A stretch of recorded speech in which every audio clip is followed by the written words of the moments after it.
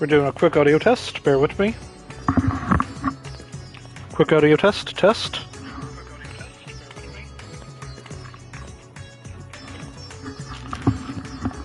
Sorry about that. New microphone, who dis?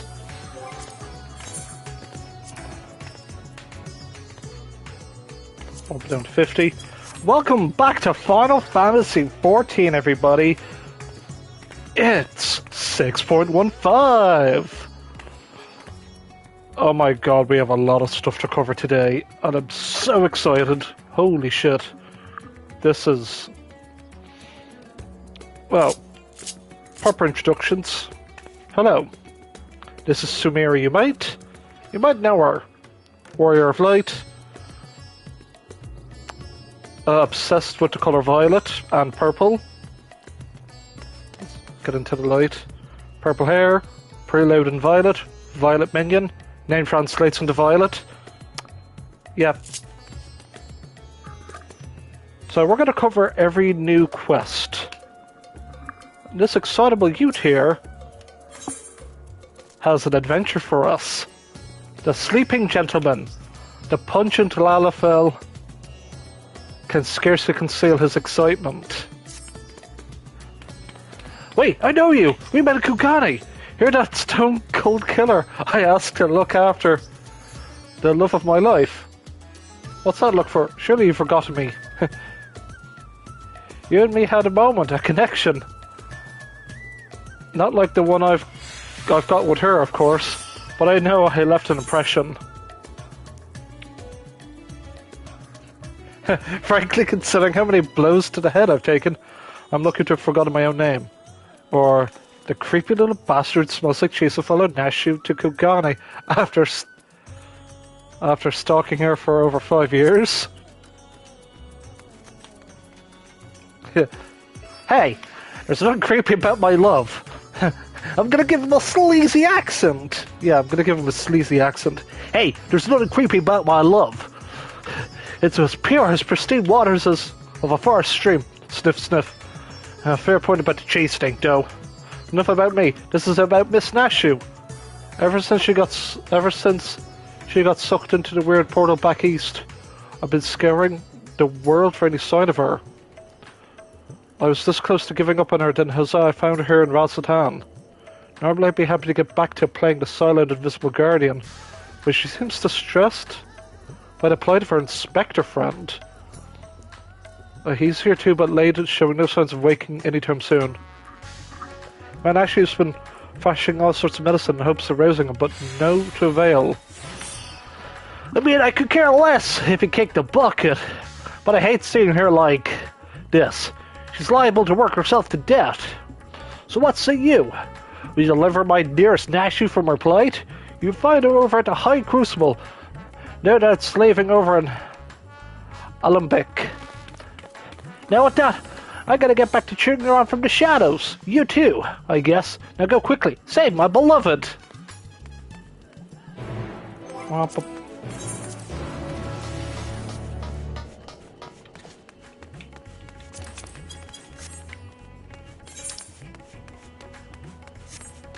So, in a particular dungeon in Shadowbringers,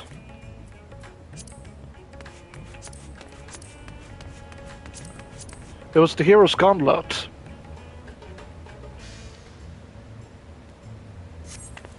Hildebrand made a cameo in that, and it looks like there's going to be some nice payoff. As if I know what's going to happen next, it's not good.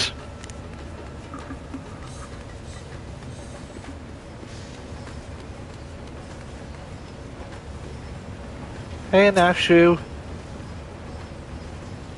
Nashu.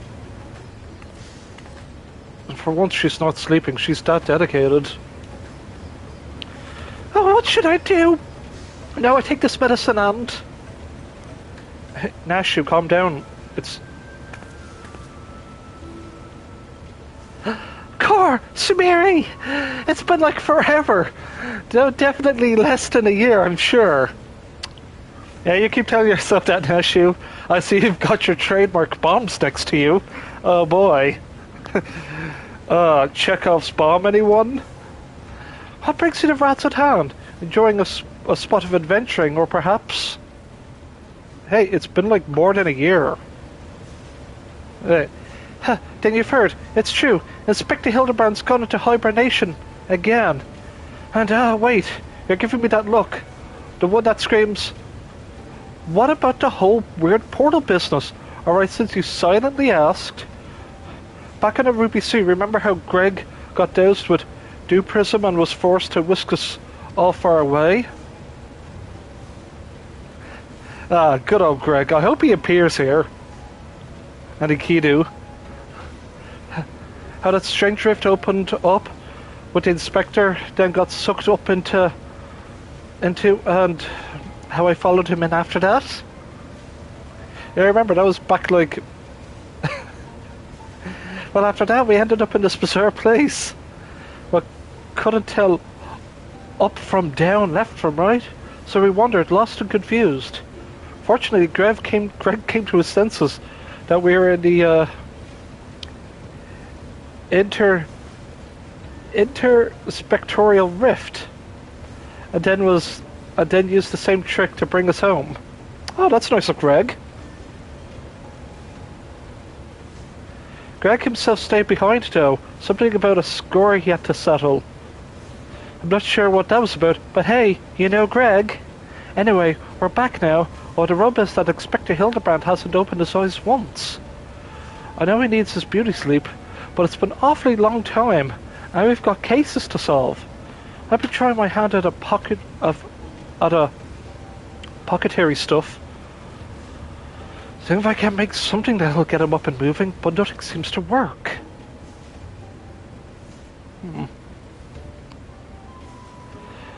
But I think I'm making progress. Me and Miss Kupakabara from the Shaksuka concern. You remember Mr. Kupakabra, right?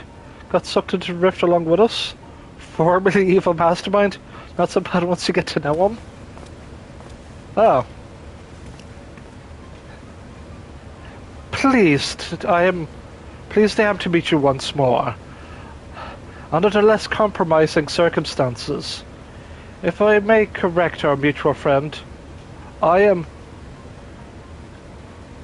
Jabraka, chairman of the Shajatra concern. Here, your distrustful and somewhat bloodthirsty gaze is not unwarranted, but in my defense, who among us has not contemplated enslaving the rich and powerful to bend the world to their whim? I pray you forgive my poor joke, and allow me to reassure you that after wandering the interdimensional rift, for the sisters only know how long I am a changed man. Naturally, I understand. Words alone not suffice. Absolve me of my sins. But thus my return, I have operated a humble apothecary that caters to the needs of one and all. Furthermore, I've made arrangements for Miss Nash's workshop. Rest assured that I will spare no effort in helping her see Inspector Hildebrand awakened and returned to full health. And with that, if you excuse me, I must see to other business.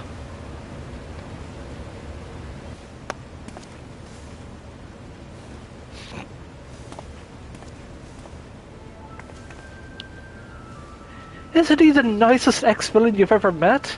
Ah, but that's right. I had just finished my latest medicine. I've got high hopes for this new recipe. I suppose I'll get a look at the Mandeville man himself. Yeah. Suppose I better see the Mandeville man. By all means, the inspector is resting in a room up in Kama. Awake or asleep, I'm sure he enjoyed your company. Let's go. Now, sure, you're forgetting your bombs.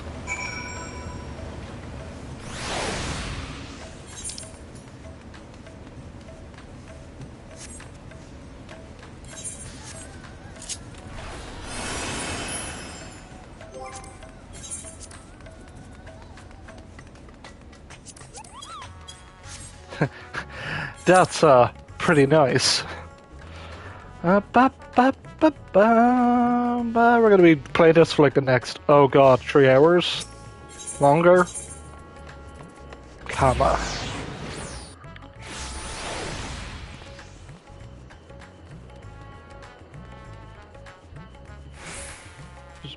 The door here? Yo!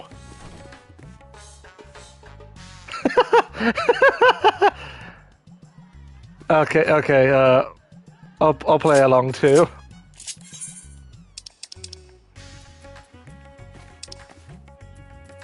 Is a play dead?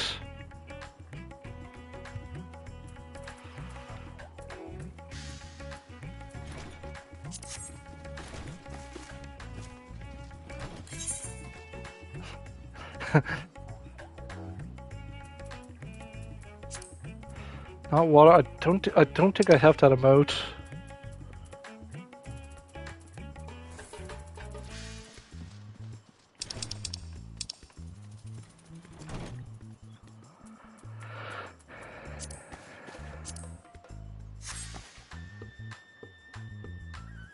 Sleeping with the inspector. Is he still? Okay, the man's breathing. That's good to know.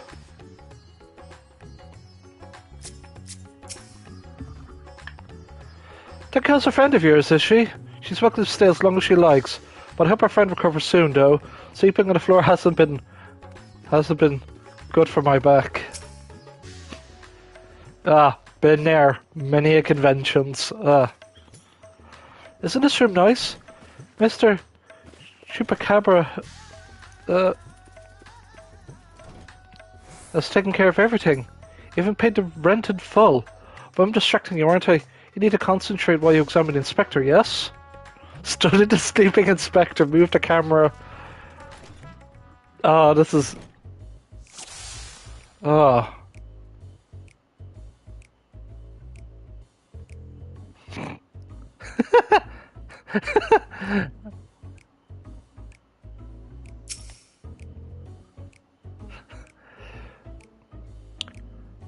Pragia, the master of the house, searches the shelves for remarkable dexterity for one so large of body and limb.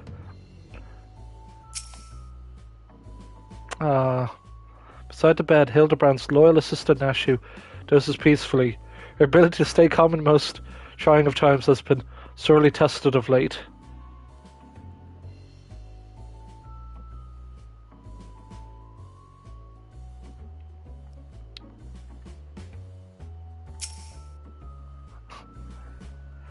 Rugged features belie what is, at closer glance, the sensitive mien of a cultured gentleman.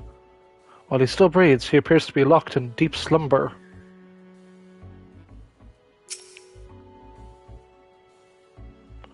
Her rippling muscles bespeck impressive strength, while smooth skin suggests that only the rarest of occasions does this man resort to violence. Troublingly, his limbs are stiff and cool to the touch, as if the blood runs cold in his veins.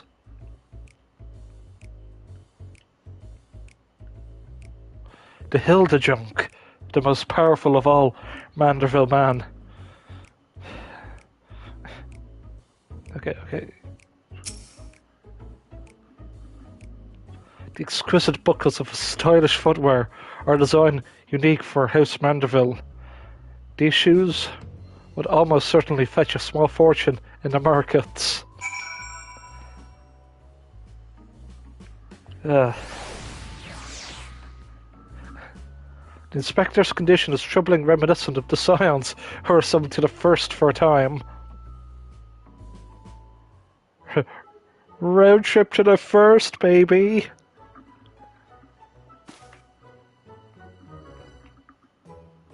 Oh, finished already? Any theories of what's wrong with the inspector? I suspect he may have been summoned to another reflection.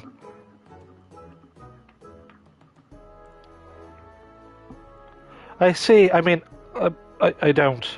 But that's what you're supposed to say at times like this. I know that much. How do we wake him up? I just need some blood for my best friend.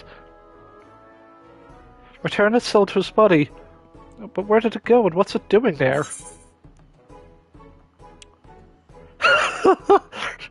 I think he's gone to another world, unholy like ours, but slightly like ours, world of contrasts. Probably went to the first to become a gentleman of darkness. As you do. I see, right. So you can go there? Great! In that case, I'll leave the soul searching to you.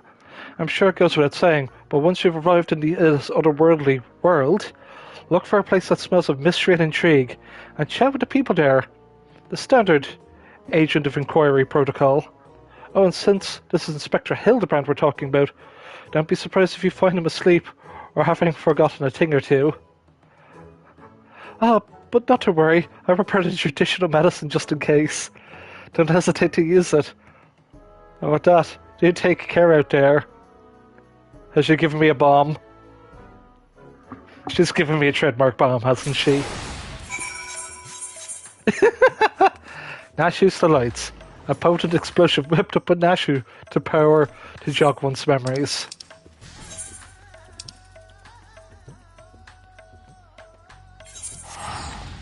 I'll pay $1,000 for this, why not? Ah, feels good to be back in the Crystarium. Ah, Shadowbringers, what a ride.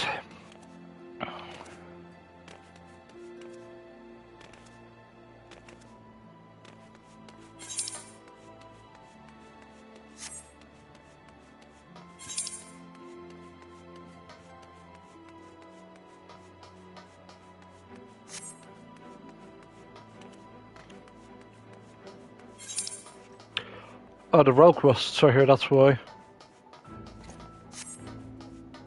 It's like, well, what's with the red stuff? Oh, it's just...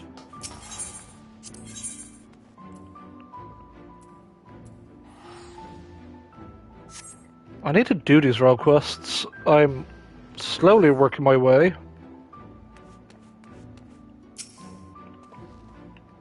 Oh, come back, friend. I'd offer you a pint, but my barman senses tell me that's not why you're here.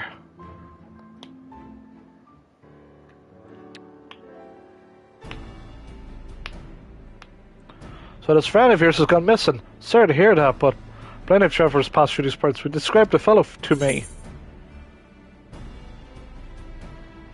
He was wearing a tattered suit, most like. Hume, Burley, wears a monocle, well-meaning idiot. Oh. Ah, that sounds familiar. Mind you, I didn't say it myself, but I do believe that one of our bounty hunters spied such a man when you were all battling a horde of spectral warriors. Yacht! Come here for a moment, there's someone who wants to speak with you. Gulp. That's so, make it... Oh, the shale. It shouldn't go into drink itself. You're one of the Exarch's friends, the Warrior Darkness. Fought by your side when the glowing bastards came to ruin our day. What we showed them, ha! Enough for urbanishking. What's more important that you had to interrupt my regularly scheduled drinking? Now you mention it, I did see someone like that. Back there in the battlefield, after you ran off to do more hero work. At first I thought he was going to attack me like the rest of the spirit Watsits. But no, he just stood there striking a pose, trying to seduce me. Damned if I could tell.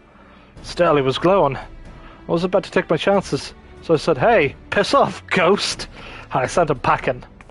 Oh no. Did he die, you ask? To which I say, what am I, Kjörgen? Also, I've kept my mug waiting long enough. Good talk. Could it be the Warrior of Darkness?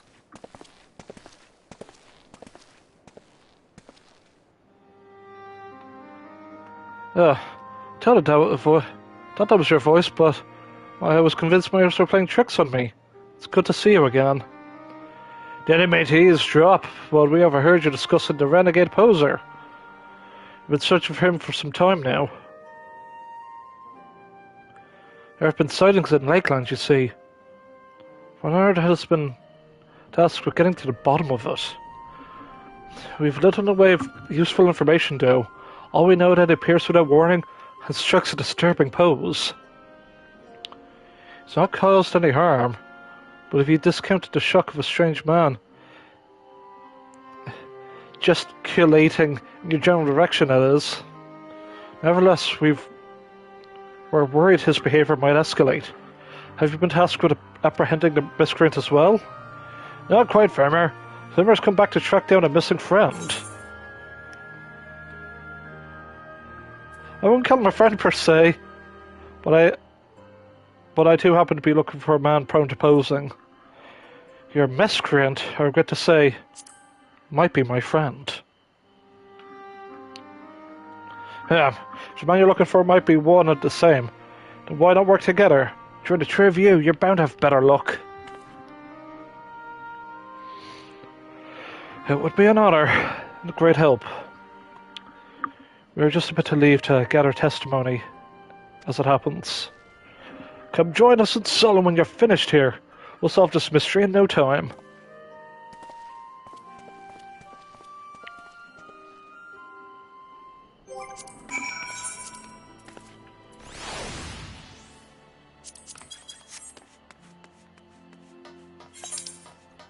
Yeah.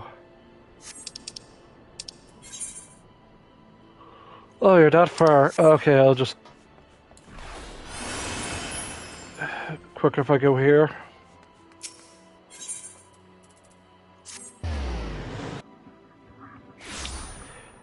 The only right way to travel is via Porksea. Lakeland.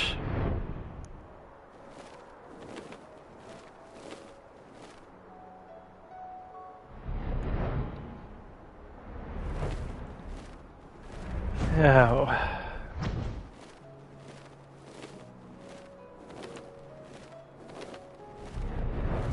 Flop, flop, flop, flop, off we go.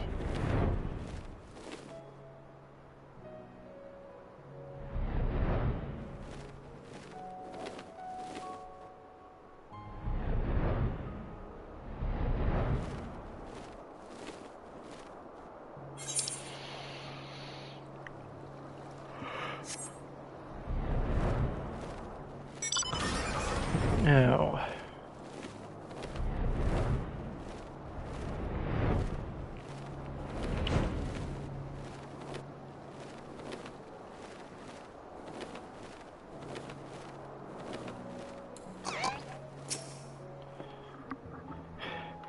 Oh, that fellow.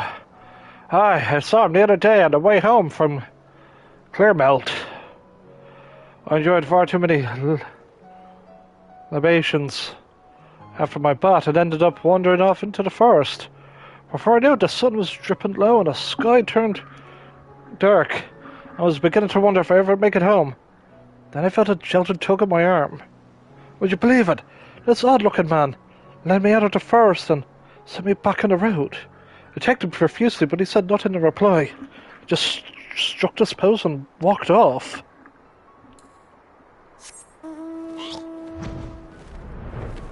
A gentleman true and true.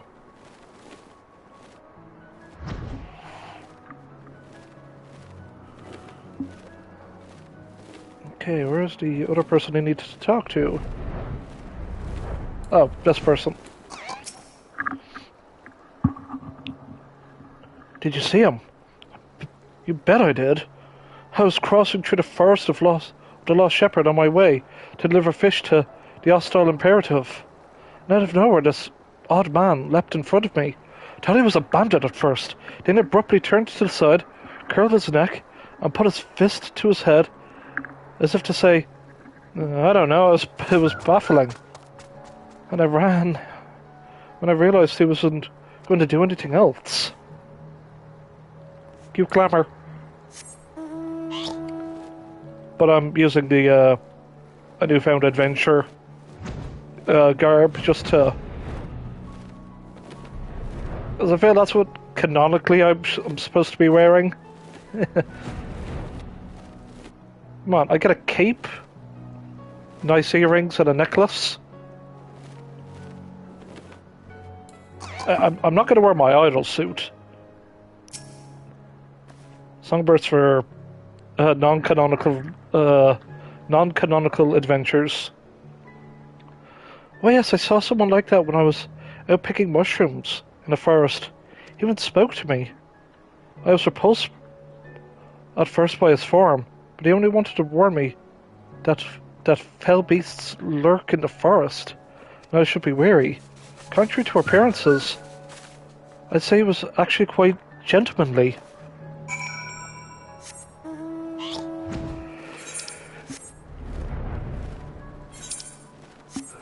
Well, I didn't get much sleep last night. Curses. To be honest, I'm not sure what to make of all this. Finished questioning the locals, have you? Were you able to learn anything? He lurks in the forest. Not only has that poser caused no harm, he has even helped people? So he's a gentleman, albeit a suspicious one. So I'm thinking of a contradiction, you may say, but there's no reason to doubt what we heard. Everyone seems to encounter him in a forest of lost shepherd, right? And that's where we'll look, shall we? I wonder if I'm going to use the echo to do a cheeky flashback. Oh, that's the first... There's only 2 quests? According to the patch notes, there's only 2 Hildebrand quests right now. And then after we get this, we're going to do some... Well, first I've got to check the patch notes of where the coordinates are, but I think we're going to go to spend a lot of time in Old Charlian. Hey, there's my buddy. Look at everyone here.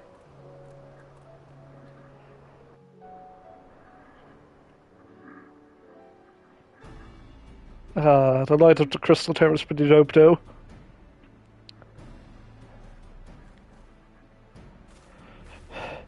Well, here we are, but how exactly are we supposed to begin our search? These woods are, well, woods.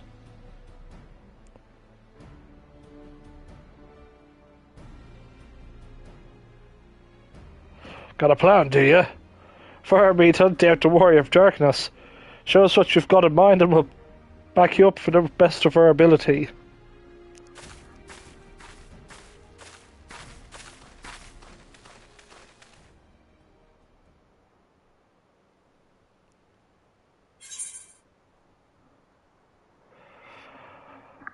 Oh, this is cute. Oh. We're gonna do the mambo.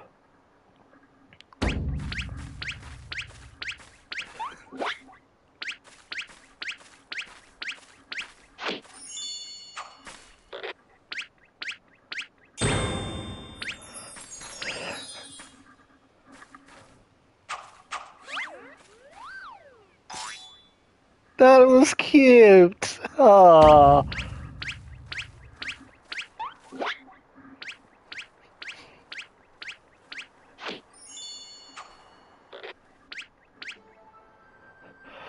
Hark! What familiar gentlemanly gyrations are these?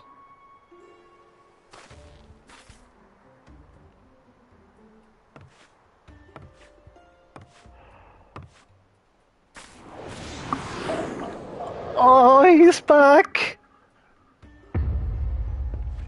Oh.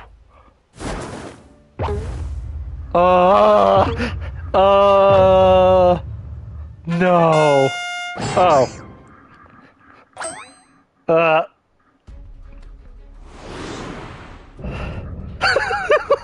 The forgiven gentleman.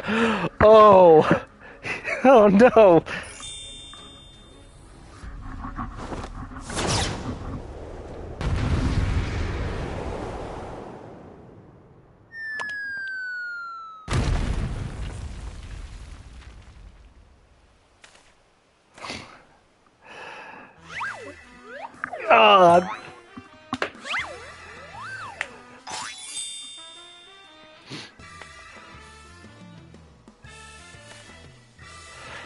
Be on your guard! It's a Sin Eater! No, wait, that's no Sin Eater. Hildebrand's gone native. It's the Gentleman of Light.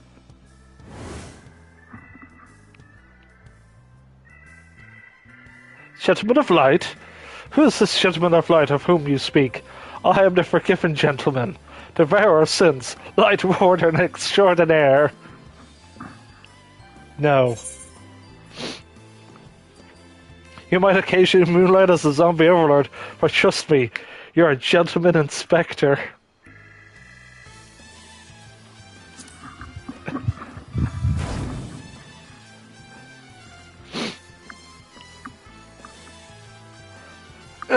Inspector Sin Eater! Inspector Sin Eater! You're acquainted with this gentleman? Yeah, we've been on a few cases. Alright then, clearly your friend has been through a lot. But still, how did he get it in his head he's a Sin Eater? There's no way to bring back his memories. Oh, there is a way to bring back his memories.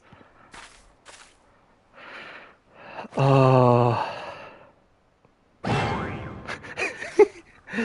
Come on. Explosives.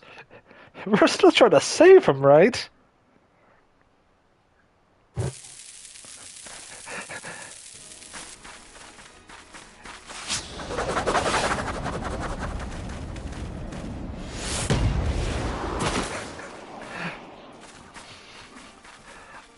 Oh.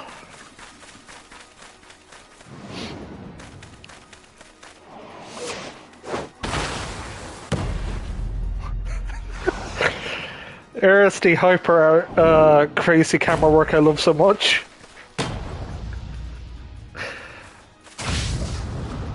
Oh, spike it, Sumeri! Spike it!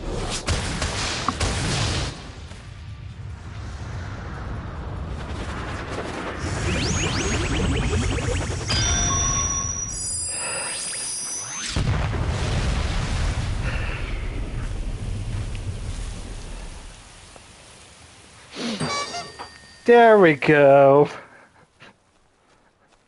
Ah, he's back to normal. Wicked White! We've killed him! Oh, hush, hush.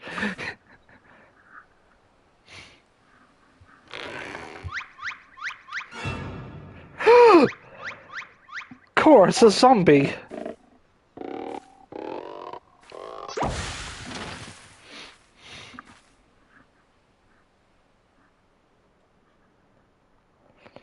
I say, Sumeri, I had resigned myself to Nashu's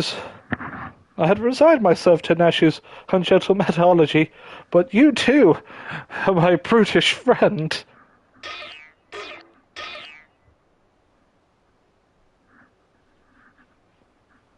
But never mind, I do not recall the world quite being so purple.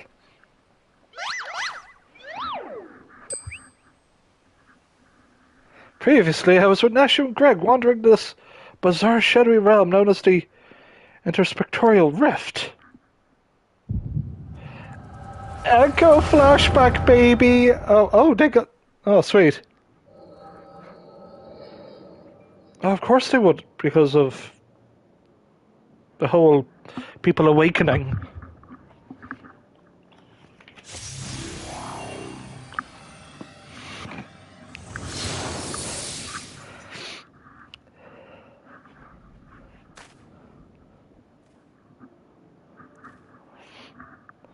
Where am I? Who am I?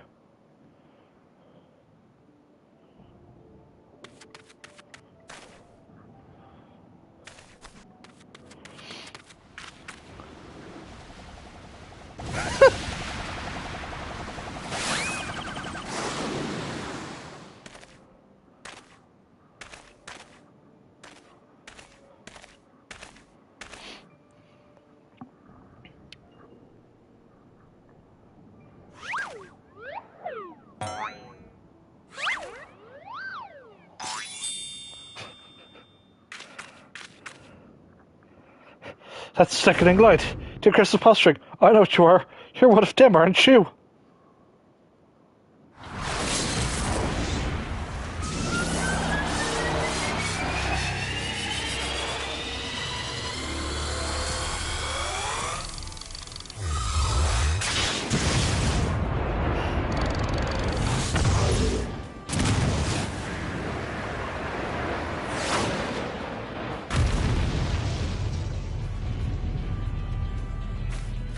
Piss off, ghost.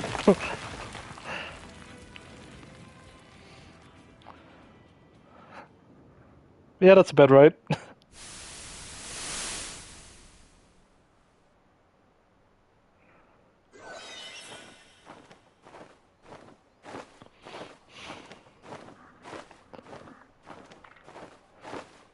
Oh no!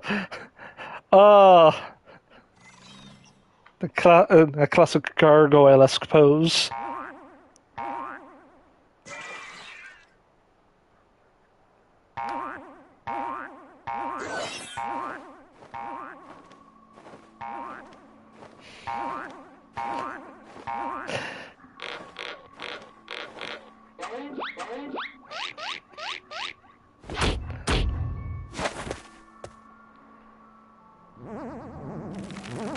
Oh, that booty's joyriding so fast.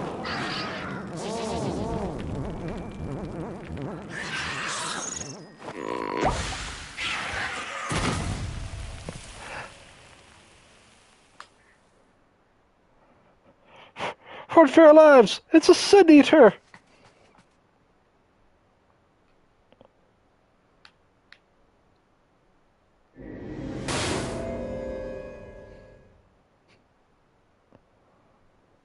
A Sin Eater? Good.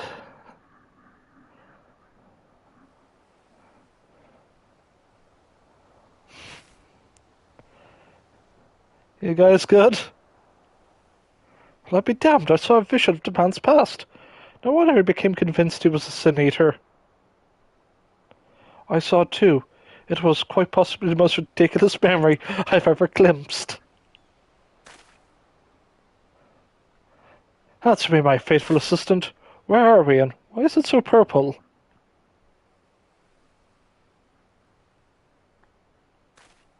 The first? The first what? I think we've somehow travelled to an entirely different world.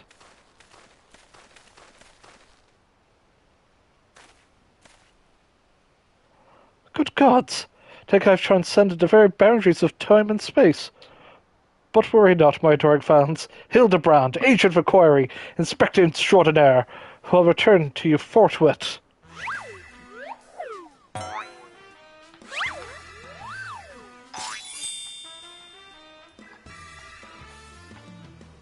Hildebrand man can, Hildebrand man can.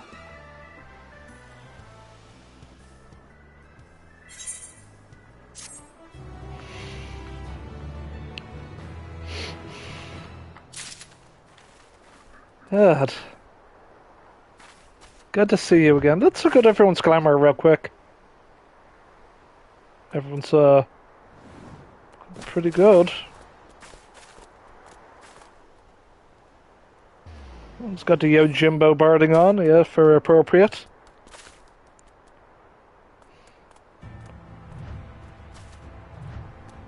A certain piggy in my stream.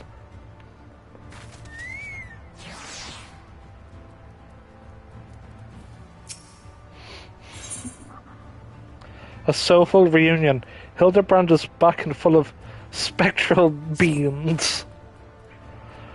Well, I've enjoyed what time I've spent with the far-flung first that I can remember. We should be getting back to our own world soon.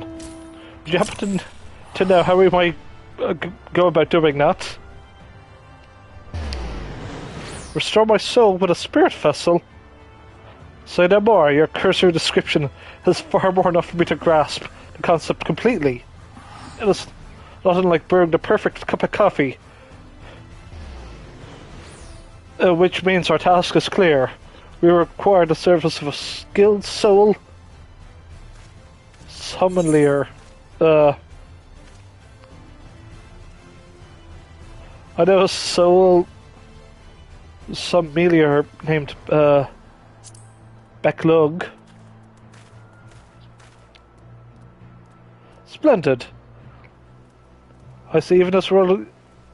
I see that even in this world you rub shoulders with the cream. Let us pay this Becklug a visit. With the tick bird being in the way. Thank you. Not sure what you're plotting to do with.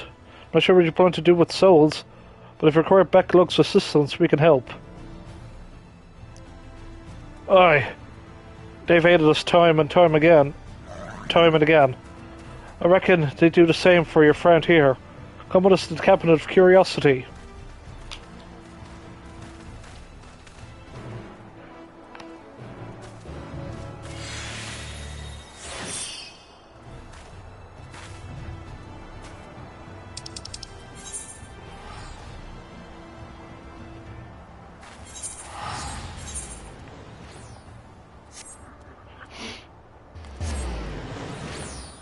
$12 now.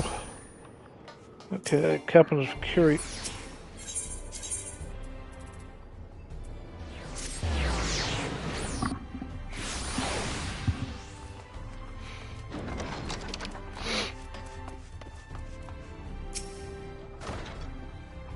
If you're ready, I'll call for Becklug.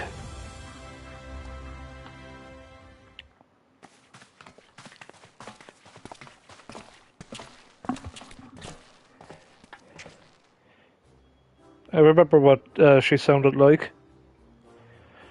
Ah, the genius, so familiar. You've come highly recommended by Samiri. Oh, what an adorable little puppy you have. So what?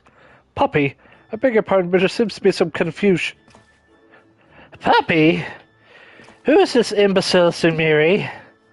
I have half a mind to make him dig a hole so I can throw him in. But I presume he's a friend of yours. And one indeed, no less. Yeah, he's from my world. What? None of your friends that needs to be sent back to the source? Have I forgotten how complex and difficult it was to do last time? Yet you wasn't here and asks me this favour from the air. That's the fun shopping for a new hat. His case is no different from the others. At least he's present only in soul, as they were. We'll need another spirit vessel, of course. You don't happen to have one on you already, do you?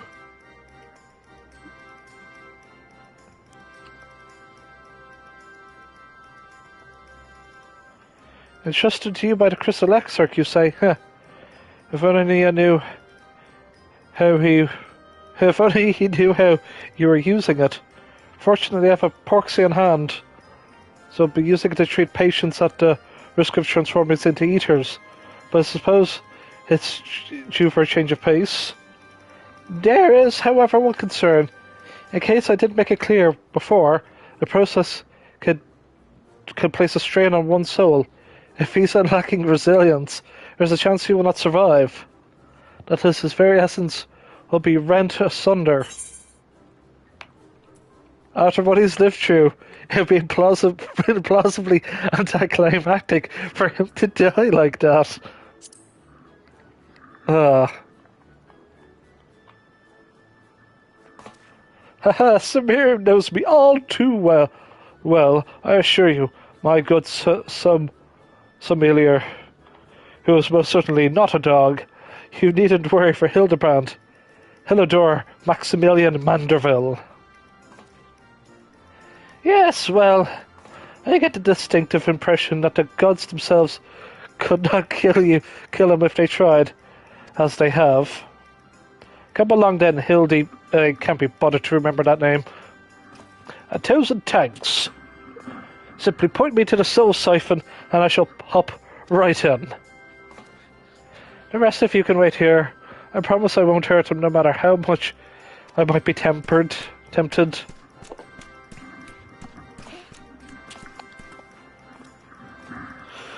You'd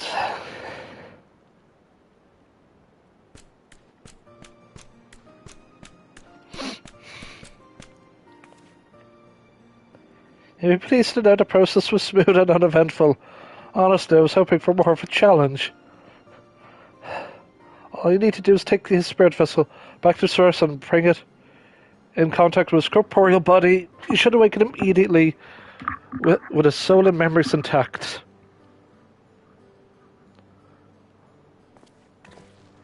If there's nothing else, Von Art and I should begin back to our duties. It was a pleasure, Sumiri, if all too brief. I don't pretend I understood even a fraction of what happened, but I'm glad I was there for it.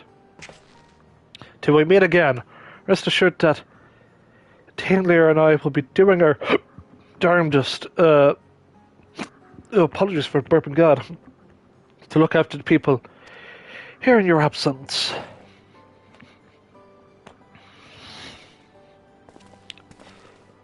Oh, man.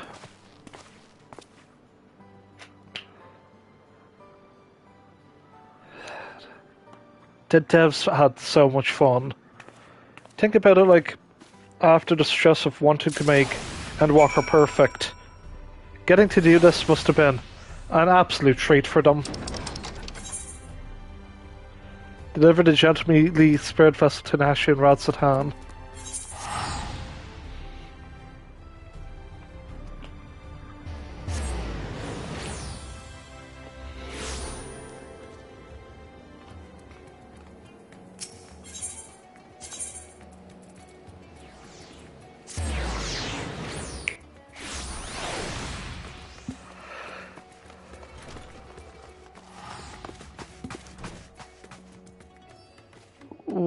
Wait, what?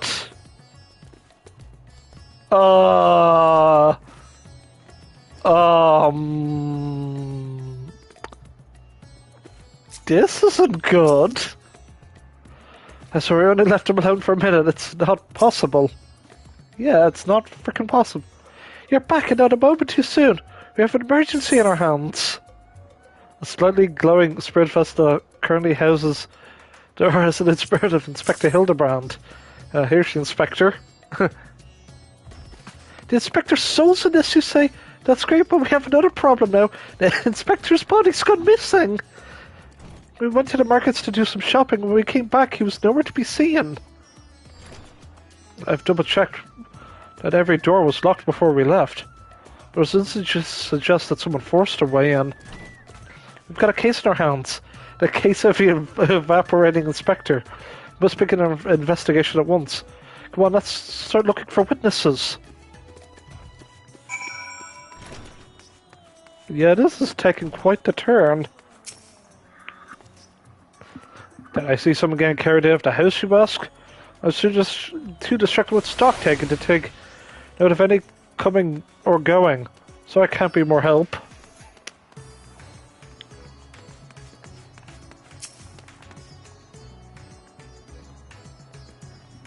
I didn't see anyone carry a person out of the house, no. But I did see a man carrying a particularly large sack, so heavy he's trying to lift it. I didn't take much of the time, but now that you mention it, it was a bit suspicious. Ah, great.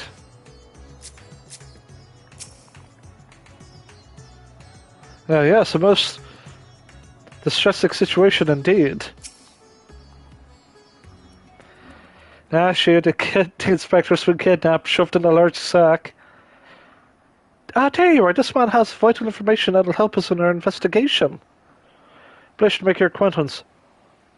I'm Dillian, editor-in-chief of the Trevarlian Truth, monthly publication devoted to exploring unexplained and otherworldly phenomena of our isle. Oh. Your companion shared with me the news of your friend's disappearance, and I happen to know precisely who's behind the incident, but I fear you will not like the answer, for the kidnappers not of the star. They come from the heavens, from beyond the great expanse. They descend in curious saucer-shaped airships to study our world, our society, our buildings, our very bodies. You shudder, no doubt. as you realize of whom I speak. It couldn't be, you protest. But it could, as it is. Your dear friend, the inspector, has been abducted by aliens. Oh, but he'll be fine, I assure you assure yourself. But after that,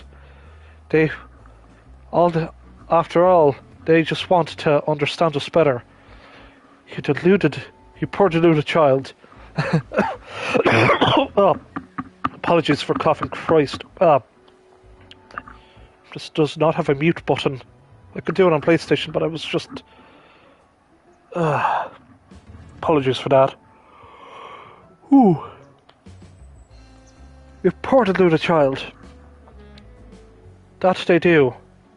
But to what end? Why else? Did they one day take over our world?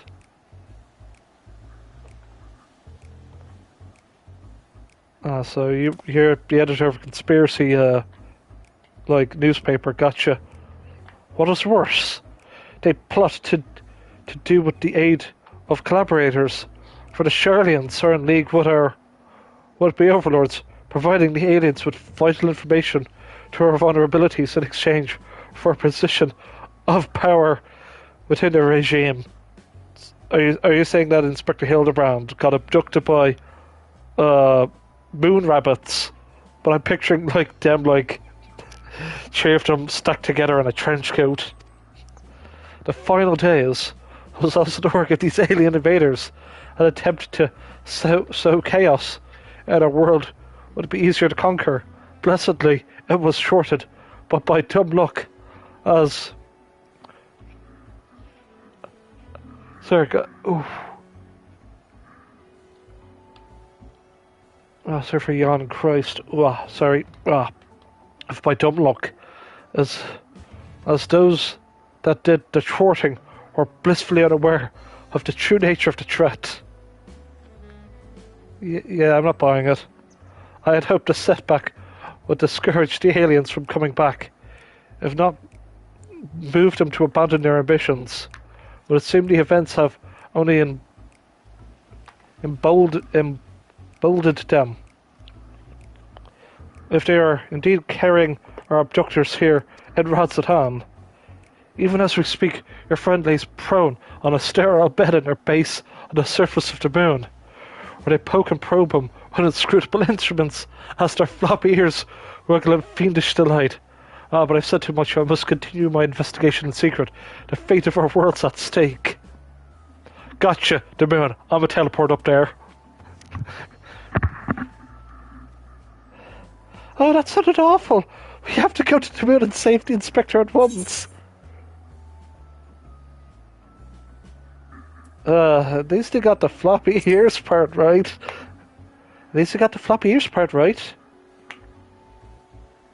So I don't think the inspector's somewhere getting probed by aliens. If not them, then who's probing him? Oh no. A man carrying a suspiciously large sack. That sounds promising. Maybe someone can tell us more. Shout out to the two people watching me. Oh, we get Nashu to follow us. Oh, that's cute. Someone up ahead may have seen something. Let's ask around. Yep, okay.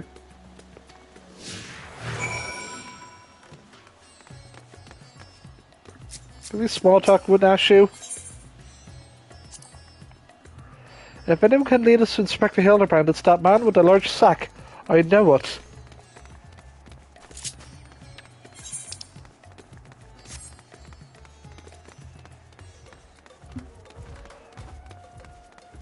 I do like you're walking with the NPCs and you get to just talk with them in certain spots.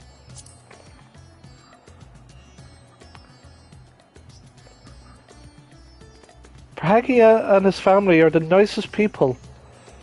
They've got such gentle eyes and long snouts too. Longer than anyone I've ever met in Eurasia. Wait a minute, we're doing this wrong.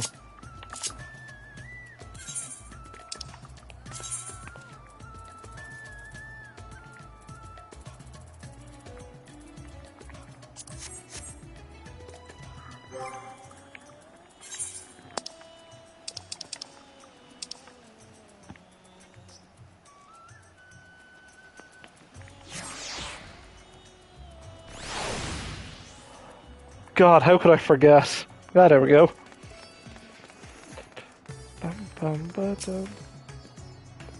Oh, there's a thing there. The man with the sack. Indeed, I couldn't help but take note of him. As we passed, he was shown so hard to be conspicuous as he was. It ascended to Arkasodara path. Went over to the fountain, where he met with a merchant, I believe. Such a hefty sack in mind. My mind was racing with possibilities of what it might contain. That had to be our man, right? We need to hunt down the merchant.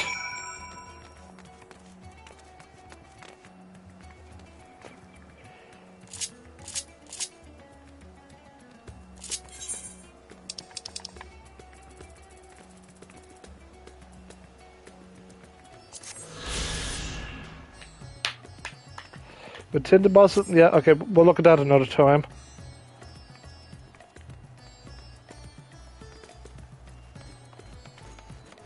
What the? There's a random ass Lalafell hiding here.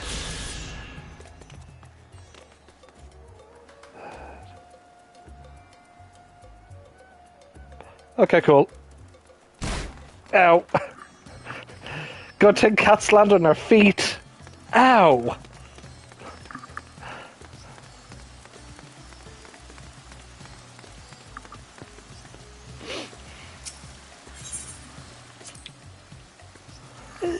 It's incredible, isn't it? It reminds me of the giant statue of Lord Godbert at the Gold Saucer. Once the inspector's back on his feet, we'll have to show him.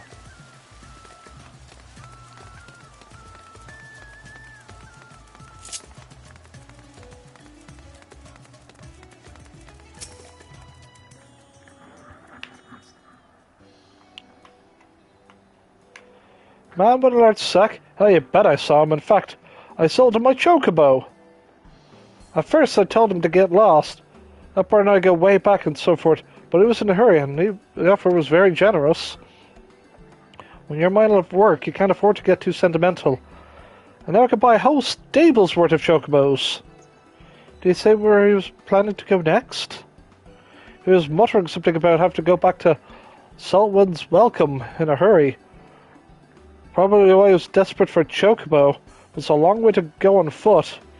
And never mind the sack. Do you hear that, Samiri? We need to get to Saltwind's Welcome right away.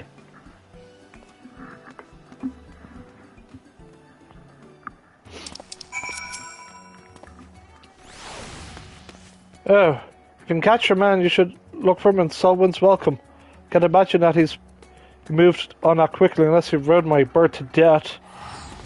But he did seem to be in a rush. But surely he would not have done such a terrible thing. Cute dress. What is that dress?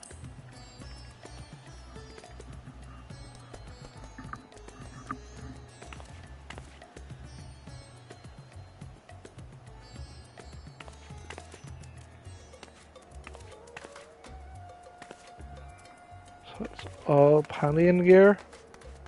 Just different gloves though.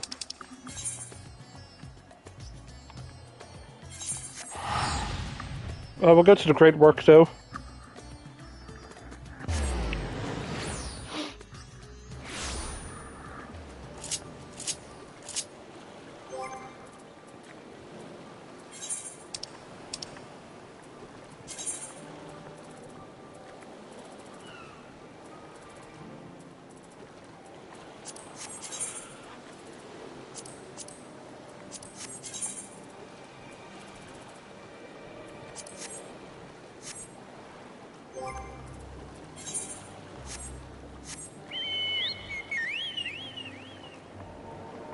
Apparently this is a Manderville birding.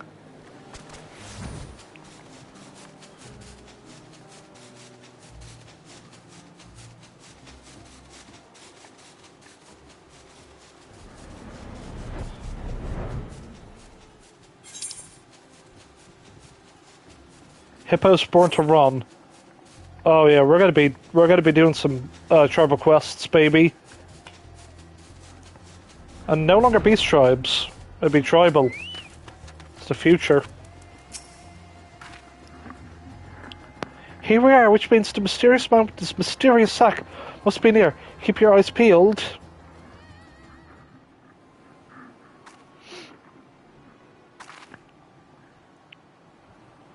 Over there. That man is definitely up to no good.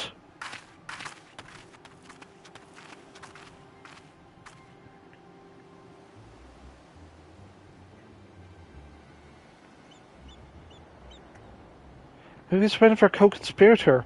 We should stay outside and watch what happens.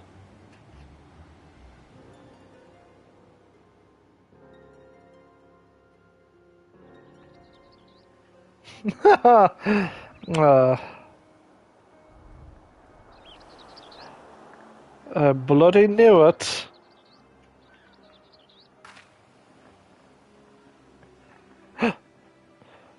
Mr. Chupacabra.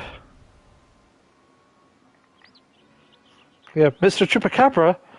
But he was expressly told us that he put his evil schemes behind us. He wouldn't lie, would he?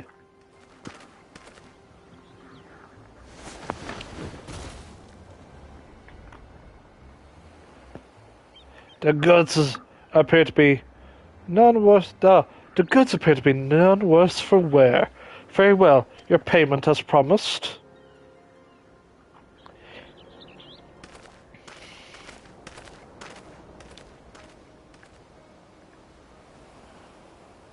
My client will be most pleased.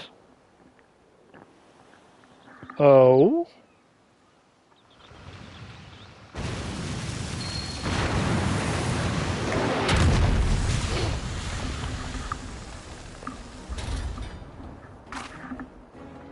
Wait, what?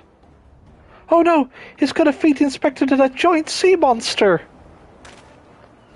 It's an honor and pleasure as always, Dr. Lugay. I have faith this specimen will meet your satisfaction. So this... I'm gonna give him a robot voice. So this is the one said to be the strongest, most resilient in all the world? The Manderville man? None other. He has weathered countless explosions and a multitude of martial abuses, including a devastating suplex I myself did witness. It is even said he survived a journey to Dalamode itself and witnessed the Lesser Moon's fall with nary a scratch.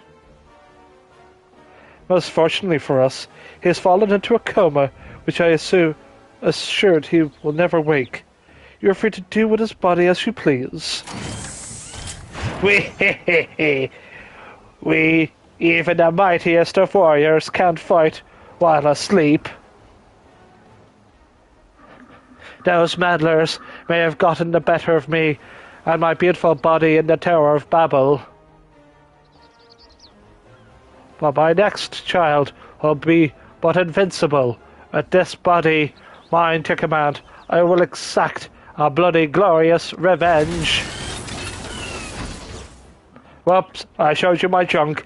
Did not mean to show you my bulging erection. Whoopsie-doodle. Forgive my boldness, Dr. Lugay. But when might I expect the rest of my payment? I have debts that must be repaid. Worry not. With the Delaferoy gone for good, the vast fortune of House Burtis is entirely at my disposal. I shall share you with wealth, my loyal minion. I accept. And I gladly shall accept the spoils, Doctor, or resolve to never renounce my wicked ways. But surely this time, I shall suffer no comeuppance.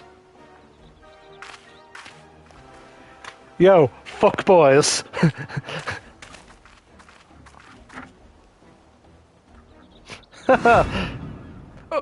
Oh, no, not you. Not now. Bah, I must away.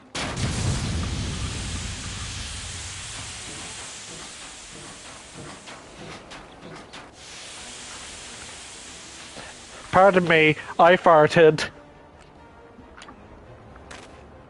Wait, Dr. Lugay, my payment!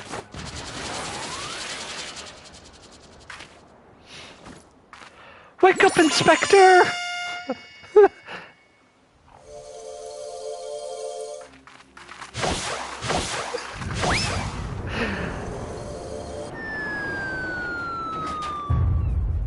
Oh.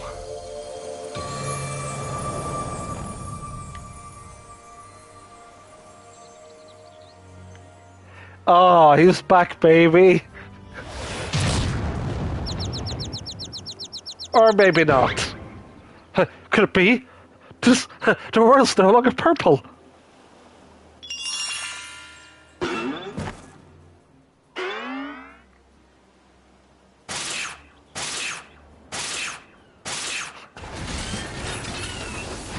Stop moving, damn you! You're supposed to be in the comatose centerpiece of my glorious revenge!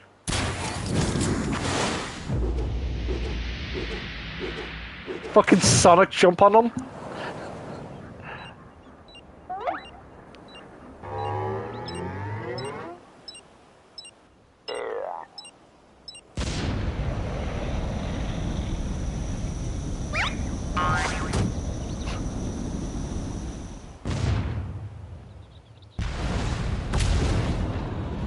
Mummy!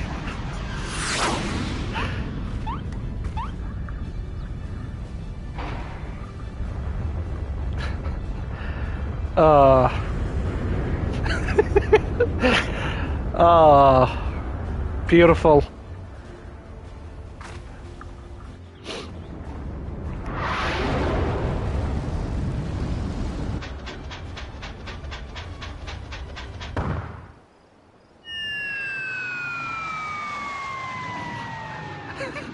Not again.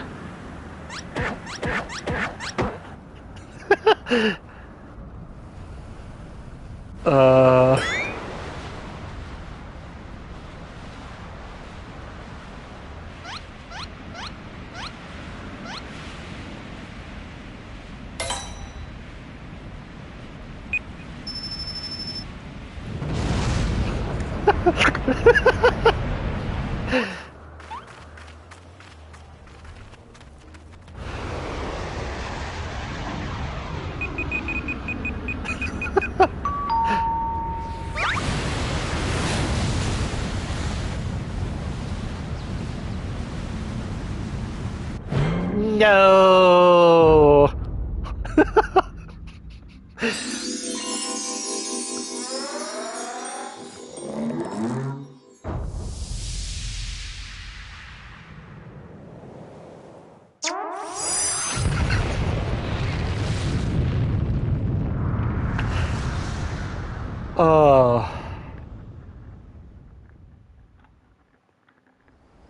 I would love to see the storyboards for this.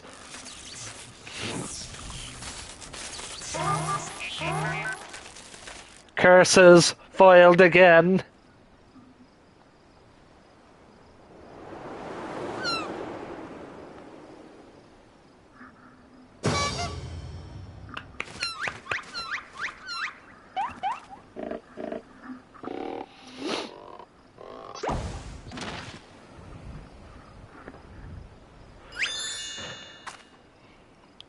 I say, that was a rather dramatic series of events to awaken to. But more importantly, after a brief detour, I find myself in my own world once more. My most sincere apologies for causing such trouble, my loyal assistants, but rejoice, for Hildebrand, Agent of Inquiry, Inspector Extraordinaire, has made his triumphant return.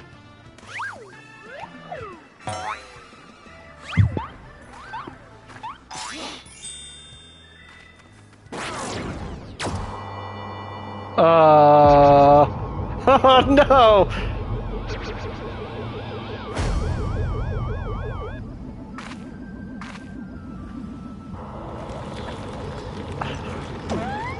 Oh no!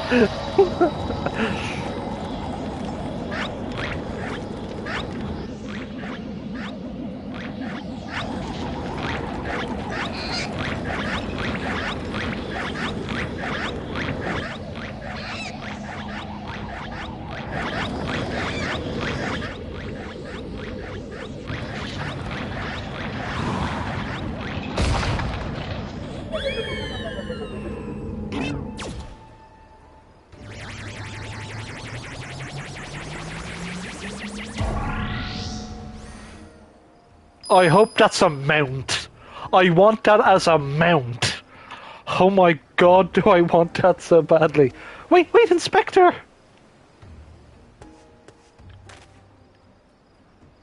I knew it! An alien abduction. To think I would have the chance to witness one with my own eyes. This monster show of the Sharvarian truth shall be the best one yet. Well, I just came, and just when I thought we'd finally have the inspector back, off he went and then came back and then floated off again. I have a feeling we're going to see him pretty soon.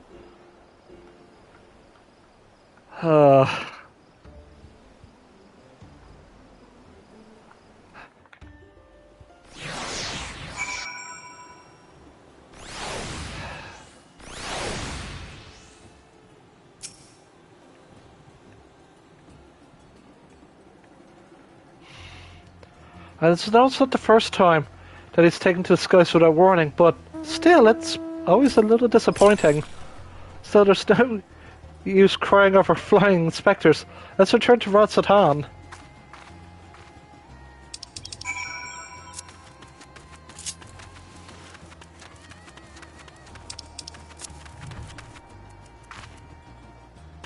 Oh, look, Carbuncle, Emerald Carbuncles. Oh, they look great.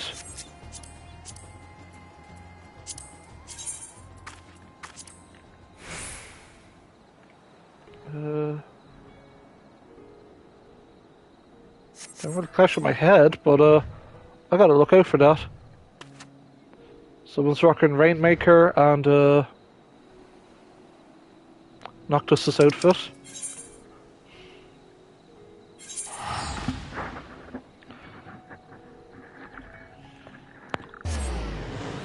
So this is it, the final part of the Hildebrand update.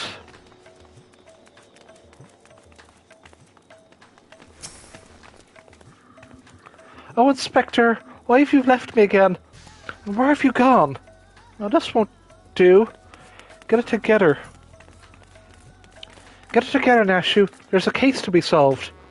Just you wait, Inspector. Your loyal assistant, Nashu, will solve the mystery of your disappearance again. And don't you worry, Sumiri. As soon as I have a new lead, you'll be the first to know. Till next time.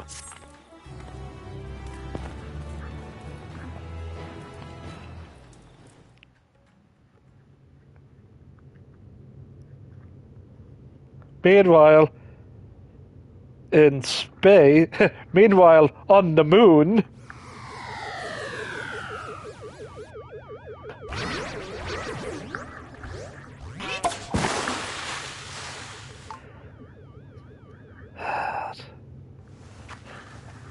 Hildebrand on the moon, baby. That's what we wanted for years.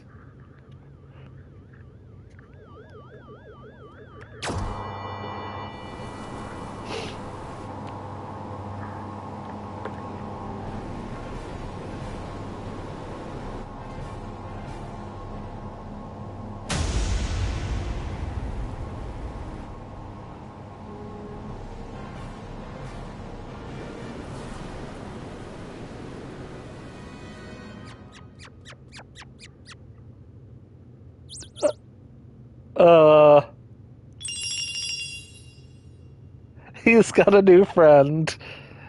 That is a...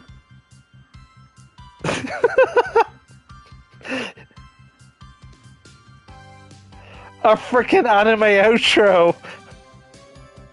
What a astute mind and explosive panache. He'll find the crime, crack the case on his file, dashing debonair, quite flurry flair, her agent of inquiry, Hildebrand Vanderville. Truth and justice never go out of style. See you, Inspector. Oh, that's a beautiful outro. Oh. That's gonna be the orchestration role. We have a minion, we're gonna have a mount. Oh. That is beautiful. I can't wait for the covers. Or people are just gonna just sing the new Mandeville outro theme song. Ah. Right, I guess we should go to Old Charlian. Northern empty. Oh.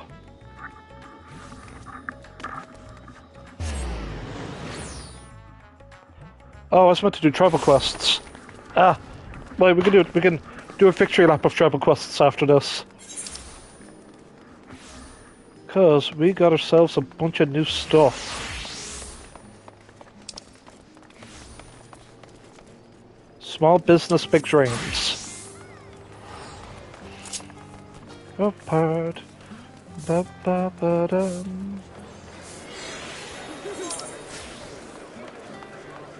You can tell if it's a level 90 quest. Cheating way, son of a bitch. Wandering Minstrel, Heartless Hypothesis.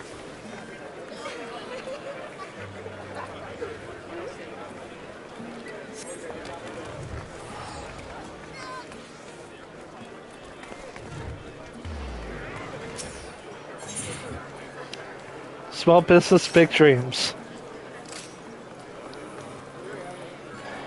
Magina seems inordinately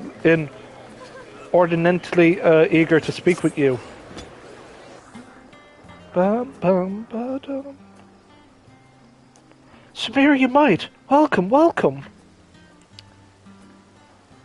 I am Magina, assistant shopkeeper and apprentice seamstress here at Tataru's boutique.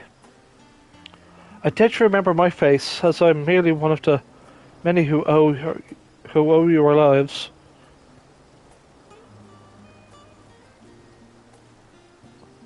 But you will always have my gratitude for saving me that day on the Elben Ream. Sure thing. You're too kind, but while I hate to ask aught more of you, please say that you're here to assist in Mr. Tataru's new endeavour. Not yet, but soon. Not yet. Not yet, but she soon shall be.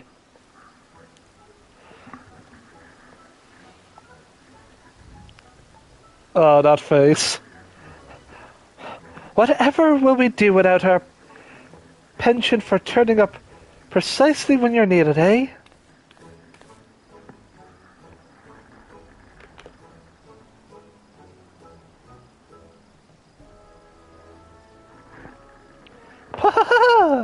Yes. Now, to make a long story of our solvency short, we've secured the resources to produce the new designs I developed in cooperation with guilds, near and far, and sufficient quality to meet rising demand. We shan't rest our laurels, however, to serve passing adventures and the occasional intrepid Charlian. It's all well and good, but we've hardly taken the world by storm, no. Much like yourself, we must look towards new horizons.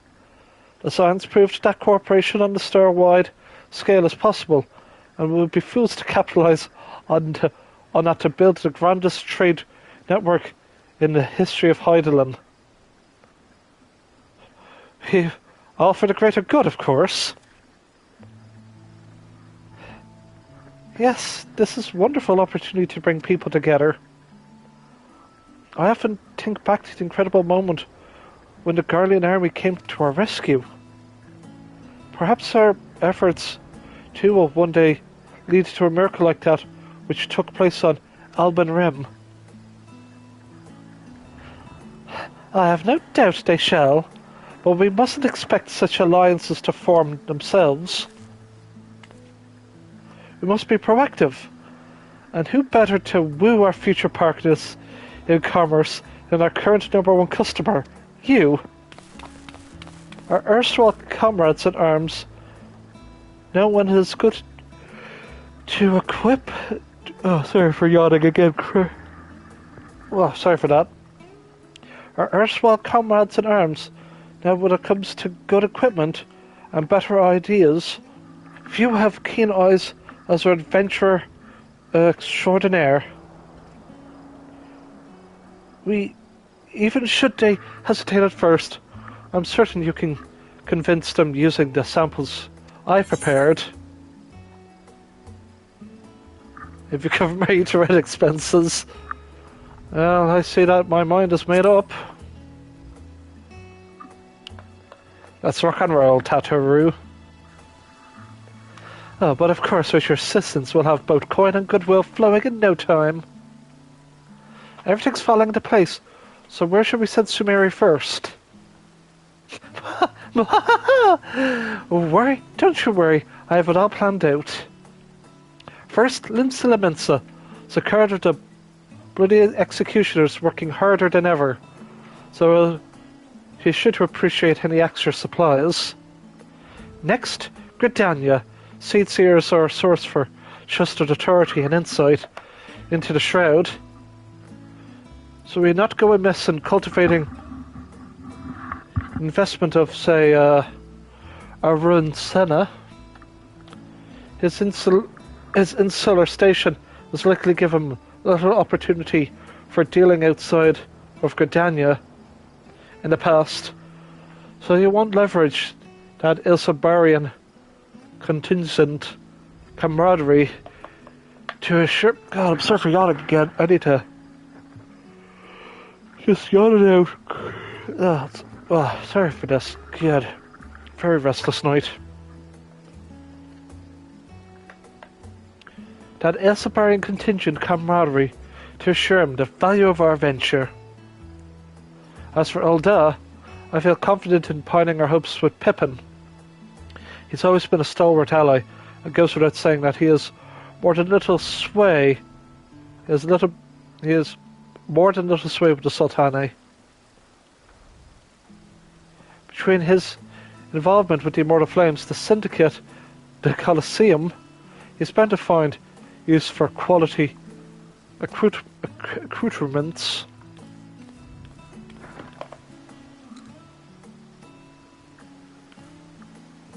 So, your grand endeavour. With that out of the way, Begina, would you do the honours?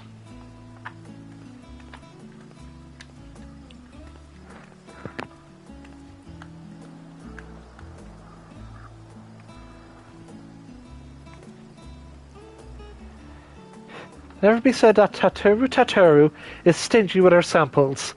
Now you go make your way to Limsa, climb aboard the anesthesia. I'm certain someone will point you in Sakard's direction. I have my own avenues of inquiry to attend to, but I'll check on periodically to see how your journey's coming along. Let's get to it. What will this unlock?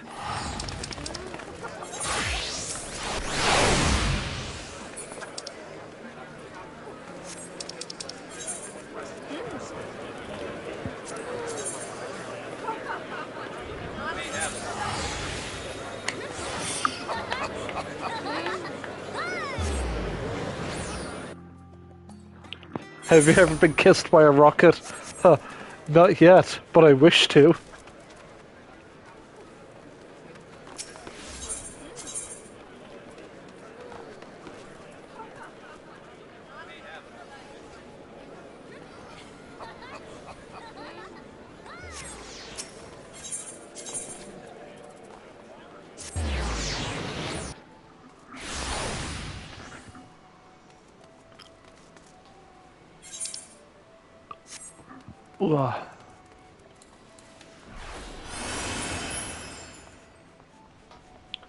Watch me toot.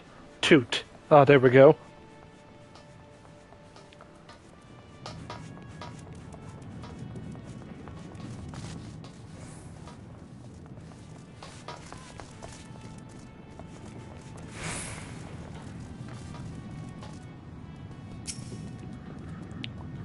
I recognize you. What do you want?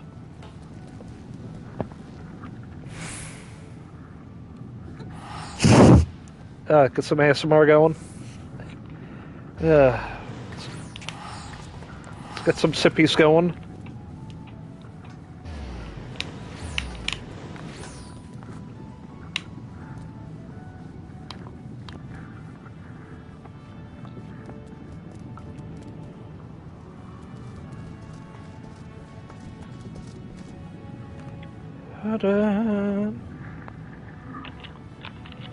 So how long is this another bloody apocalypse? I don't see why not. Wait here.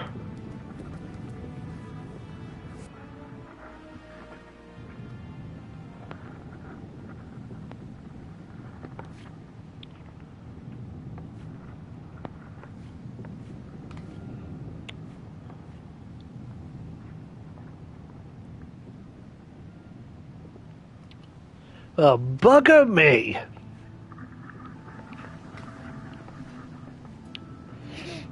I tell you, I see the last of you for a while. What brings you aboard? Can I interest you in some fine garb today?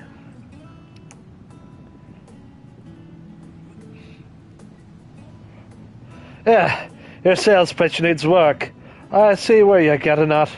We've been traveling halfway across the world every half moon. Might as well earn a little extra for our troubles, eh? You know, there's a time I thought pirating was the whole world. That being the best of them all meant something.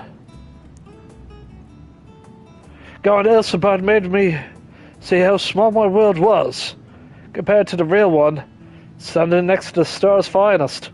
I started to wonder what I had to brag about. Then the bloody executioners went and did me proud by bringing in a bigger goddamn haul of adamantite than anyone else in the realm. Between that and the metalworks you've got going with the kobolds, it seems the right for the executioners to change our sails, so to speak. Which is odd to say. You've got wares for promoting. I'd be happy to show them off across the realm and beyond.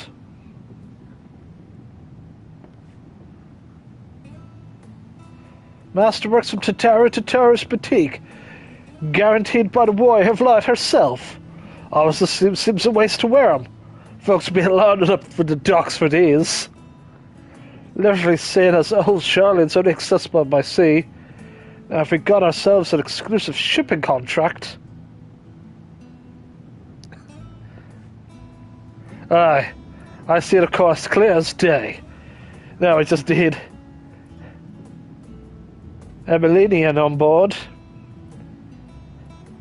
He's right useless when there's work to be done, but talk's another matter.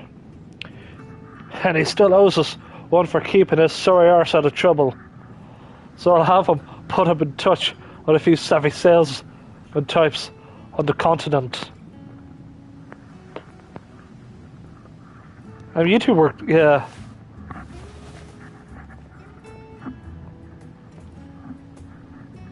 Well, tell Tataru I look forward to setting sail on this new tide of us. May the wind so change guide us all right.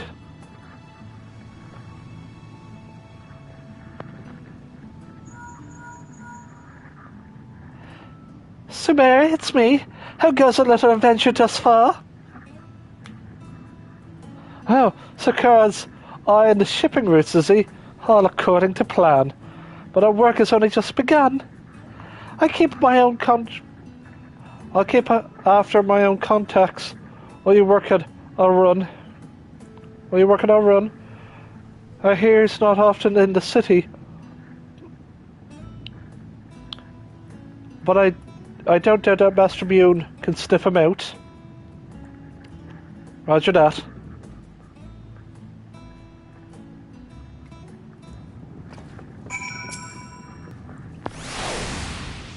Oh, Sakura's been on of late, almost pleasant-like.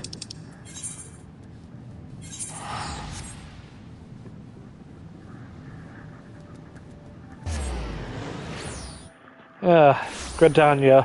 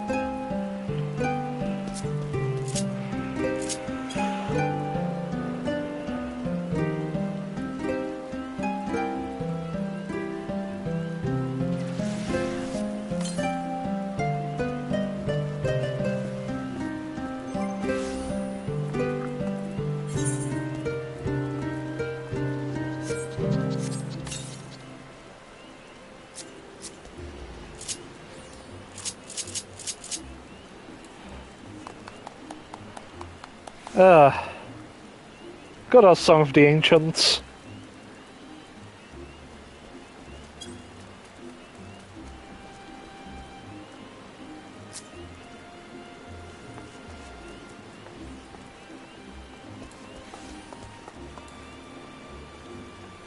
And up. Yep. Okay.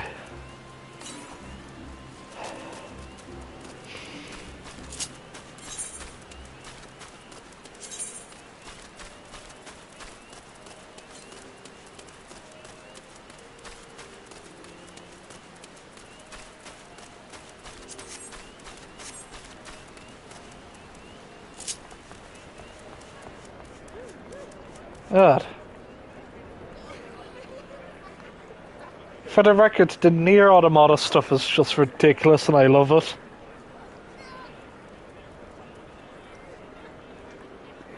Okay, but enough of paying tribute to my favourite game.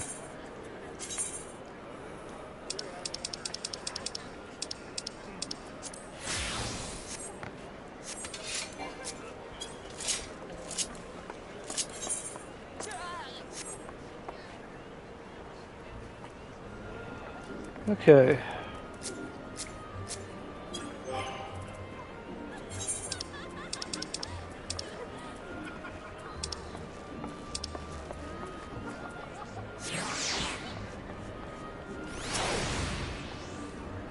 Well, if this is Sumiri, struck with a sudden craving of eel pie, were you? Or is it information you fancy? Ah, classic eel pie.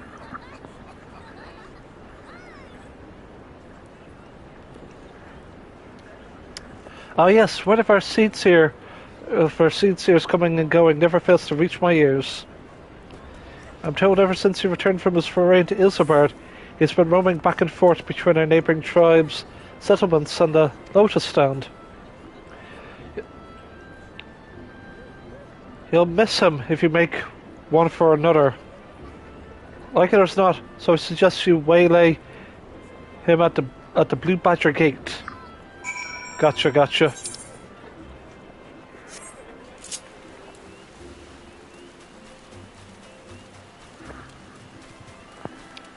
Why can't it be a nice sunny day in Gridania? Good lord.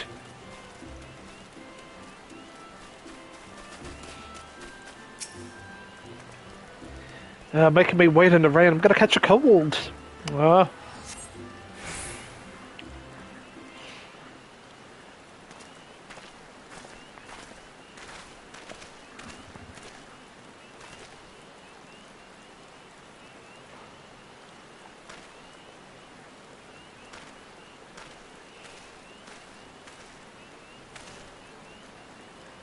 Curious.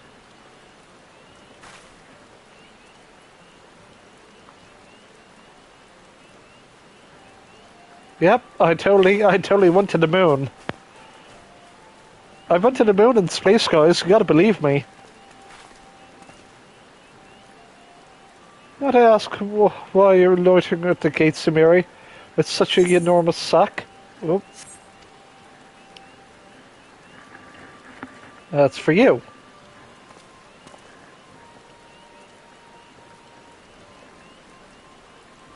I admit you've piqued my interest. To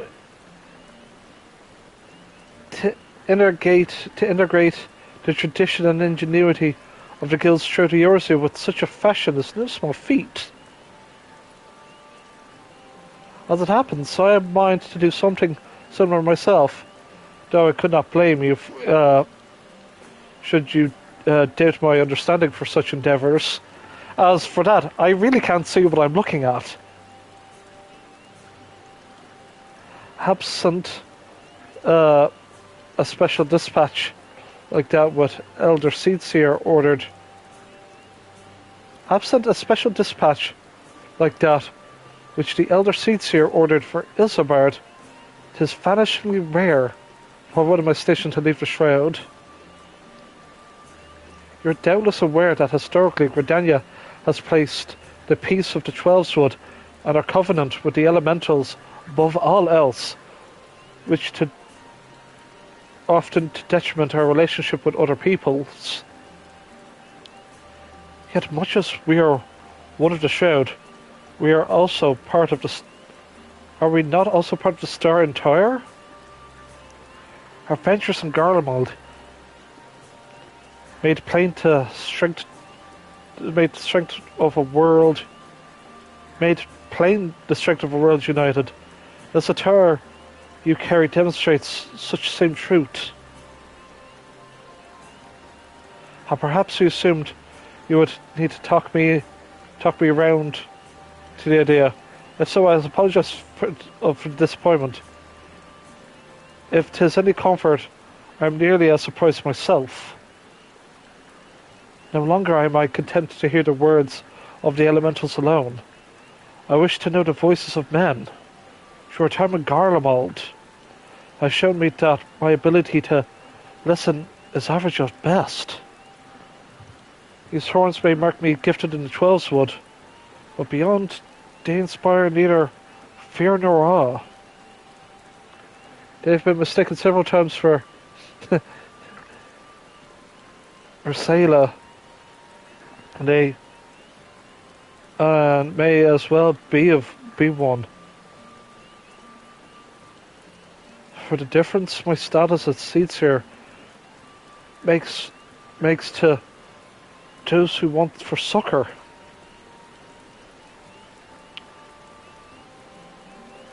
It was the same self-same insignificance that allowed me, for the first time in my life, to truly feel the part of a greater whole. I am one life among myriad of the star. I dare say I should behave accordingly.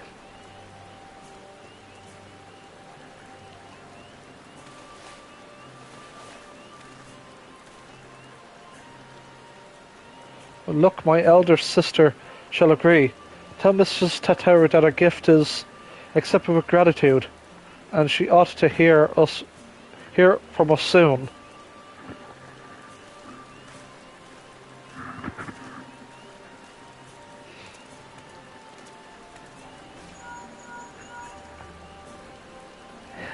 Guess who? Did you speak with our run yet?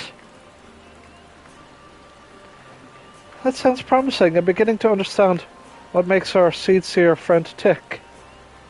Well, we can discuss that later. You need to catch Pippin ere his duties take him from Ul'dah once more. I believe he spends most of his time at the Colosseum. So perhaps you should pay a visit to the Gold Court. I'll be waiting your full report at the boutique.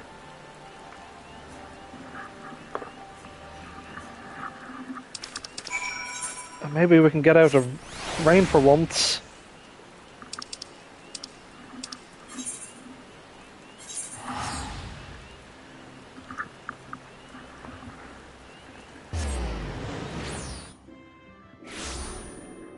Oh, thank God it's not raining.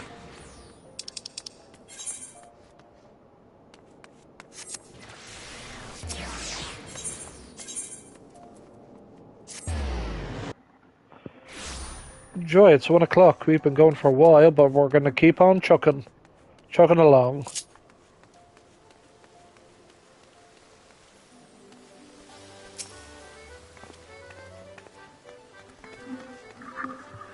I see. Marshal Terrapin is currently engaged in another meeting, but I shall tell him that Lieutenant Umite awaits his convenience.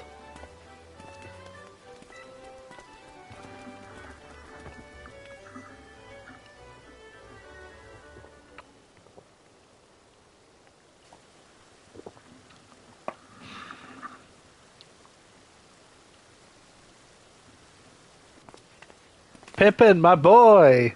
Hey, Pippin. My apologies for keeping you waiting. I didn't expect you here this evening. Hey, Pippin. I have a present for you. Sponsorship. From Mistress Tataru himself. Tataru's offering quality material, is she? I can hardly say no to that. It fits almost too perfectly for my plans for the flames. I have long striven for mastery for the blade. I required the trials of Hildebrand. However, to truly see Tazona for what it is. The fire that warms the coldest night. The spark that ignites the blaze of hope. And, most of all, the unbreakable testament of Father's faith in me. More ally than tool is a treasure beyond price. Does every soldier of the immortal flame not deserve allies such as this? Arms and armor that remind them of what they fight to protect, to help them stand where they might otherwise fall? Indeed, works made possible only through ingenuity and dedication of the allies across the stir may be of the sort of inspiring ornaments we need. I anticipate that I will be sending along an order for custom equipment ere long. In the meantime, do you mind if I use these samples for a few trials here at the Colosseum? My thanks.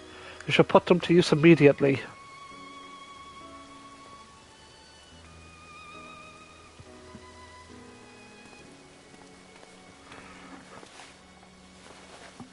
As a child of Ul'dah, however, naught strikes fear into my heart like the prospect of receiving valuable goods for free.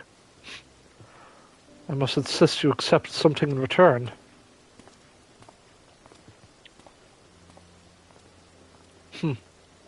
I've been meaning to gift that necklace to Tataru. Its poor condition aside, she might rather have it than not.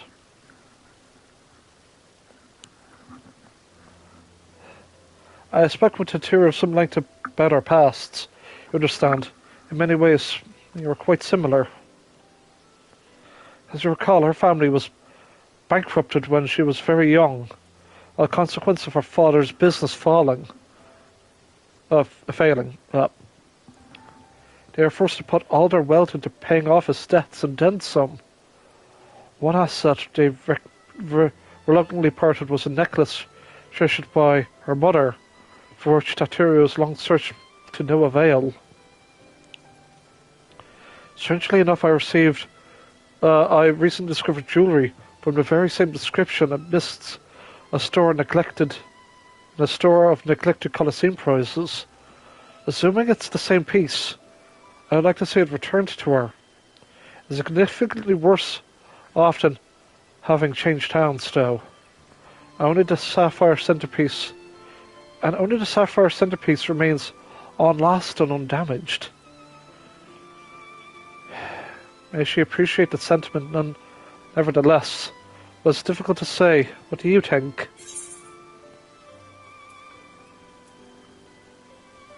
The memories of it hold for her aren't lost or undamaged.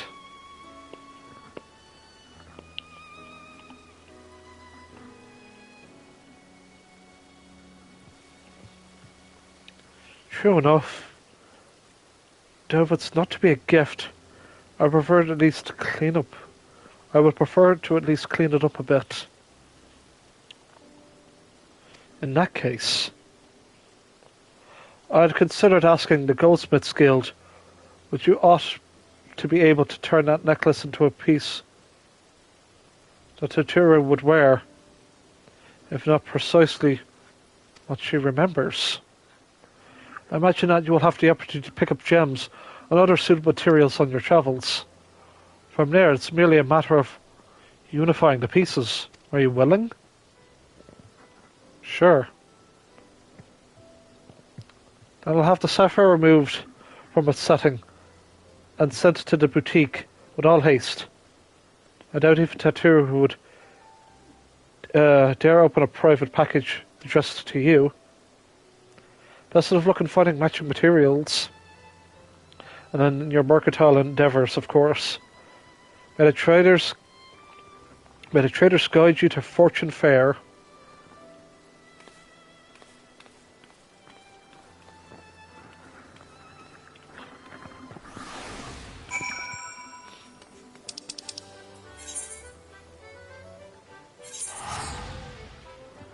Oh, that was really sweet.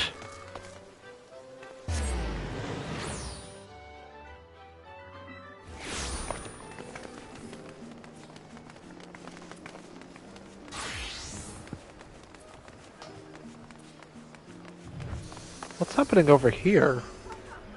Oh, summoning bell.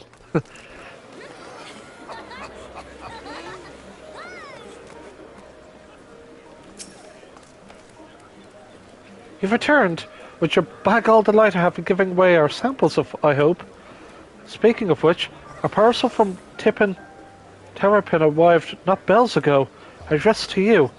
Could it be our newfound partnership are already bearing fruit?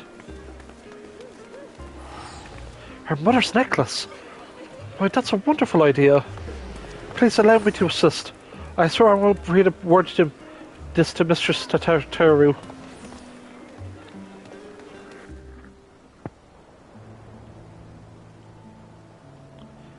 I do wonder what parts you will need. Do you know what style Mistress Tataru prefers? If this necklace is to be a keepsake, why not focus on that? My apologies, I could not help but overhear.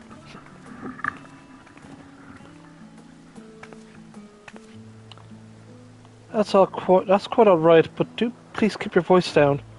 What was it you were saying?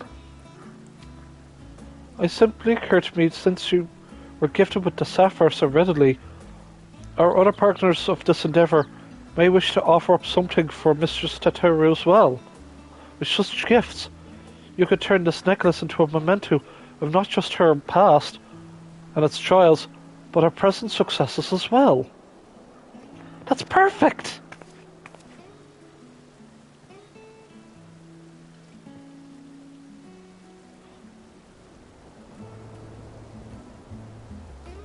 If our plans for the boutique proceed apace, we should soon more than enough tokens from friends across the seas. What do you think, Samiri? Well, what are you waiting for, little old me? Oh. Are you waiting for little old me? Mr. Tataru, we were just discussing the successful delivery of the samples, yes? Good to hear. How fares, dear Pippin? Yeah, it's going to be right in the Coliseum. I knew it'd come true. Though I admit I wasn't expecting to outfit a whole host of immortal flames quite so soon. I suppose the case shows even the most hardened warrior can always learn a thing or two. And Sakard and our run have changed as well. If your tales are any indication, I imagine their personal growth bodes for us that of our network. Thank you for checking up on them. You must sort through the current commissions before deciding who to approach next, but I hope I can count on you to be ready as we are.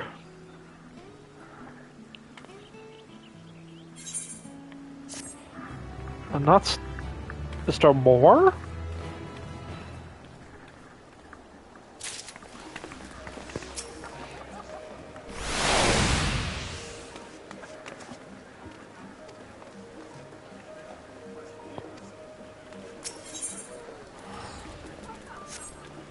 Huh. I think that's it for now. So...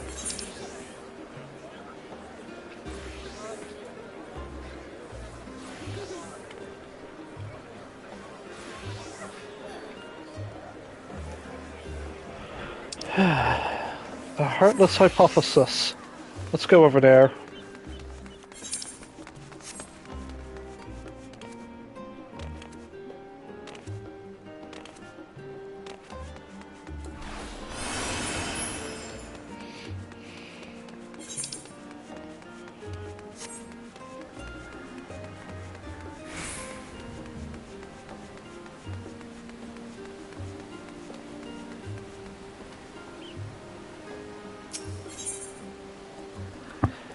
And here we have the Alpha and Omega storyline. The bespectacled technician is enjoying the refreshing harbour breeze.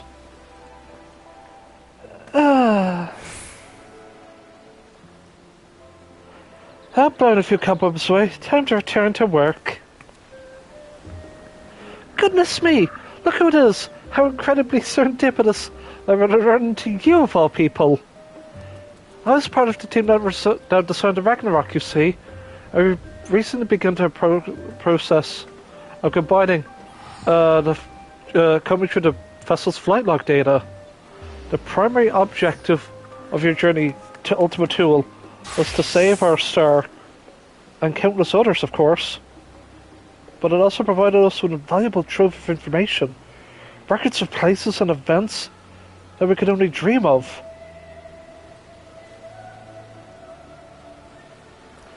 Our safe return gave us much to be thankful for.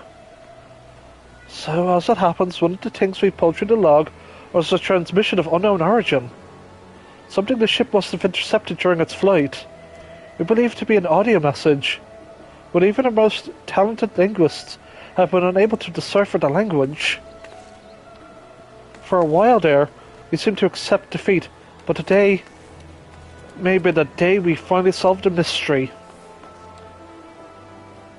If you're so inclined, could you come along to Temazian? It's only fitting that one of Ragnarok's original passengers present to hear history being made.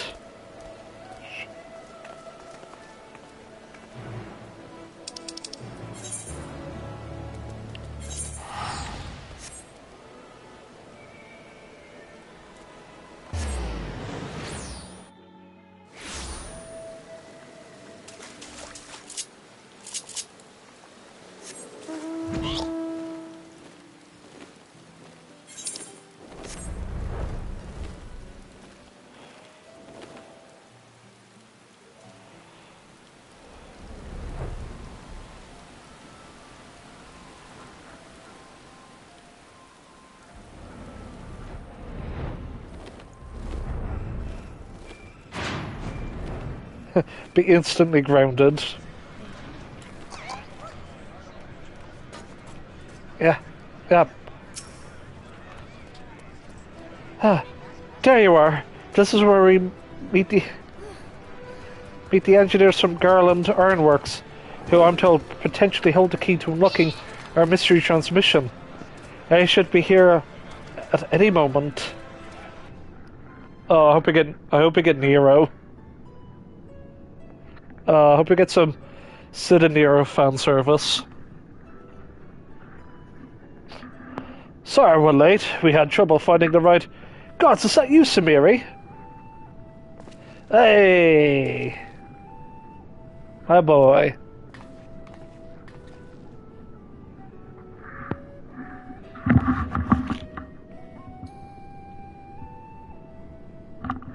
Sorry, I thought that was a package. No, we're fine. Sorry for the rustling. Yes, the woman herself. I ran into her at the harbour. I thought if anyone deserved to hear the message decipher, it was Samira you might. No arguments here. Oh, but bugger me!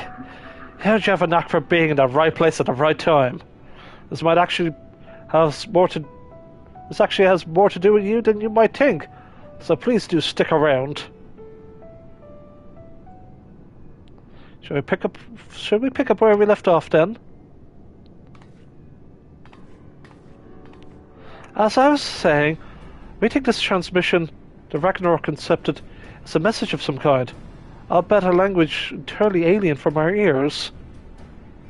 Alien being the operative word here. Considering we received a message out in the great expanse, the origin was likely some distant star.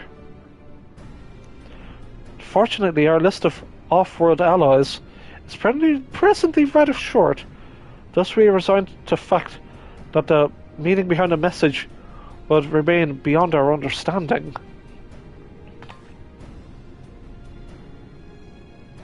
One of my colleagues, however, refused to give up. She remembered the Ironworks engineers who had been so helpful in the construction of Ragnarok had turned to them for insight into a seemingly impossible problem.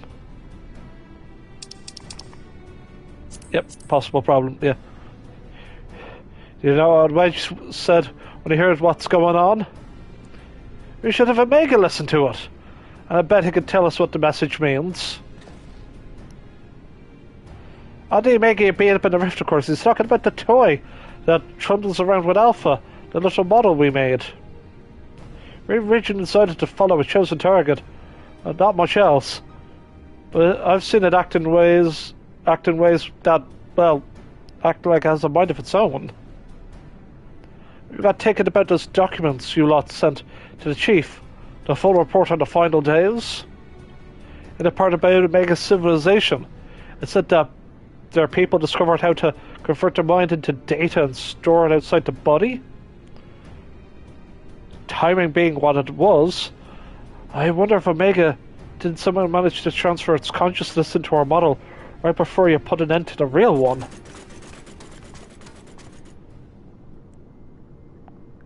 Care, goes Alpha. So in an effort to get to the bottom of that, as well as take a crack at this indecipherable message, I decided to make some modifications. With the help of Labyrinthos' technicians, we've upgraded our toy Omega with a fully functional vocalization module. We've planned the transmission for Omega. I think it's ready for to share. Care!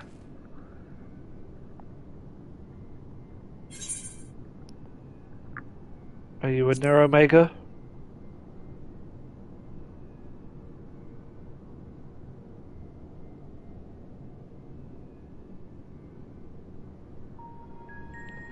Affirmative. If by Omega I refer to my consciousness, rather than my entire former chassis, existing inside this considerably smaller frame. Prediction. You'll formulate several misconceptions. These I shall preemptively dismiss based on the following facts. 1. Focalization module aside, this chassis remains unmodified from the design constructed by the engineers Biggs and Wedge. I evaluate its combat capabilities to be on par with a mortal infant. 2. A mechanism which allowed me to perform an emergency transfer of my consciousness was installed in my previous body. With the destruction of that body, I am rendered incapable of replicating such a feat. Should this current material form be destroyed or cease to function, all cognitive awareness of or my presence I possess will also be lost. Conclusion. I present no threat to you or your star, nor do my projections indicate the necessity to inflict harm. In a fraction of a moment before my annihilation in the rift, I re-examined my directives. I am to fulfill my purpose as an evolving construct. Then I must continue my journey to improvement as long as I exist. I must acquire this heart of yours, this strength of soul. Well, there you have it. You're not wrong about its combat capabilities. It's more likely to damage itself than a thing it was trying to attack. That was a weird sentence to say. Let's not forget the reason we brought you here in the first place. What about this transmission they played for you? Could you recognize the language? Affirmative. It was transmitted in Pangalactic Basic. Pangalactic Basic? A common language in comparatively extensive usage throughout the worlds we have conquered. Which means you can finally tell us what the message said. That is a language you understand, yes? I understand it perfectly. I am fluent in over 6 million distinctive dialects, codings, blip. My cooperation in this matter, however, is conditional. Elaboration. Your chief said utilizes the floor as part of this unorthodox filing system, which allowed me to scan the report of the final days. I'm aware that my home star, the one you call Alphatron, was obliterated in the aftermath of Sir and Meteon's meeting. Oh, look at Alpha sitting, it's so cute! Ah. The existence of Dynamis had not previously factored into my projections, but I now comprehend the concept, in theory. What fails to compute is why the Omicrons were not immune to its effects. Dynamis should have no effect on a race which possesses no heart. And yet, Sir expressed to Meteon a desire to cease existing. Illogical. I must pursue this anomaly further. Until the full equation becomes clear to me, I must analyze all the elements of the final days and deepen my understandings of the heart's intangible properties. To expedite this process, I require external interpretation of the sections of the report which continue to produce errors in my calculations. I request the assistance of Sir Mary Maid, one who has experienced the ravages of ultimate despair on multiple fronts and has placed immeasurable heart in engineering my defeat. She is the optimal choice to fulfill this role.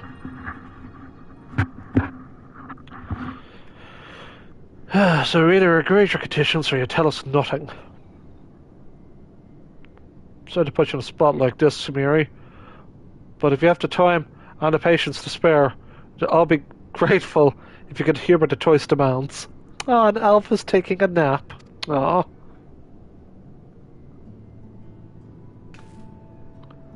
Has Alpha dozed off? I suppose the subject was a bit technical. Bloop, rouse yourself, Alpha. You must listen and consider these matters, even as I must. Care.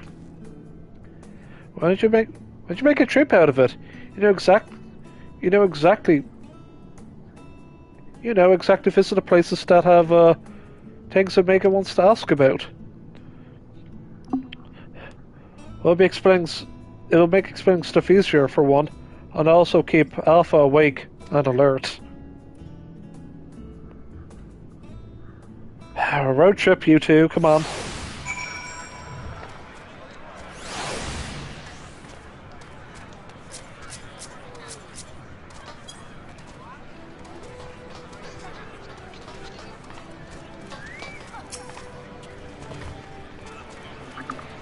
Megas, outright terror.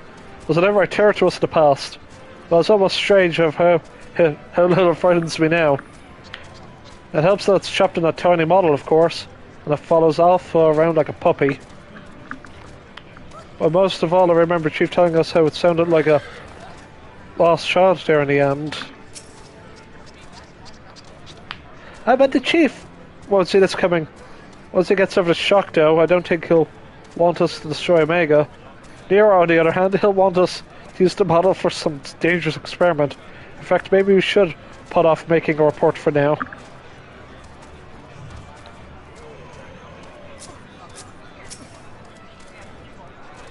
Care.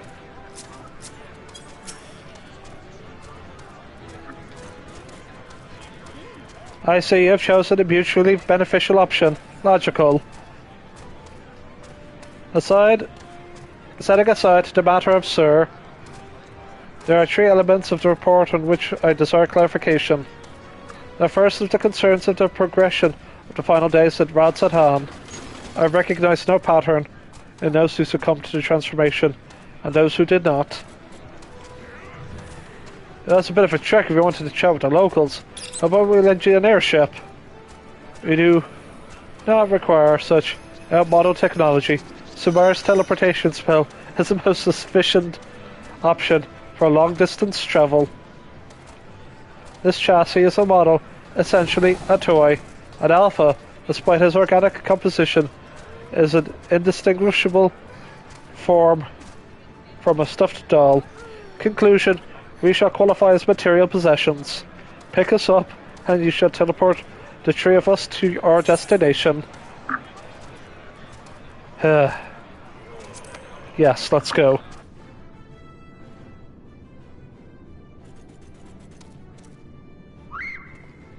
Grr. Into my infinite pockets you go.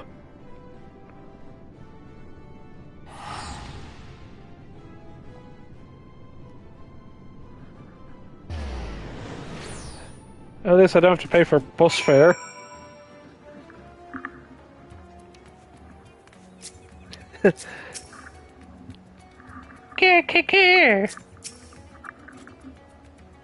Blip. Sensors indicate we have arrived at Ratsatan. Objective. Identify factors for resistance to involuntary transformation. Hypothesis. Unaltered survivors of the final days will display significant strength of heart. Confirming this theory will require the cooperation of live subjects. Where is the ward designated for residential habitation? Understood. Kama, set as our sub-destination. Please take lead and select the subjects we are to interview.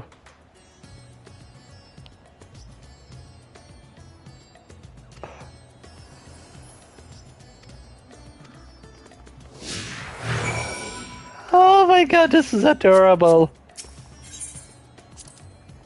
Kiki. This body has no advanced navigational or geoscanning functionality.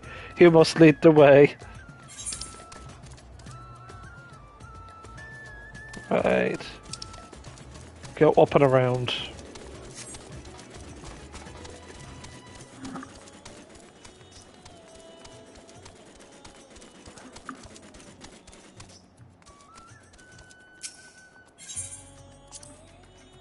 Warning, please avoid stairs whenever possible.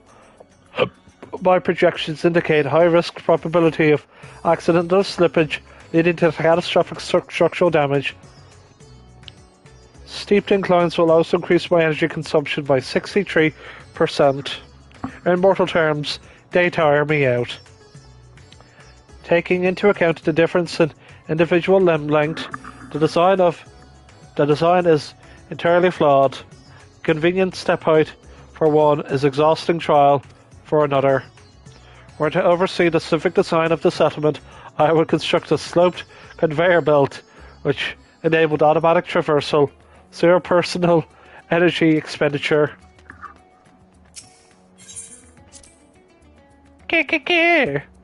Alpha chirps enthusiastically, perhaps unfazed by the prospect of climbing the stairs.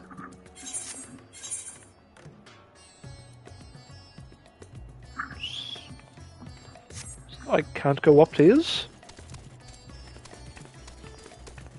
Oh no, I can, okay. Omega, you're like thousands of years old. Stop. You okay? Omega says, "You son of a bitch, why must you tell me to walk these stairs?"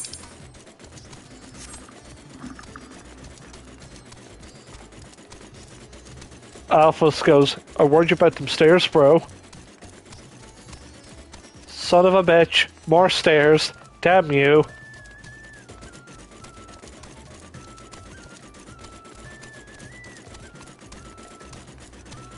I detect a Manderville man being kidnapped earlier today.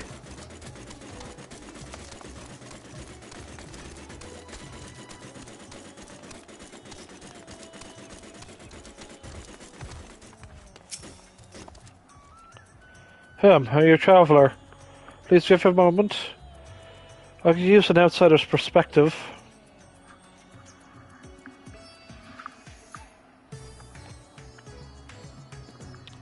You see, I was one of those who ought to escape the madness plaguing the world by fleeing to the moon. Not that we ever went in the end. So here I am, a researcher from Charlene, except now things are strained between my sister and I. ever since she chose to stay and I chose to leave. I ask her to find me work and she just looks somewhere else that isn't Havnir. If I wanted to abandon my home, makes me so angry. Blip. Your point is unclear. You elected to relocate to the star satellite. Thus, your relative now perceives you as in a negative light. Your sibling's judgment is in error based on the information made available to Hainish citizens. Your decisions to withdraw to the moon was both logical and correct. Conversely, the decision to remain at Rodsatan, despite the low probability for survival, defies explanation. Perhaps her reasoning pathways are faulty. But that's right. I'm not quite sure what you're saying, but I'm right, aren't I? Or so I'd like to think. The problem is, I understand why my sister feels this way. I almost decided against going myself. Even then, I wasn't sure that leaving everything behind I loved was the right choice. And with the way it all turned out, hey man, I totally get you, man. It's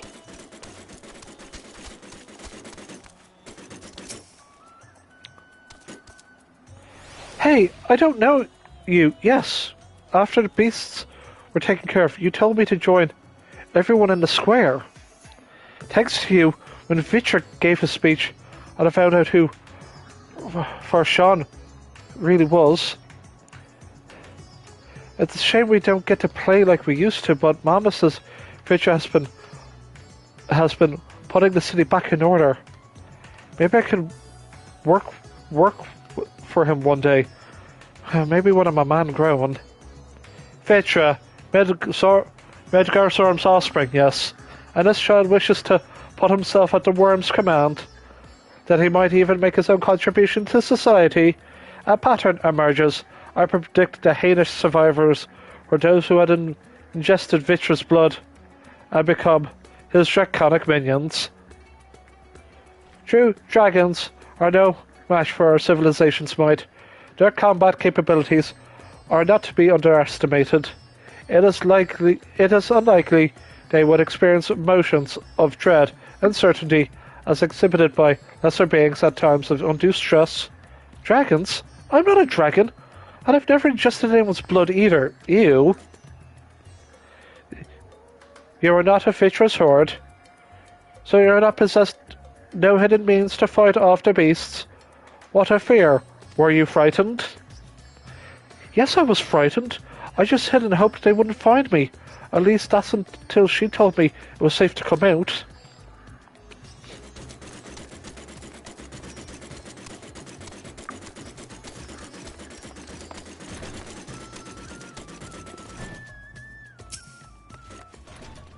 Oh, hello again. You're the one who kept asking me questions about Calcia. Oh. Calcia. I'm glad to see you looking well after all that unpleasantness. Oh, I remember the burning skies, the hearing of screams, but to be told, I'm still confused of what exactly happened. I do know that it was unusual for entire families to go missing. Many of my neighbors' houses lie empty now. Castle's place was one of them. He had no relatives to speak of, and I heard that he was a member of the consortium who came to remove his belongings. What a terrible thing to have to do. Blip, terrible. Castle's passing was recorded in the report. Clearing out his domicile and readying it for new habitation seems an appropriate relocation of resources. Dear me, what a clever little contraption. But of course, I'm not against making use of his quarters, and that would be wasteful. It's simply Castle's.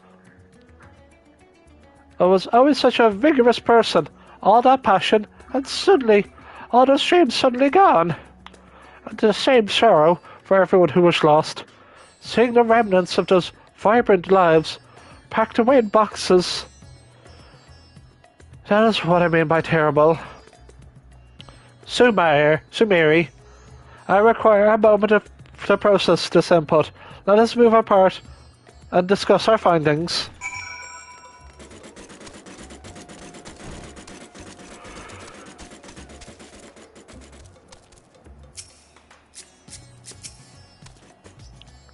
Blip, discuss processing data, evaluating hypothesis against accumulated evidence. I offered an optional analysis for each subject's testimony, yet each time they responded conflicted with my assessment. Without identifying the root cause of this conflict, I will be unable to properly define what constitutes strength of heart.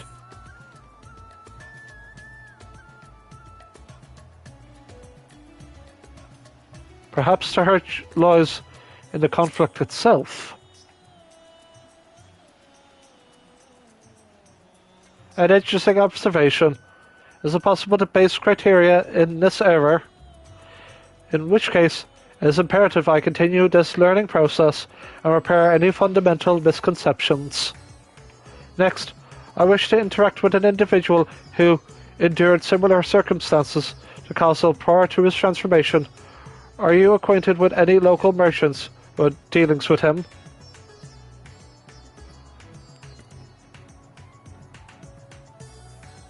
Did you hear Jabba of Rufada Fibers acknowledge sub-destination set?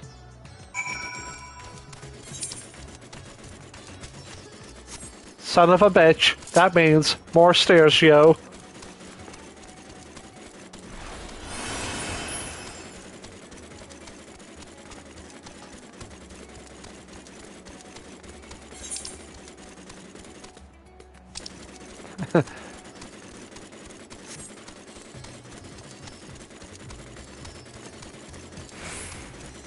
God damn it, Sumiri, I wish I killed you, even though I believe in no god.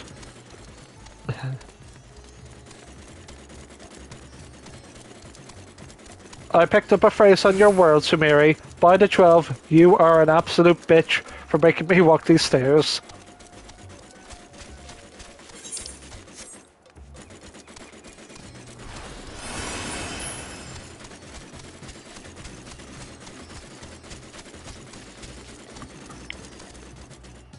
Oh. Halt, Sumiri. Do not proceed beyond this fence. In this body, birds of that size represent unlethal, untaking threats.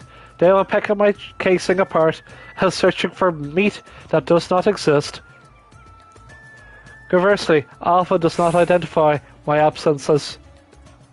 Can it correctly identify my absence of nutritional content? If he could only apply that intelligence towards maintaining a regular feeding schedule, poor habits adversely affect his mobility. Oh no! Alpha looks back and forth with between making a hamster, showing visible concern.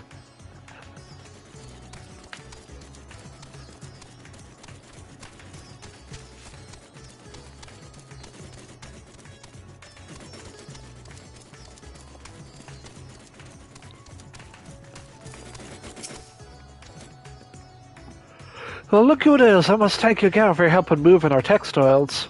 Recovering from those tragic events has been difficult, of course, but with everything pulling together, we've...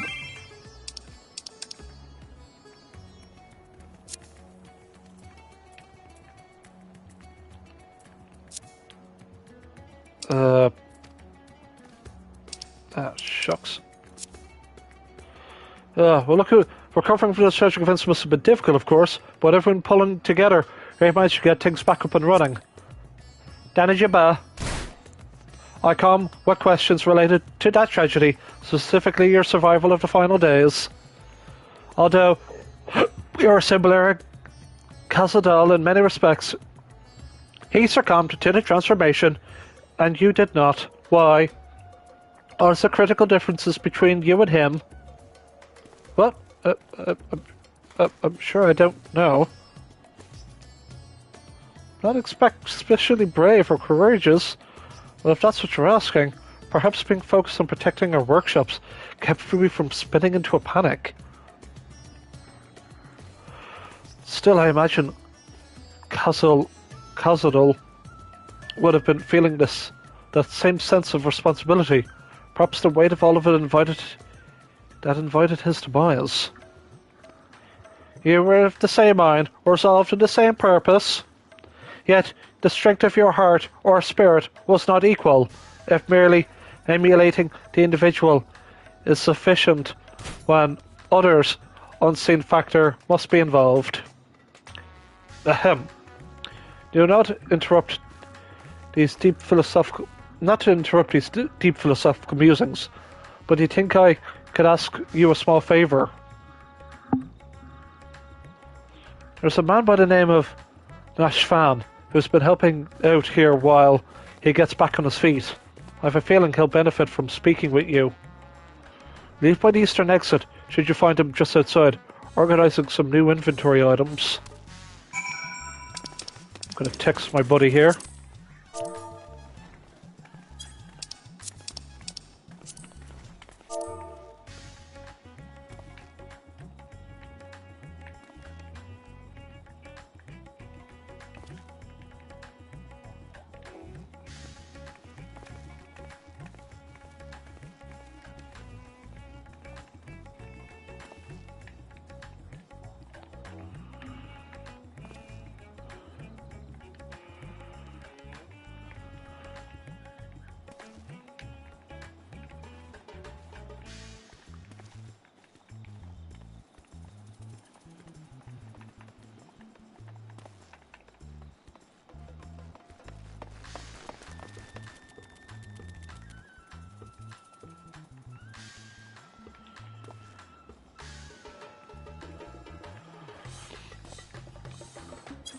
Not finished everything yet.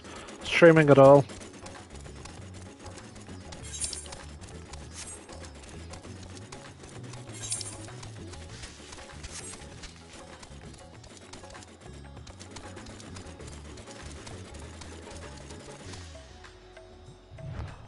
I hate... oh my god, another jumping puzzle.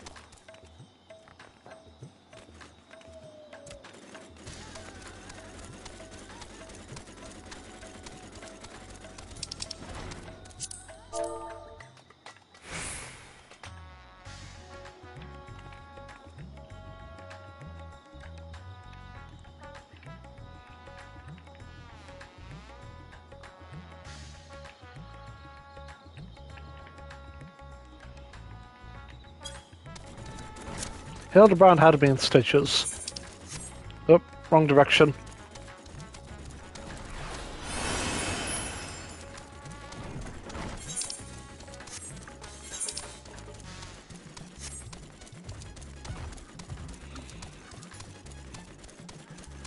Son of a bitch, more stairs for more talking.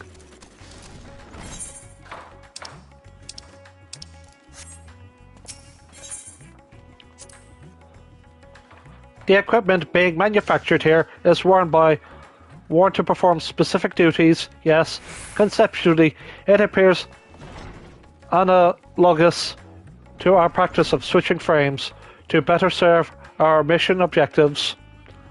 I, for example, did not begin existence with the Omega model. I was originally supplied with a standard issue Omicron chassis, serial number M017.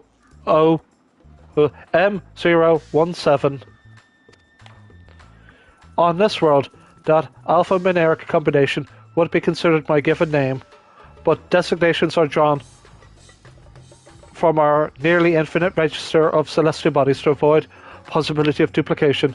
Furthermore, the cluster known as M-017 is better expressed in your language as the Omega Nebula, the same word I used to introduce myself to your kind. Although you associate Omega with the advanced weapon construct, it is also my name, and I see no reason to change it, no matter which frame I inhabit. Hitting it against some new digs? Alpha puffs his chest out proudly, seeming to imply that his ironworks uniform is the best attire anyone could wear. Aww.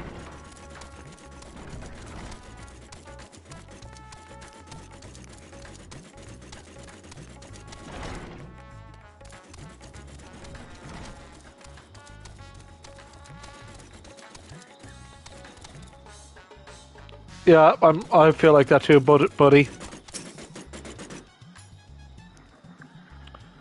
Just gonna cough briefly, sorry. Apologies for that. That's our orders accounted for.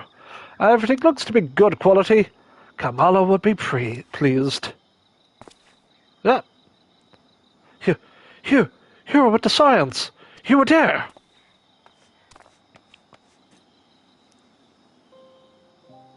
Yes, I'm sure of it. I'll never forget that day. You and your friends helped us escape when people began changing into beasts. My own son, he was afflicted. Then a huge monstrosity loomed right over him, and I remember my heart turning to ice, freezing in place. The satrap came to my aid, and then he, too, was gone.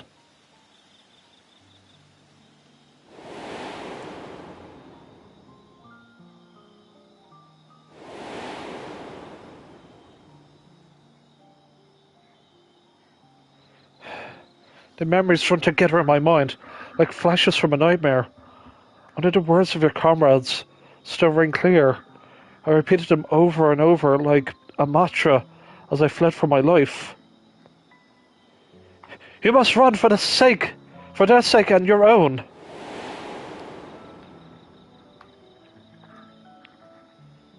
It all seems so surreal, which was probably what saved me from the transformation. The truth of it is, didn't begin to sink in until the worst of it was over. I have not the words to describe how I felt then. The sorrow, the overwhelming sense of helplessness. I may be wallowing in misery, if not for my old friend. Hildebrand, I'd lost my will to work, so encouraged me with kind words and odd jobs. Now, somehow, I'd live again. I am thankful to him, to the courageous A1, and to you. If you see your comrades, please let them know their efforts were not in vain.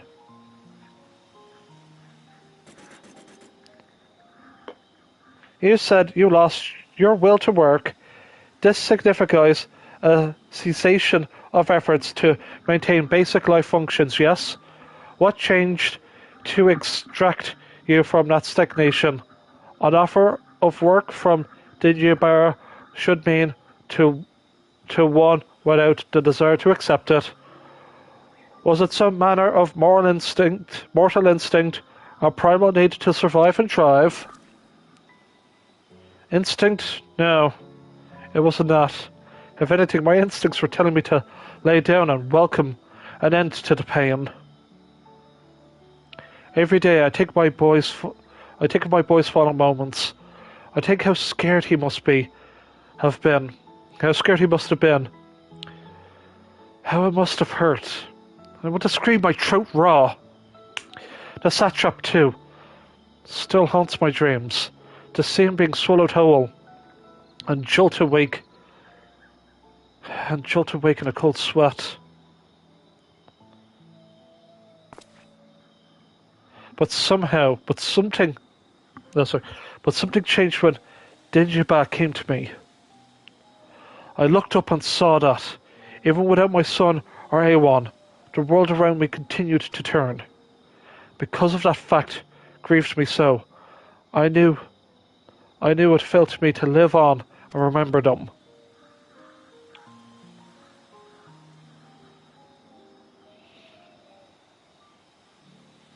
Strange, isn't it? What drives me to rise in the morning is the very sorrow that once crippled me.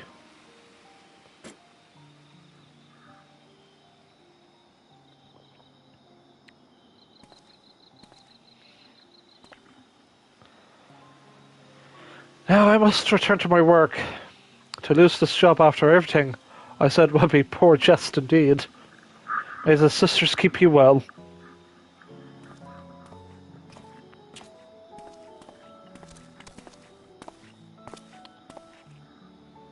Sorrow, the emotion generated by mortals when their ideals fail to materialize. This I have observed. Yet, when I listen to how Nash found sorrow served to rescue him from near-fatal despondency, his logic eludes me. Am I incapable of perceiving the full measure of the heart's properties? My best projections failed to predict our subjects' responses, and despite their almost equal occupational and mental parameters, Dinajibara and Kazadul exhibit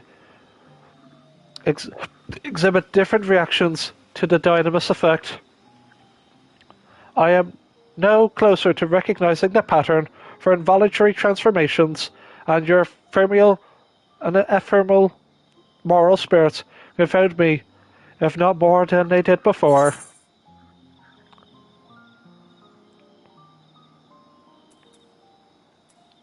The hearts of others were ever shrouded in mystery.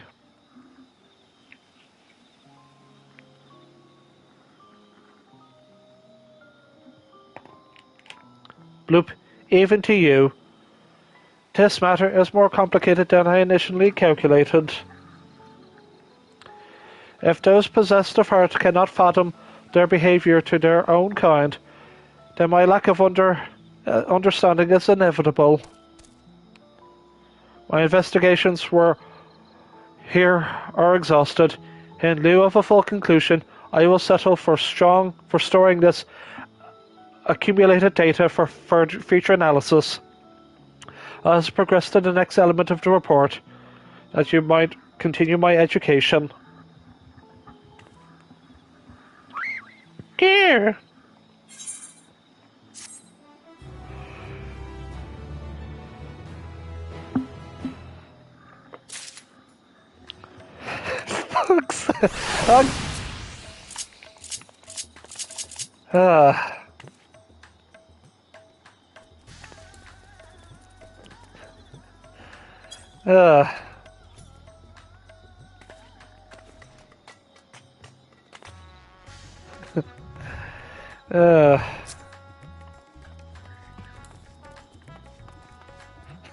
Don't give me the saucy pose.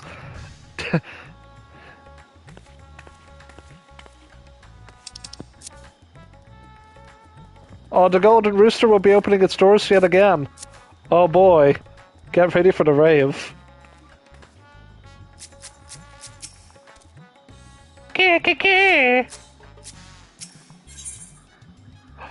Oh my god, we get a... Oh. Goodbye. Thingamajig. We got a... Oh, what do we get? Our next destination will be Camp Broken Glass. I desire elaboration in the dealings between the Isambard contingent and the citizens of Garlemald. The report describes the contingent's purpose as the salvation of the local populace. Furthermore, both factions faced a common enemy in the Telepharoi.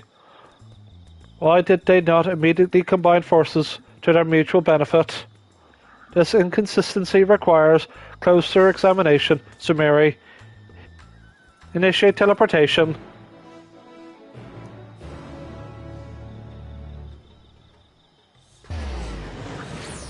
Scene transition.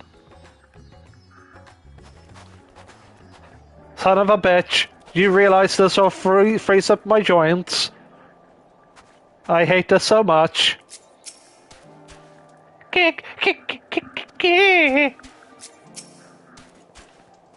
Teleportation successful. Evaluating immediate inversions. A cold weather region by Atera standards, but significantly less extreme than a star with ice planet classification. This body will not be unduly impeded. In contrast to Alpha and his uncontrollable shivering, my frame appears highly resistant to low temperatures. Oh, he's a little butt wiggle. Retrieving data, records indicate that remnants of the contingent force and a number of Imperial citizens yet inhabit this location. We must speak with the representatives of both factions to explore their respective attitudes. Blip, proceed. Keep. Yeah.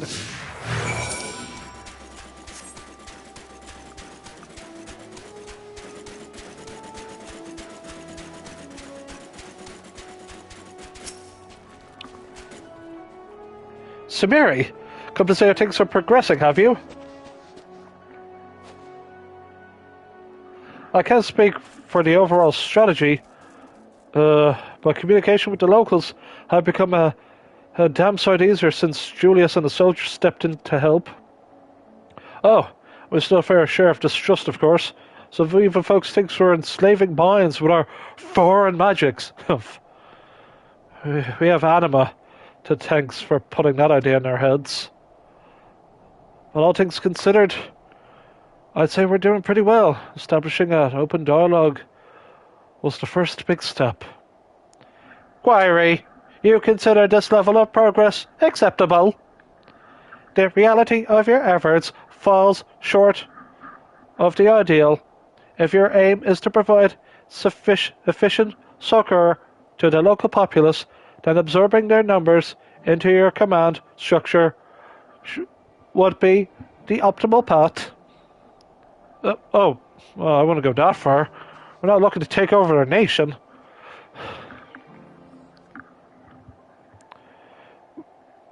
If we're to do this the right way, we need to recognize and respect each others' way of life.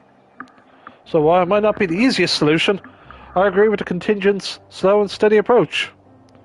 I'm just happy we're saving lives.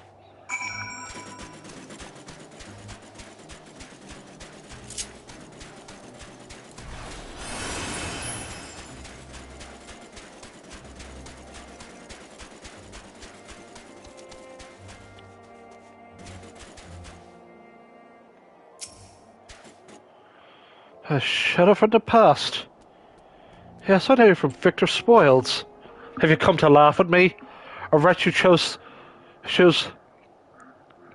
Licinia and her sister rather than accept your help? Oh, it's one of those guys. Oh, damn. Yeah. The wretch who chose Licinia and her sister rather than accept your help? The fool who ended up reluctant upon your charity nonetheless. Well, perhaps I deserve your derision. My compatriots surely scorn my failed conviction. I have shamed my people and brought dishonor upon my nation. I am no better than a kept beast. My pride sold for a bowl of feed. But my soul, nay, that you shall have not. I have refused your honeyed offers of a new home. This land is where I belong, and this is where I shall remain. Blip, you demonstrate opposition to the contingent's overtures. On what basis do you refuse this cooperation? The data suggests the local populace is struggling to produce the bare minimum of sustenance. Have you some secret strategy for survival, or do your orders compel you to accept your present misfortune? What? Must I be mocked by a Magitech toy now? No, I have no secret strategy, no binding orders. But I comport myself as any true Garlean compatriot would, uncompromisingly, unbending. Blast it all. Once again, this input is unanticipated. Let us move aside and progress what we have heard.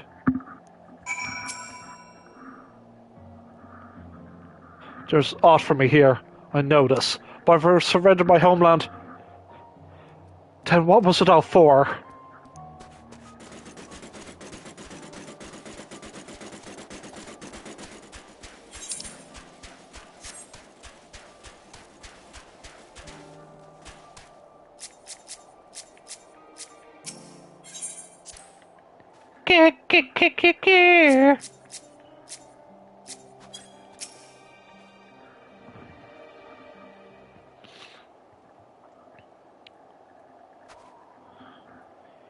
Accessing and analyzing record data. Integration complete. I have evaluated this most recent input and made comparisons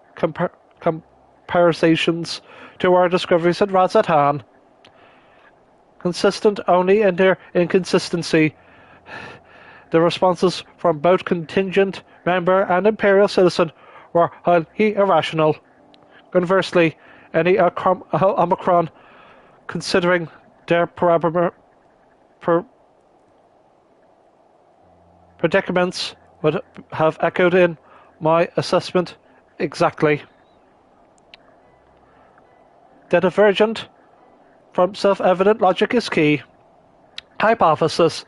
The logical relationship between would-be saviors and suffering populace is another result of the unpredictable nature of mortal hearts. Pretty much. Blip. Any property or ability has inherent advantages and disadvantages. Yet never have I encountered such a unique detriment. It appears that those who have shared your metaphysical capabilities are prone to complicating simple cognitive processes. An undesirable quality, I will, however, persist my furthering my understanding of the subject.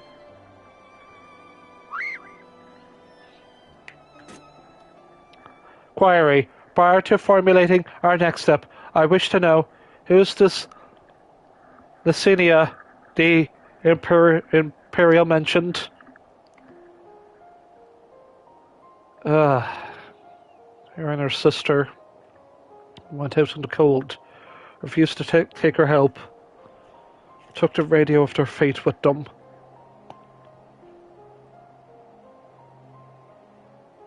Acknowledge. To summarize, insufficient data of foreign culture resulted in inadvisable and ultimately fatal action. I witnessed such self-destructive behavior during the course of our planetary conquests. Overwhelmed enemy forces would voluntarily withdraw into perilous regions, leading to a succession of inevitable losses. Tangential data request. I wish to learn about burial customs. The practice has ever seemed nonsensical, but new data suggests that it arises from the same source as your cognitive complications. Take me to this... Oh, man. Take me to this Licinia's burial site, and it may aid me in understand... Bloop bloop.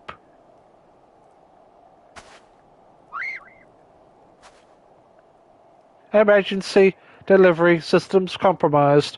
Core temperature critically low. Bleep. Warning. Immediate heating required. Request. Apply friction to outer frame.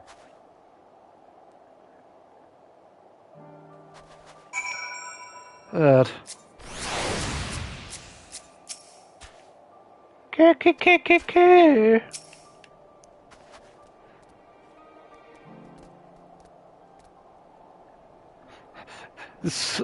Alpha, sit on it like you would sit on an egg that you... Blip, blip, bloop. Temperature, nominal. Energy systems, stabilizing. The creator of this model must have experienced impaired cognitive reasoning during the design process. Upon our return, I will request additional climate shielding as well as an accurate temperature sensor array. This will not affect my combat capabilities, but should improve my basic survival rate. Reconfirming sub-destination. To which direction will we find Victor Spoils? It's a bit of a hike, though. Blip acknowledged. Alpha, you are to remain in close proximity, close enough to envelop me in your feathers. You are permitted to carry me on your back, if so you choose.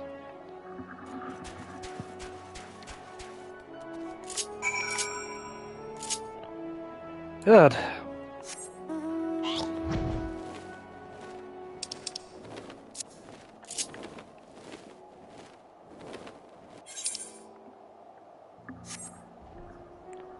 To think we'd be going back here of all places. Oh man, this... God damn.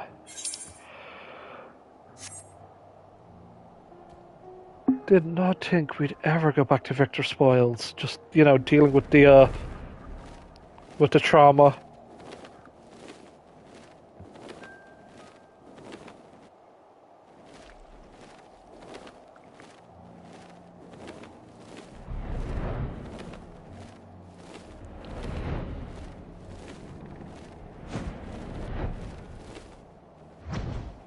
This is the graves we made.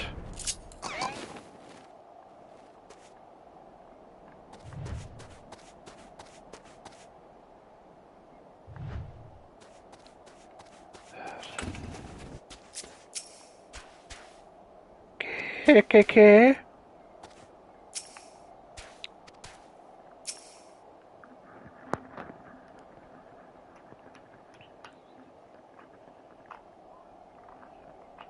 Okay, we're going to do the tribal quests after this because it's almost 4 o'clock. It's nearing.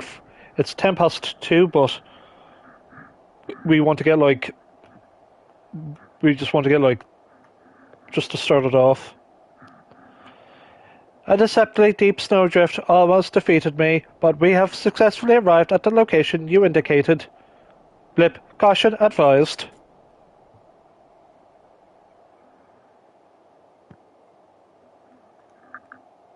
Have you done all the quests needed to unlock them?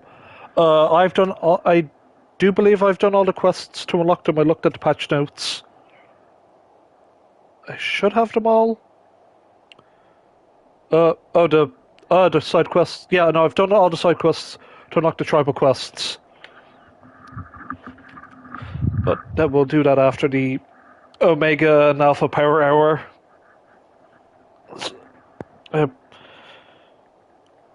Because I spent a good couple of hours finishing all the unlock quests for tribal shenanigans. An unknown individual appears to be investigating the object of my interest.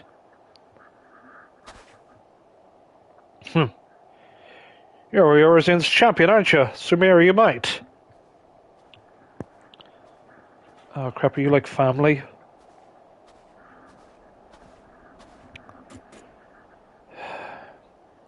Oh, I never introduced myself, did I?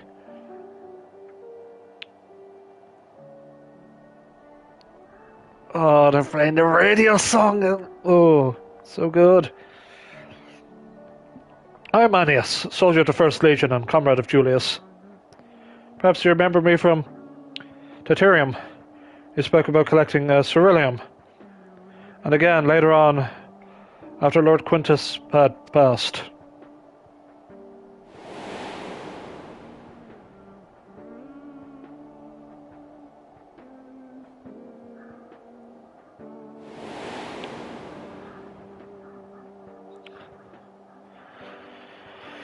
Oh. Manius, explanation requested. What is the reason of your presence here? That must be the tiniest magitech weapon Oh no. It is an oddly shaped communicator, isn't it? That's just an oddly shaped communicator, isn't it? In any case, I have nothing worthy to report. I've heard that the sisters who used to live in my sector were buried here, and I thought I'd come and pay my respects. Half an hour and Alice told me the story, complete with profuse apologies. No, they were adamant that no amount of remorse could erase the tragedy of what came to pass. Not that my fellow soldiers and I were in any place to judge. We were manipulated, fooled into starting an insurrection which led to countless deaths among our own countrymen.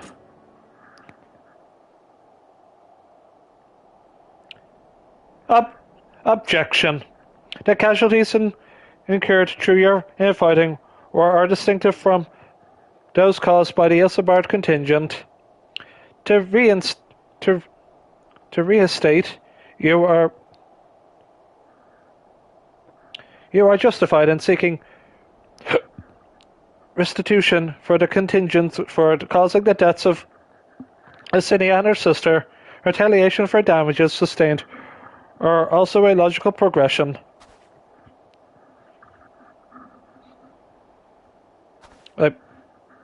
I can deduce two reasons why you do not initiate hostilities with Sumeri and her allies. One, you judge your remaining forces too weakened to contend efficiently with your contingents. Two, your motions are complicating the issue. Tell me, which of these is correct? Well, if you lay it out like that... I'm afraid my answer is like to win me any medals. So do you mind keeping this to yourselves? Yes.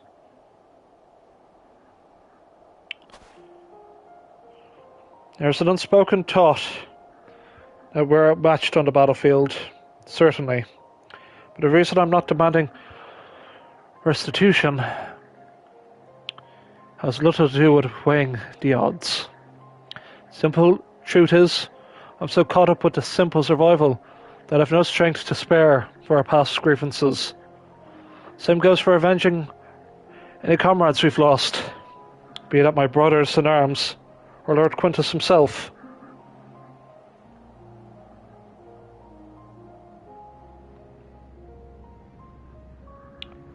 Although it seems everyone has an opinion on the matter of his passing, some say we should have fought until the end, that he abandoned us to the enemy. Others praise him for taking the full burden of responsibility and freeing us to walk our own path. I don't know who's right and who's wrong, but I'm inclined to decide with the latter. He gives us a choice of freedom, and that's the choice I made. I could cry, rant and rage, but what would be the point? I'll save my energy for worrying about my next meal, my next task. I need to focus on the ones left behind, on making some kind of life for my comrades and me. Even if I need to lean on the contingent to do that, that's what I'll do. If the raid comes at a price, I'm willing to pay it. Even amongst your own, there are times when cooperation demands compromise. What matter that they're outsiders? Besides, I think I could grow like Alphino and Alice say. They've reached out to us with kindness and compassion from the very beginning.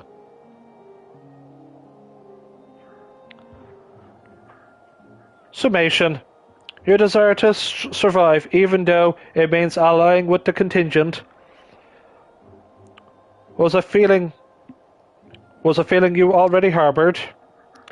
That your side had committed worse atrocities was the logic you invented later to justify your reasoning. Blunt but accurate, I suppose. The heart is honest, but what it wants, even if the mind takes a while to reconcile the decision.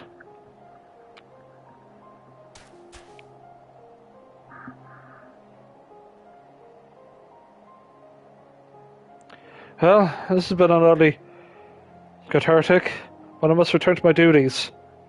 There are wild beasts to cull, watch fires to light, supplies to transport. Even without an emperor, there's no rest for an imperial. Be well and stay safe.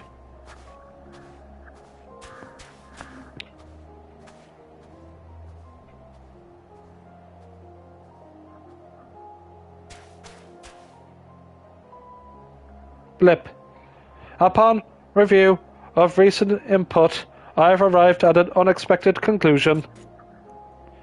We have been formulating my assessments of the premise that it was man who commanded the strength of his heart, but the data suggests the opposite is true. Sorry, I got an itchy ear. Much better. The surge of spirit, of feeling, of emotions can entangle your thoughts to such a degree that even control over your own behavior is compromised. It seems most counterproductive specification. It also explains why my interactions with mortal subjects have produced more confusion than clarification. It presents a formidable barrier to understanding.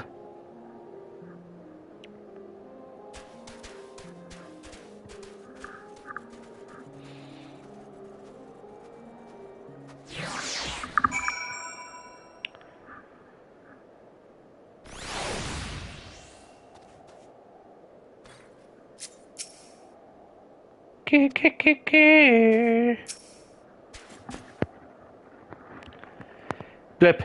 My earlier hypothesis has been borne out. The suboptimal operation being conducted here is the result of emotionally compromised reasoning. I am ready to progress to my third and final query.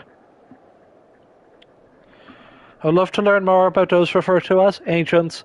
It is clear that this group was a crucial factor in the final days, but the information contained in the report was insufficient to form an overview. The Lofferets are creations of the ancients and are said to maintain repositories for their knowledge. By my calculations, the base of these moon dwellers will provide the best source of additional data. Teleport us to their burrow, Sumeri, preferably before my battery freezes over. Alpha on the moon. We're gotta...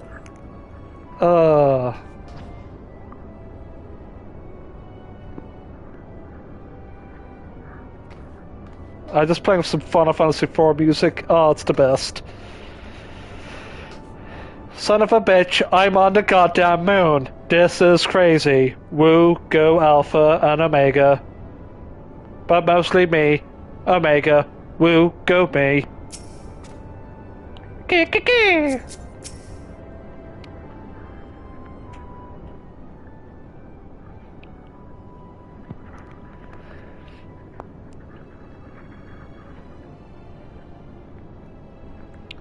Blip.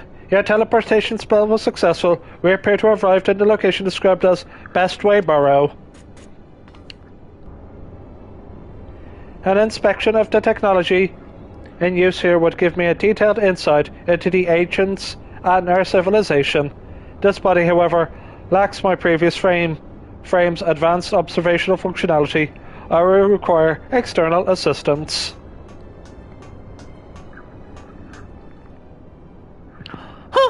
No, it can't be. It is you! Oh, Sumeri, we've missed you so much. Oh, what have you brought with you? The soft, feathery vision? We've been outfluffed. Pack up the moon, it's all over.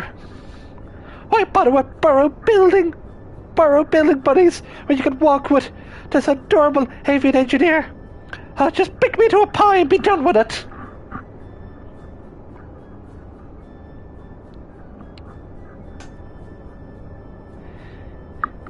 Inspector Inventions. Wait, so you're not done with us? Well, if that's truly one... I wasn't truly worried, of course. I certainly wasn't about to roll myself in dough and dive into cooking waste new oven. If a technician breakdown is what you need, then I'm your lot for it. As the resident atmospheric regulation expert, I can field any questions of query you might care to pose.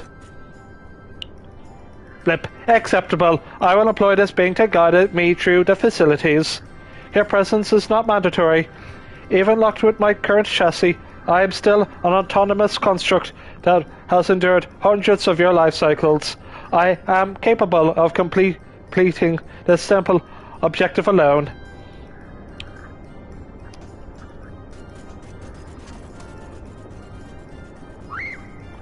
Gah!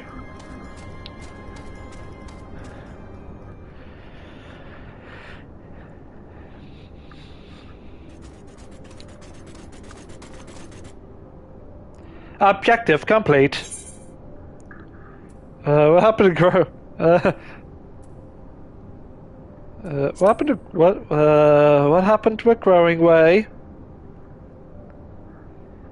After my 15th question, his responses began to suffer noticeable delays. By that stage, we had viewed a representative cross-section of Loffred engineering. Thus, it deemed me unnecessary to retain his company. Conclusion. Extrapolating from the fraction of technology on display, the full spectrum of the ancients' advancements was, at minimum, equivalent to a level 4 civilization, a fact which demands further investigation. Despite establishing a near-ideal society, these beings nevertheless harbored a weakness which invited such self-destruction. In studying them, I stand to gain a greater understanding of Sir's anomalous decision. Deep. Growing Way informed me that another type of ancient-made entity exists upon a satellite, one they call the Watcher. I would speak with him. Give me 1 sec, just need to attend to something. What is it, Rudy?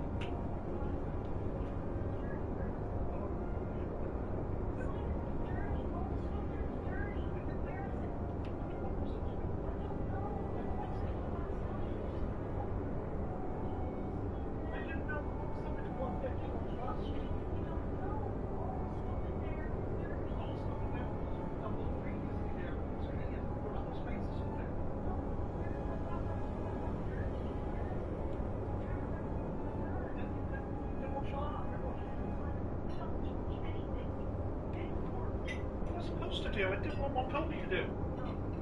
Too bad. No. No.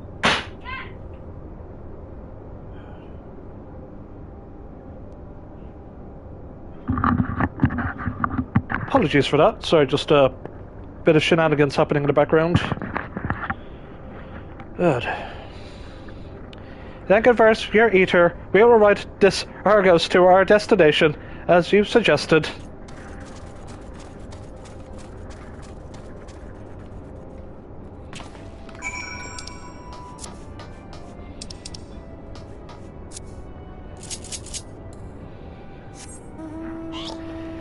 Pig on the moon, baby! We got a pig on the moon!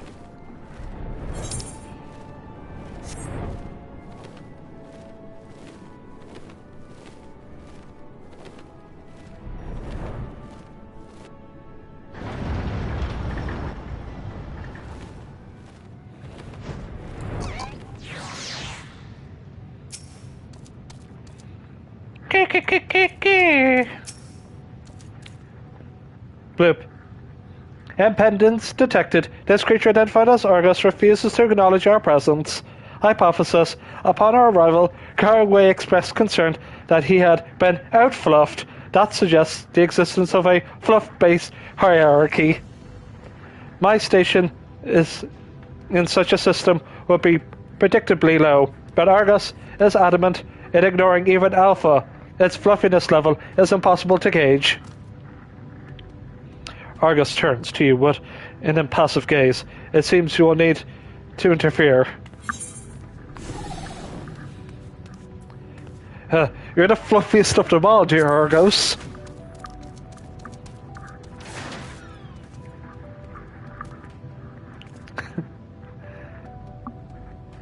Argos gives a ex, exasperated snort before motioning to his back. It seems you have permission to climb aboard. Bloop. You have secured the creature's permission. Curious. You have special standing in the fluffiness hierarchy. Bleep. I have allowed myself to become distracted. Let's continue to the Watcher at once.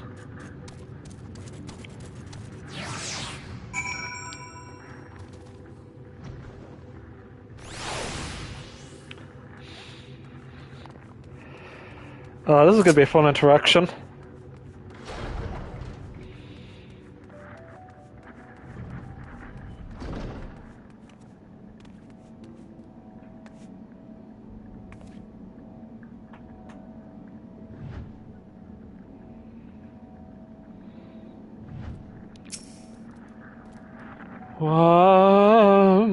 No, I am bemused by the arrival of these small visitors, but it seems they are companions of yours. What a rare thing to have for my abode to be thus crowded. Yeah, if you just turn to your left, you will see that there's a buttload of people wishing to speak to you, Watcher. It is the way it is. Hello, Watcher. My purpose here is to learn more about the ancients.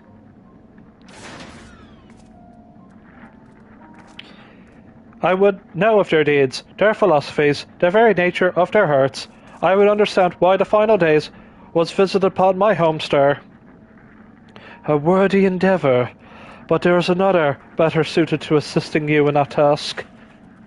Perhaps you might favour us with a tale or two of the ancients you met during your travels to Mary. My fragmented memories would be a pale substitute, indeed, for the clarity of your more recent experiences.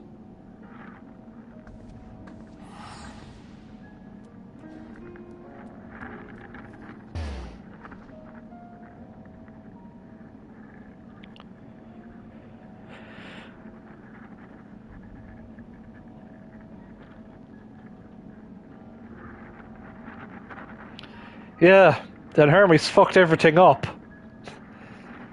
Yeah, Hermes, absolute bastard.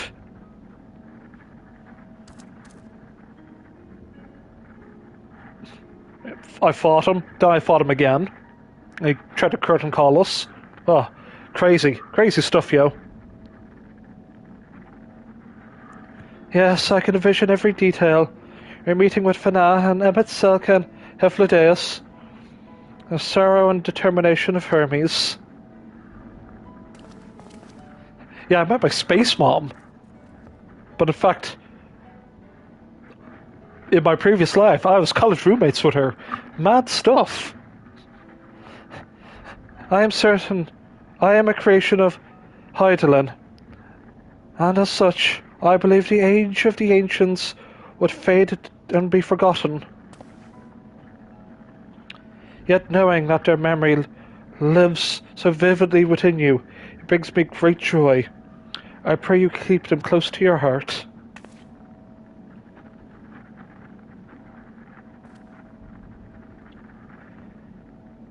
At the time of your journey to the past, the one whose essence I embody would have been a scholar of Ander.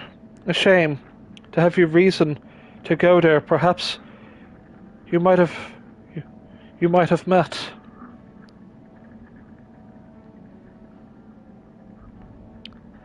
As a man of learning, he was a firm friend with Fana. They spent long hours trading theories and debating the laws of the universe. I remember joining her faction as the final days bore down upon us. Yet the events surrounding that tragedy I recall precious little. Heidelin wished for the people of your age to decide their own path. Thus I suspect my recollection was limited by design. Yet, even she could not cut away one persistent memory. I feel most distinctly his sadness that was to come to pass, that in becoming Heidelind's hurt, Fana would forever stand apart from the people she so loved. I'm going to have an emergency bagel after this quest, by the way, guys. So I'll disappear briefly for 5 minutes after this quest, just to consume bagel, to consume product. Okay. If she was so resolved in her convictions, then he too would share her sleepless vigil over the future yet to unfold. Just the vow he made to Fana and her transformation took hold. His fervent wish must have reached her in some fashion. For though his life was strained away by the summoning, he was reborn with new form and new purpose when I awoke as the Watcher of the Moon. And you heard, Sumeri. You felt, you thought, and seizing the future for yourselves, you have brought full circle the saga which Fana began. That you accomplished was no divine miracle. It was but a beacon of hope, passed down from one generation to the next, a succession of wishes and prayers reshaping the star into the world we knew you deserved. You have our deepest gratitude. I thank you for not only as myself, but as the man I once was, on behalf of those who devote themselves to Fana's vision. Shit. Hey, Watcher, it's cool. Bloop bloop. I was gonna say, sort of gotta make it. If you fell asleep, well, I understand the facts of your story, Sumeri, but not how you have chosen to process them. On what grounds do you speak of Fana with such fondness? By sundering the world, she ultimately guided your kind to victory, yet in doing so, caused irreparable damage to its individual members. The full scale of that act is beyond calculation. It is evident, however, that it resulted in a protracted period of suboptimal existence for Emmett Selk and his brethren. Query: if the survival of your kind is the deciding factor of your evaluation, then should you not also admire Hermes and his decision to subject man to a trial? Forcing you to change or perish was the fate of countless civilizations before you. From my perspective, his determination was similar to that of the Omicron's ancestors, those who first began trading flesh for machine. That is, our people might stand against the onslaught of aggression from other races. It was an unprecedented attempt, accompanied by such failure and sacrifice. Their early experiments were crude, primitive, yet they had not made those first advances. However, we could remain vulnerable in our environment. The violence would have utterly consumed us. And what if Emmett Selk himself, judging by your retelling, he was a benevolent ally saddled with tragic fate? Yet I remember the years when my instruments fed me data from events from across the entire star. During that time, I witnessed his Asian's engineer multiple instances of cataclysmic strife. These calamities, as you know them, were responsible for planet-wide destruction, a man whose endgame relied only upon the extinction of all modern mortals must, by definition, be your worst enemy. He was an enemy, an ally, absolute cunt, but Emmett Selk is the greatest Final Fantasy villain of all time. And we have to remember his final words before he died. Remember us. Remember that we once lived. Oof, strong words. I require an answer, much like the song that's playing in the background. Answers. Pretty dope song, yo. I require an answer. As a being of heart and soul, how do you classify each of these profitable figures? From your perspective, which of them was most justified in their actions?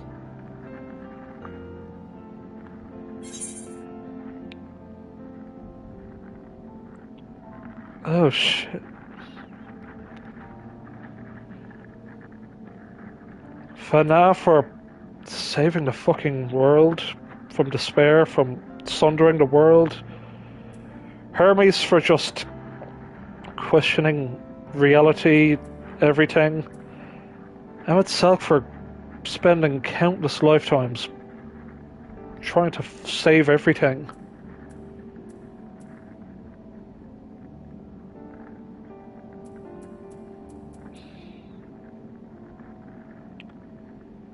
Just Hermes was depressed, Joe, but there was method in his madness.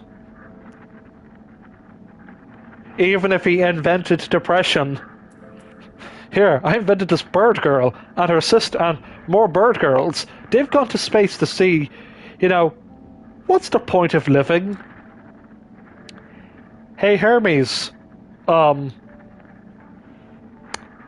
might want to come down there and maybe, not be an emotional wreck, commanding an army of starbirds. Whoops-a-daisy caused the end of the goddamn world. But then again, they were all justified in their own way.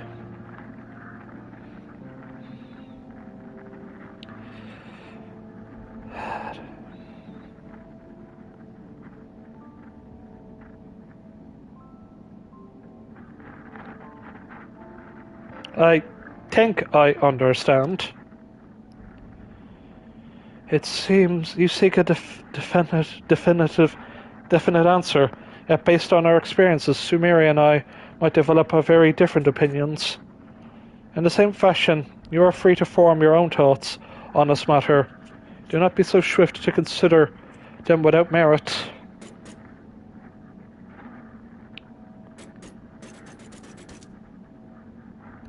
I do not have my own thoughts on the matter. I assess each situation with the same logic pathways available to every Omicron. Even if 1,000 Omicrons were asked to analyze the same event, they would all return the same result. Regardless on individual experience, there is no strength to be found in fractured reasoning. Nonetheless, I will find your input valuable. Recording data alongside interview results. This concludes my investigation into the incomplete elements of the final day's report. I will reanalyze the accumulated information and examine the factors which led to Sir's incomprehensible decision. Blip. Let's return to the Tamazian. Gip. Free teleport.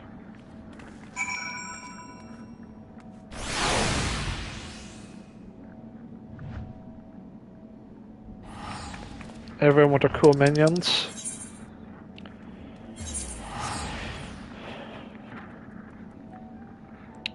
Bye, Watcher. You've been a friend.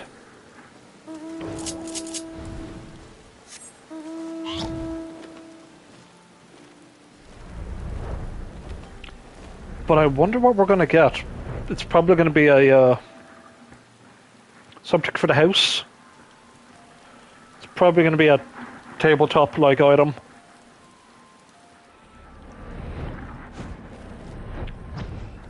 Watch this, my pig falls to the ground. Whoop, there we go.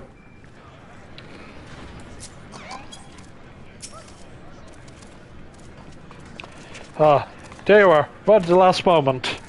Your journey with Omega was properly educational, I hope. We plan to ask you all about that and that mystery transmission besides. I'm afraid something urgent has come up. Seems one of our Ironworks associates has fouled up a job elsewhere, and Jesse needs Wedge me to rush in and lend a hand. There's an airship already waiting for us out in the harbour, in fact. Do you think you could escort us over there and talk as we walk?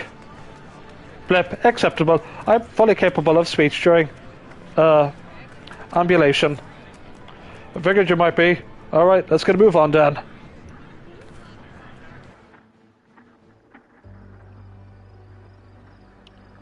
Oh, they're playing Flow. Oh, man.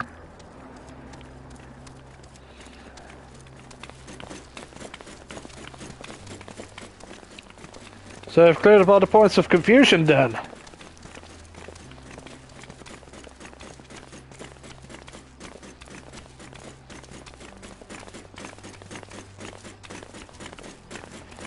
I had mistakenly classified your intangible heart as an ability of some kind.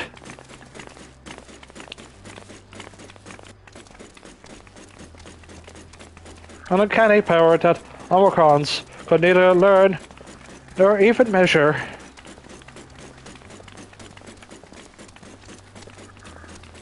Even now, its full nature yet eludes my comprehension.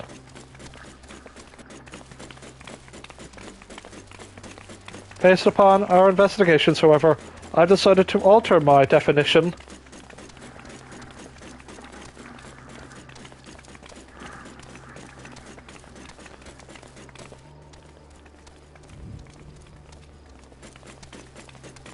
A phenomena which influences one's interpretation of reality.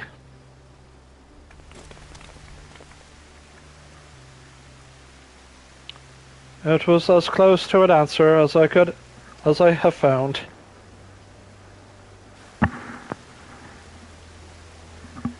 Accordingly, Sir's actions upon meeting Meteon strongly indicate the presence of a heart. Sir did not follow routine logic, but formulated an independent assessment based on the reality it perceived. It felt that the best recourse of the Omicrons was to cease their expansion and terminate all functions.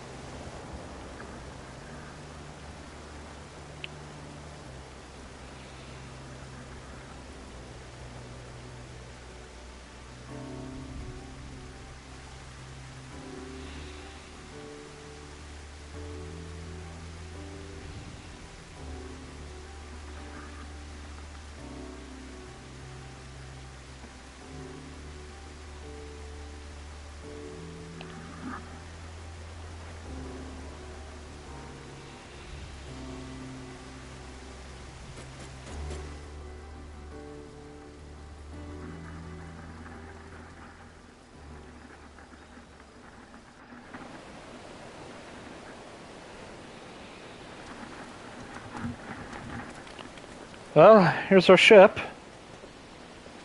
Aye, we need to get going, but first, I'll hold you to your bargain, Omega. Somebody told us what was on that transmission from the flight logs. Acknowledged. I will uphold the terms of our agreement. The recording salvaged from the Ragnarok was a simple one. The message was so basic, in fact, that the time spent listening to it may result in a net loss of value. Shall I continue? Huh, now you're just teasing. Tell us the message already. Acknowledge. Converting dialect coding to local language.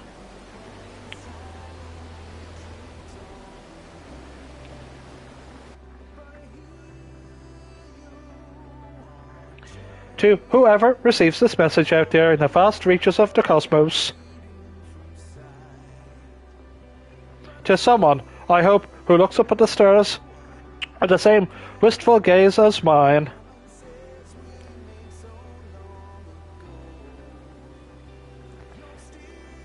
To you, I say, forge ahead. May all our tomorrows be blessed with joy. Aww.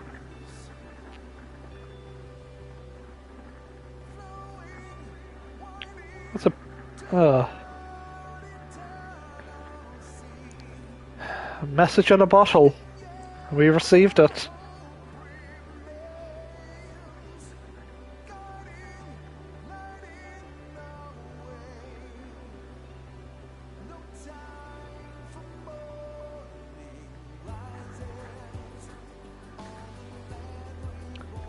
This message had no designated recipient. It lacks purpose.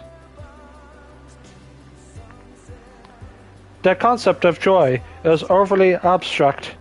The vocal supplication to manifest said joy is unrealistic in its optimism. Yet, based on their expressions, my assessment of the transmission's value conflicts with its apparent impact.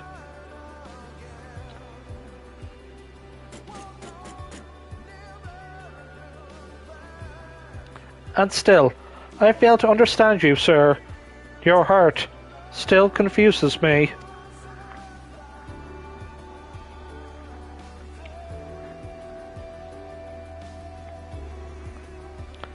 Was determination in everything the correct course? How did you arrive at this conclusion?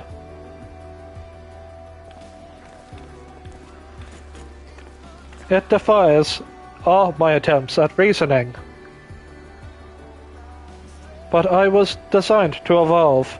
If I continue to learn, the probability that I eventually comprehend this phenomenon is greater than 0.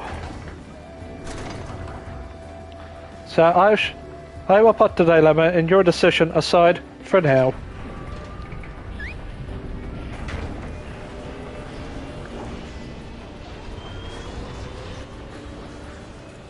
And continue my existence upon this distant star. As I dwell among these many life forms, I will continue to piece together the complete shape of their mortal hearts.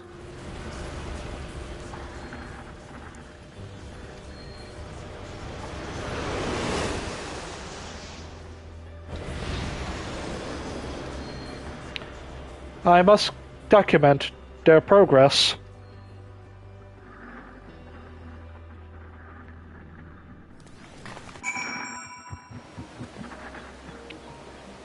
Oh man.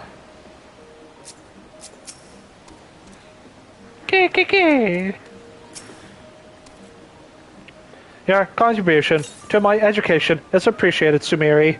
Indeed, I have amassed a satisfying quantity of valuable data.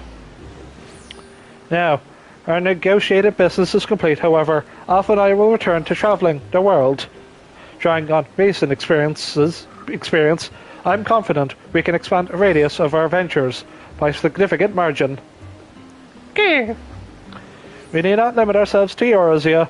I am familiar with Charlian and Ratsatan, and I would like to revisit the freezing climate of Garlabloob. I neglected to instruct Biggs and Wedge to upgrade my climate shielding.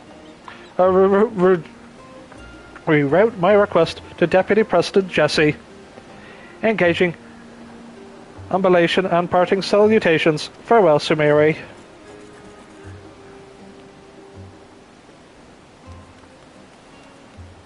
Alpha gives a vigorous shake and draws forth a scrap of paper from under his wing. Gee! It seems he wants you to have it. Perhaps this is his way of thanking you.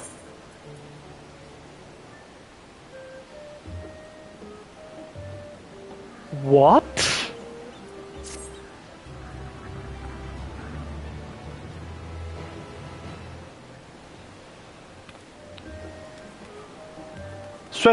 Swiftly, Alpha. The road is long and we have barely begun our journey. Keep. Oh.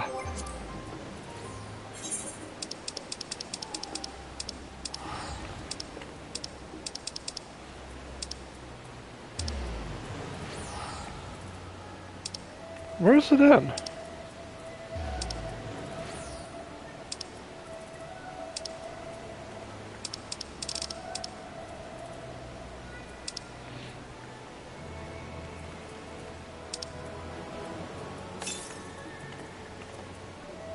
Huh. Shrug.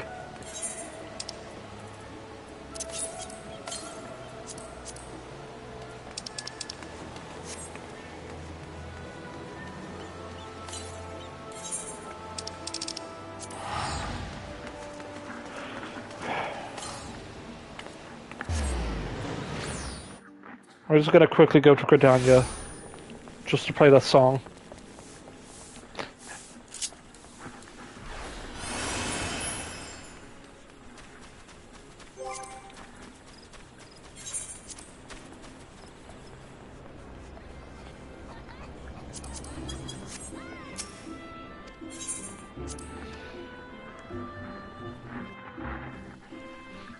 Yeah.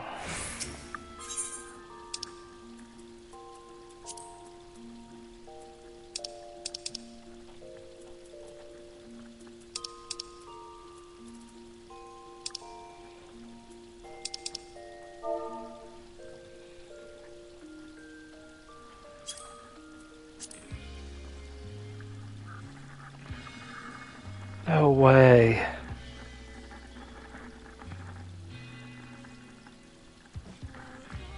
Manuel met my brave little spark.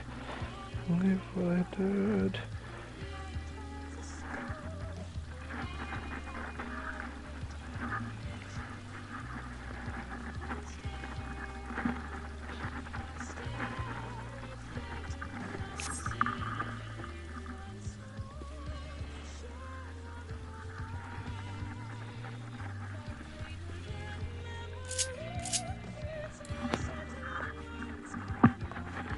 Soaking, you mad bastard for pulling off a song like this.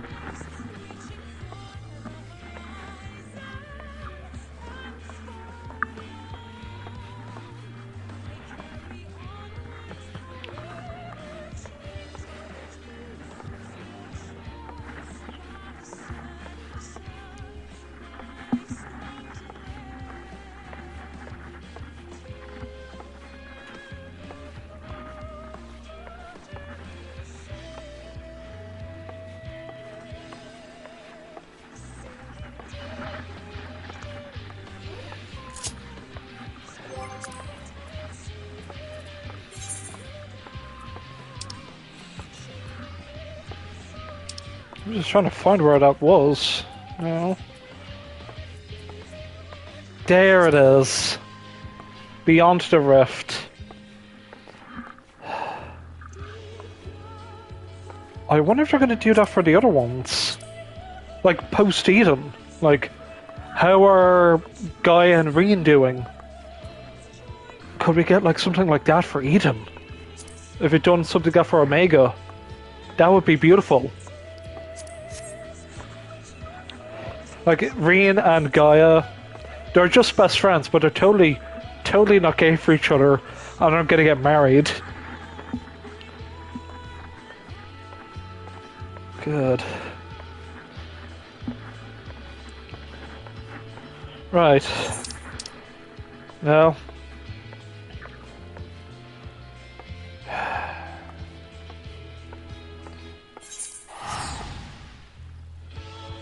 Now, far away. Well, we got work to do. Yes. We got hippos, baby. We got some hippos. Hungry, hungry hippos. Hippos, born to run. Granted, it does offer... So I think we shall, to save on experience, Say hello to my samurai. I use the quote-unquote nameless togi and my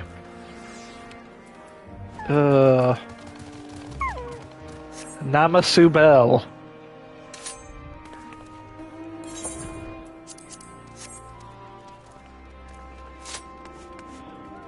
Since it's a tribal quest, you get experience.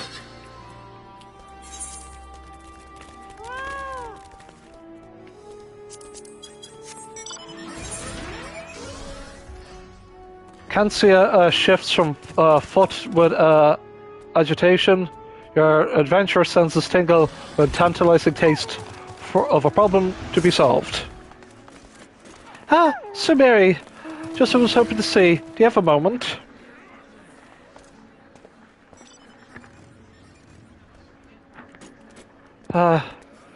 Just when I thought that normalcy had finally returned to us, I received word of some truly peculiar hippo sightings. Yes, hippos! A veritable herd of hippos! Hurling down the high road, no less. Ah, I thought that was normal for Tavenir. Well, yes, though hippos have long inhabited Panaspati, it is quite unusual to see them in such numbers outside their natural habitat, let alone harrying travellers on the high road. Yet harried the travellers are of these hippos have been displaced by the fires that beset the jungle during the final days. We must find them a more suitable home for the sake of all concerned. I would normally ask the radiant host for help in such affair, but they already have so much on their hands, and Ogala happens to be away. So could I ask you to look into the matter? Sure. Oh, thank you. You're truly blessed. I don't know. I don't want to put on the stereotypical Indian accent.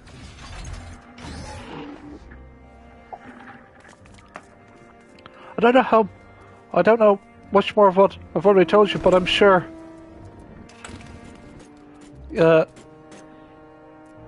Hildebrand has spotted a hurtling hippo or two. Beast tribe. Don't worry, they're going to be definitely changing all that soon enough. Tribal, baby. Hurling hippos, you say? Oh yes, I saw them barreling down the high road at tremendous speed. It was frightening just to watch. They kicked up so much dust I could get a clear look at them, but everyone on the island knows that smooth silhouette, an adorable yet fearsome creature, the hippo. True that. Man, do I love me some hippos. Bear with me, audience, I need to grab a particular something. There we go. Now.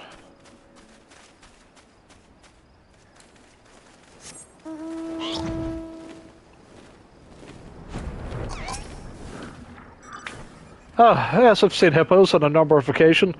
I've made a great work. And, I realise I can tell the male and female Aristocra apart. One's got a full, thing covering themselves. The females have just got them covering themselves. And the males have just, got pants. That's how you can tell. Yeah, I've seen hippos on a number of occasions. I've made a great work. And the second time I've answered that question, it has many bells. One of the refugees came asking the same not moments ago. Tenra, I think her name was. If you're looking for the same hippos, maybe she could help. She set off towards the perfumed rise last I saw. Let me check how many quests are in. I'm just going to look at the patch notes real quick.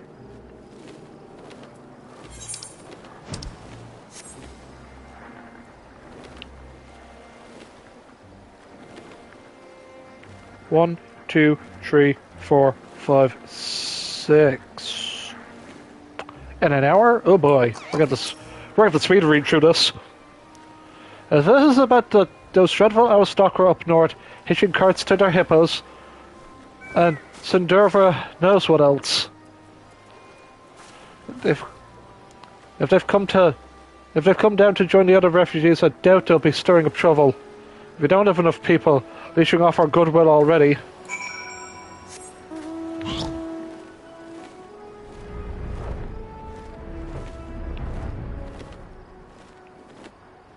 Unless this is like... this quest leads to the unlock. And then it's like the... I don't know, what do you call it? The, I was going to say the ranking up. Yeah, the rank up quests.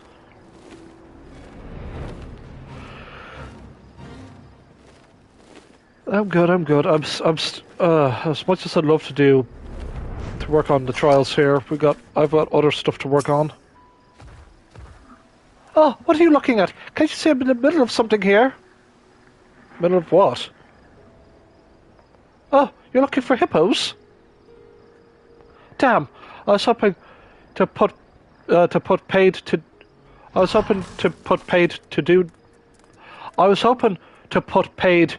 do this before it got out of hand.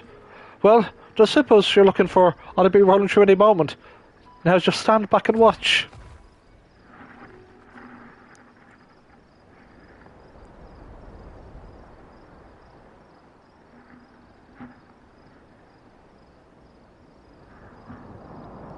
This is like some Looney Tunes stuff here.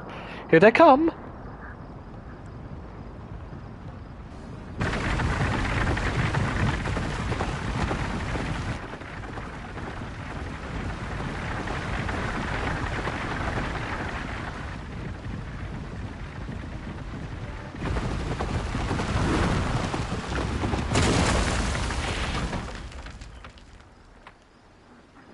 Hey, no stopping. What? Why is that fruit in the middle of the... Ah. You've done it now, you hamster heads. Maru, what did I tell you about riding this high road? Boss. Well, the road's back good and it ain't good for riding no more, boss. We ain't got much of a choice.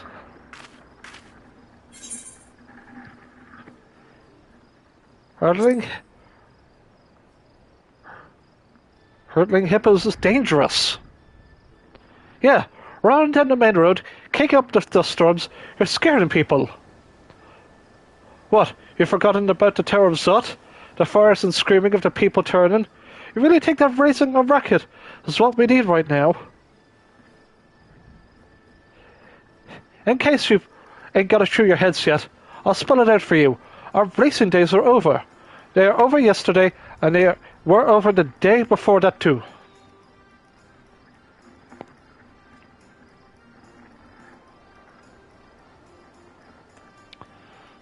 I take it that solves your hippo mystery. Now what's left is to apologise for these sorry sods. Care to tell me where to direct our gravelin? Yeah, even if I'm a day late in getting the travel quests done, that's fine with me. Oh, let's chat about this Kankana. You're coming too, Maru. I left you in charge, and one of the charges... I left you in charge. The one in charge takes responsibility. That's how it goes. Okay, I'm sorry. You'll be there to give your report or something. See you soon enough, then.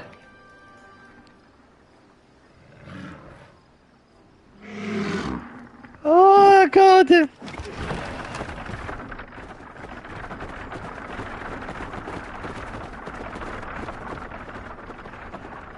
I know there's a particular hippo minion in the Tavernier dungeon. But my God, it would take me possibly so many times to grind.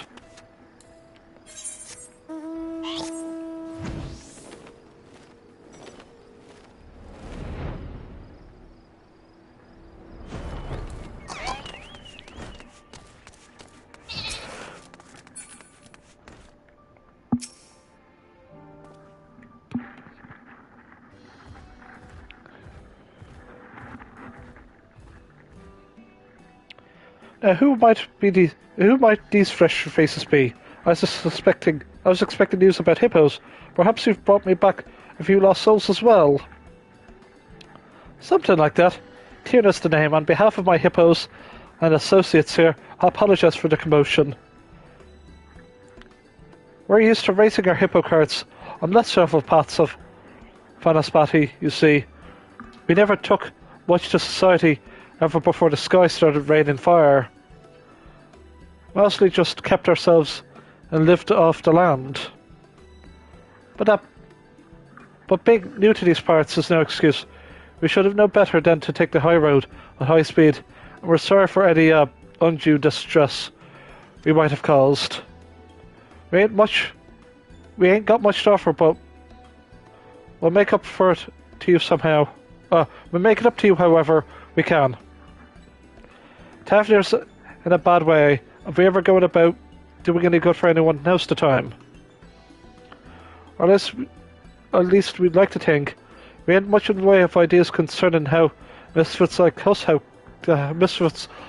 can contribute. A crew of aristocrats looking for purpose and speedy hippos to steer them through. Perhaps there's something Tierna and her associates can contribute to recovering Tafnir. Have you ever considered delivery work?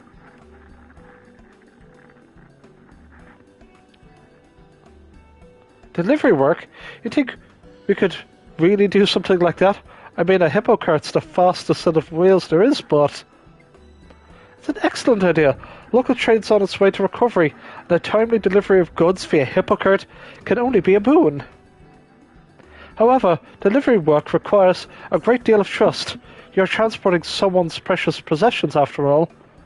You will not only need to learn the trade, but earn the respect of the people as well. Everyone starts somewhere, and there's no need to feel intimidated. If this is sounds like something you'd like to try, then why not let Samir show you how it's done? It just so happens that a parcel intended for the great work was accidentally offloaded here today. It's filled with medicinal herbs for Gidania, so I'd like to send it over as soon as possible. Would you be clear and deliver it with Tierna, so with your worldly experience, I'm sure you will serve as a shining example of professionalism. Sure. I've entrusted the parcel to you, Tierna. I have no doubt that you will see it safely to its destination.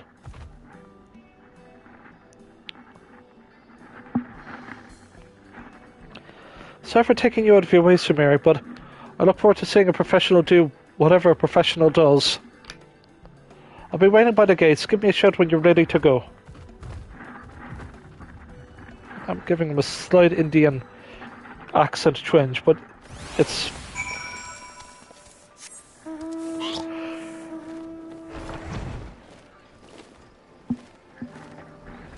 Now...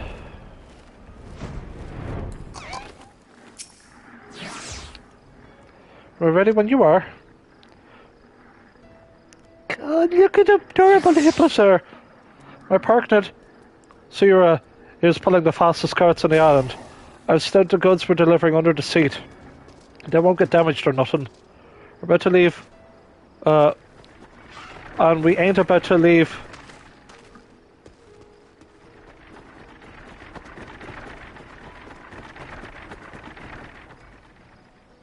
We're about to leave you hippoless. There's another cart just for you. Our hippos are usually shy around strangers, but you were there with the fruit earlier, so you've got nothing to worry about. They're smarter than to bite the hand that feeds. So don't let just anyone ride our carts. But if the boss thinks you can handle it, there's no need for bellyache and Maru. We ain't racing the carts down the high road like some hamsa heads. I know, no. Off we go, slow and steady. Ah! Flying hippo!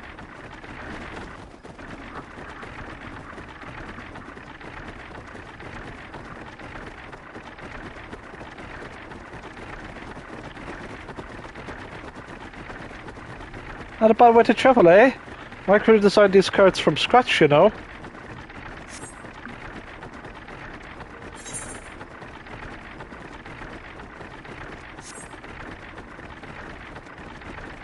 Historically, we're our Arkasodara. Ever went around chocobo carriages and the like. Well, at some point we got wondering, why not? Sure, we're a heavy bunch, but nothing's impossible if you put your mind to it, right? Well, after auditioning all sorts of kinds of critters, we finally came around to hippos.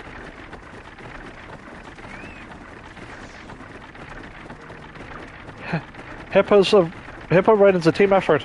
Our hippos can sprint with the best of them, but they ain't got a lot of stamina, so a good rider knows when to push and when to let up.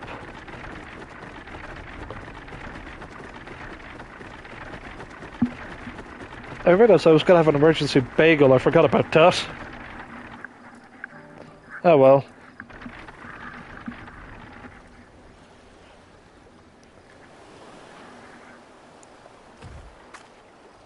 Here we are, safe and sound. Now we hand over the goods, right? You wouldn't happen to be talking about an imported package, would you? We were expecting a delivery ship, but we've neither Kel or Prov of it. Wait, aren't you the one that served Nitana?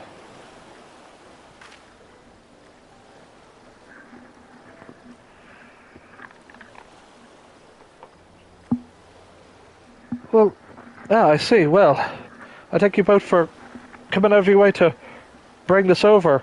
You saved me in considerable grief. No large trading vessels can dock here, you see. Usually our orders are offloaded in Halnair and ships by drow at some turns. Get mixed in with packages destined for Hildebrand. Then a logistical nightmare begins. I'm afraid. I checked to see that you indeed have my herbs. I do have emergency scones. I will scoff one of these in true ASMR fashion.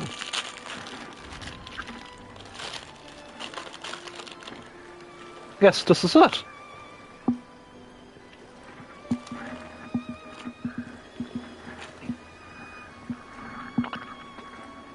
Importing these is trying enough without delivery mishaps. I'm so relieved they made it here safely.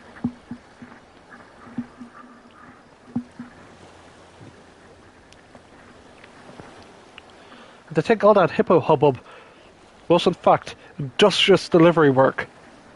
A little frightening to watch without proper context, but you've done a marvellous job. Be sure to call upon your services again.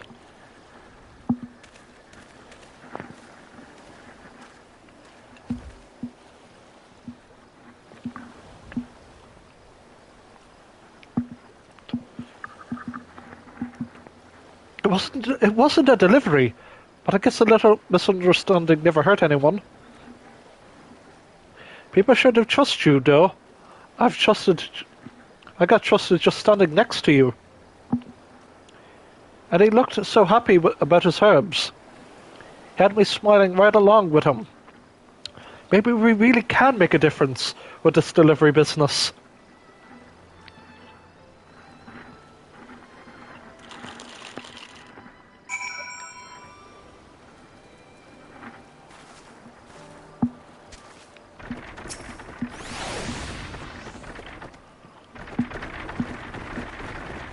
I should be sure for all the ropes and doing the talking too.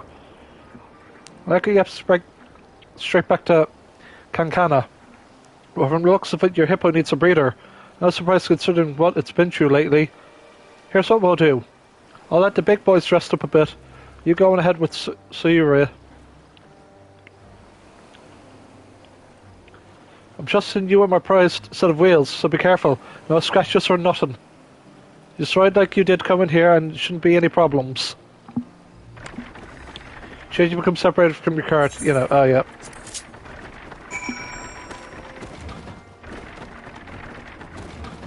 Can't fly just yet.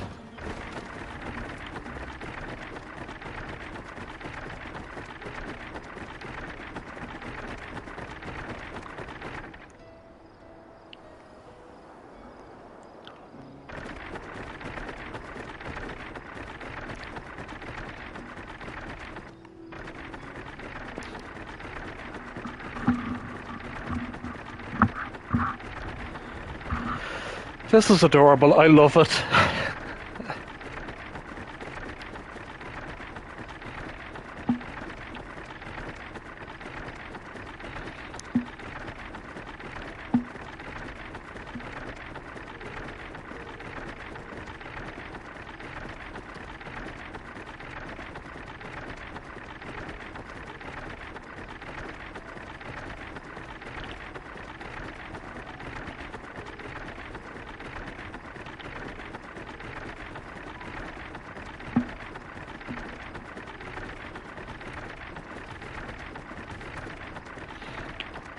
So after we do some tribal quests, we're going to do new custom deliveries.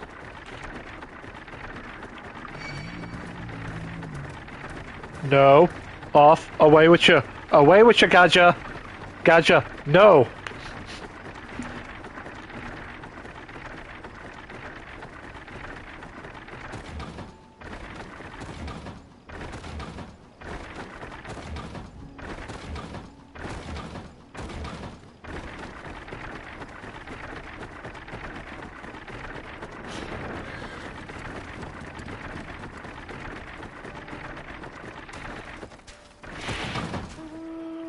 Her mission accomplished, a triumphant. So you're trundles away with the cart in tow. Kana will be pleased to hear of your successful delivery.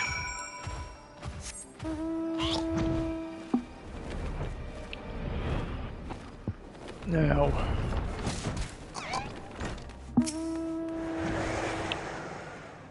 Rides the hippos? Oh yeah, baby. It's your first taste of hippo riding.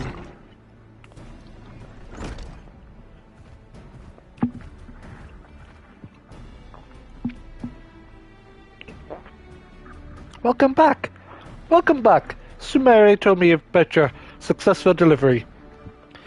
Thank you for your help, Tira.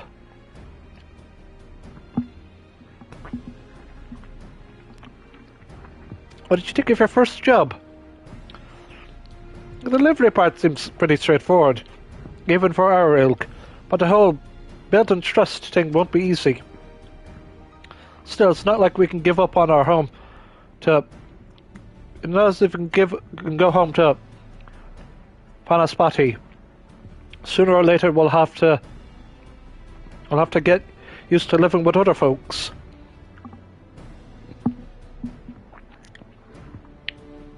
And you should have seen how relieved the alchemist was when he got his supplies. Feels nice knowing that we did some good in the world. There's no greater reward for a job well done, in my experience.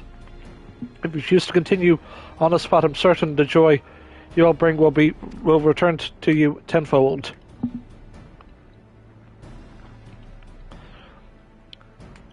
As this new endeavour for you and your associates, however, I do believe it is best if someone oversees your progress.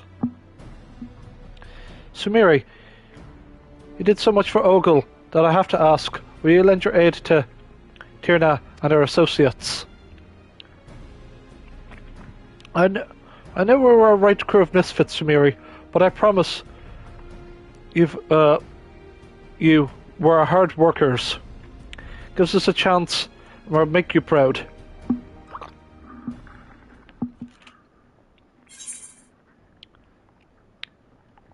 This is gonna take a lot of work. You got spirit, kid. How about you? Yeah, but 1920s from my radio voice guy. Yeah, see?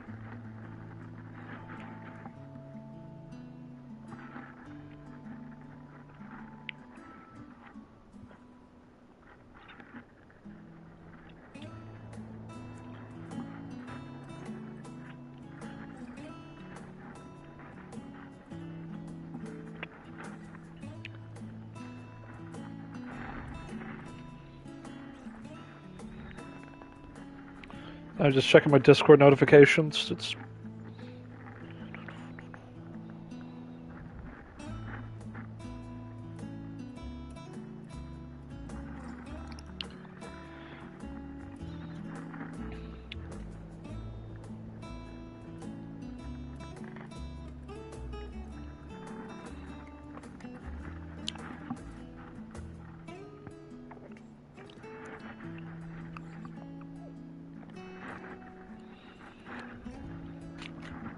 Thank you, I swear you won't regret this.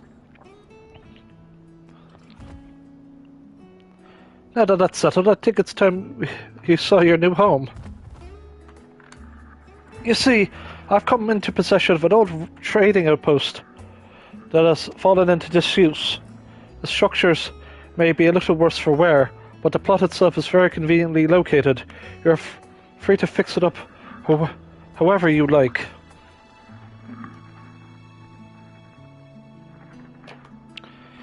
You're just gonna let us use it just like that? I'll lease it to you for a small fee. That is to say, if your new business fails to turn a profit, you may have to rethink the use of that space one day. But we can talk about particulars later. For now, how about you go and take a look? I've marked the location on this map. Oh boy. Gladly, thanks for everything you've done for us. Like, each beach tribe quests take like a couple of minutes to complete, so we're good to be good. Let's reconvene at the new headquarters. I'll round up my people.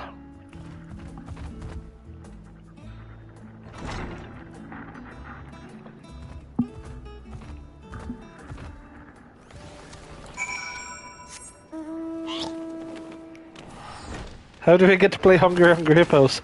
Hippo Kart is better than Mario Kart. Spinny show noise. Yeah, there's this little outpost here. Oh, clearly we're gonna be gradually rebuilding this thing every now and then.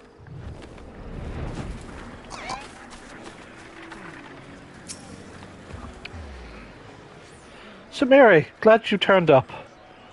As you can see, this place ain't no Makatada. But once we get the basics up and running, it'll start to feel like home in no time.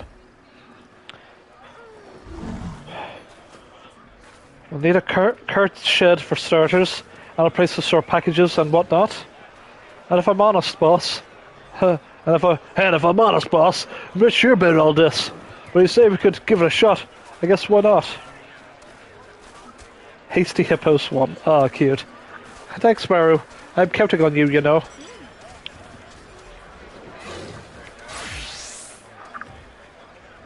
Alright, as for today, we're making our name as reliable delivery workers. We've got a lot to learn, so don't go easy on us. Teach us everything you know. We'll need a name for our new business, something real trustworthy, Boss, we got that place. We gotta fix this place. We ain't got time to be worrying about names. What's wrong with a team name anyway? Our team name? You're right. Don't need to be fancy, just fast, reliable, and riding hippo carts. Hippos riders it is. Hippos born to run. With that... Oh, hell yeah.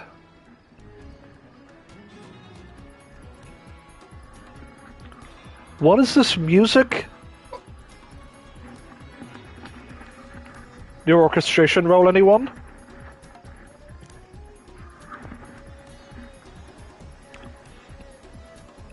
Led by their charismatic leader, Tirna and the Hippo Riders have retired from racing and rebranded themselves as speedy delivery workers. However, they are still known on the island as local delinquents. Use your experience as an adventurer and trusted hero to help them better their reputation. We ride.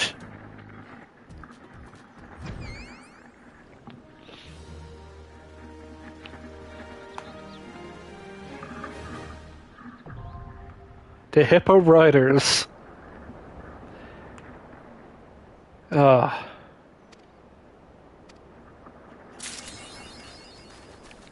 Okay.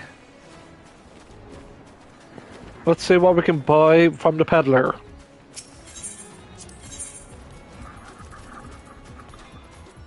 Okay, wow, they're giving X level materia already. Alright, cool, cool, cool. Hey Maru, give us the goods. How much XP do you give? Okay, my samurai's gonna level up pretty darn quick. Maru wants you to promote the hippo riders. Riding flowers for flying riders. I promised the boss I'd try to get the carts rolling. No, that's an Italian stereotype. God, Indian stereotype. Yeah, no, this music is so cute. I promised the boss I'd try to get the cart rolling, but lacing about here isn't exactly gonna make a job of it. And there ain't much. I tried making some hand builds. You could pass them out around Hildebrand. Tell folks that if they bring back one of these, they'll get a discount. That sounds professional, right? Anywho, I'll leave it talking to you. I know you'll explain it good. Riding flyers for flying riders. Deal by the docks. Mario is evaluating you with an unsettling look. Tell me, Samira, you're from Eurasia, aren't you? Just so happens we got a deal lined up with an Eurasian trader, but we don't want no trouble, that's all. So don't mind acting as my middleman, do you? Alright, you need to pick up our side of the bargain from a fisher called Kanga of Akiali. Hand this to him, I don't know what to do. Take what he gives you to the Eurasian trader at the docks in Yalmald, and report back when you get the goods and you've finished. Easy, right? How much reputation do you need to rank up?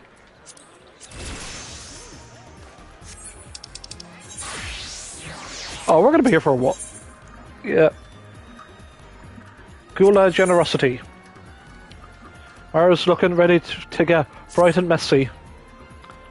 Wanna throw stuff back at the locals?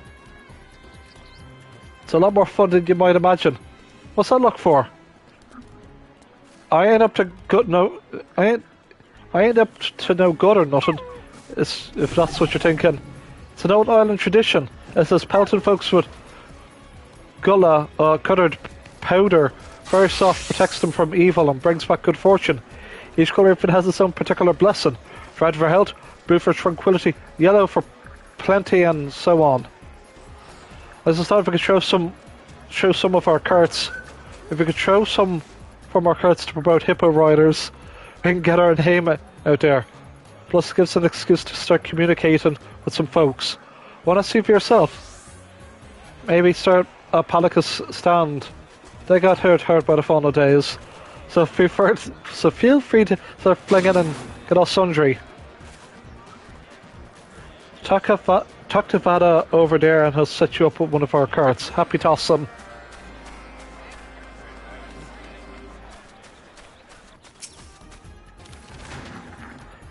Hello, Sumiri.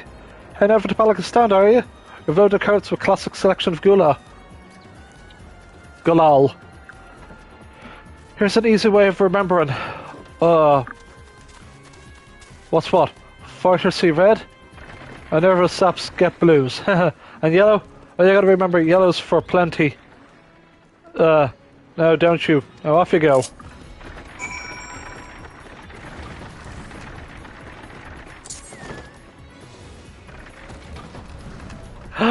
Yes!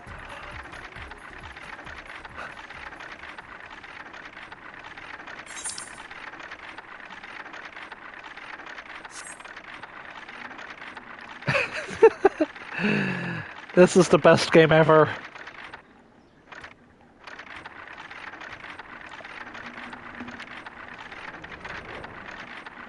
So you will definitely have time. Yeah.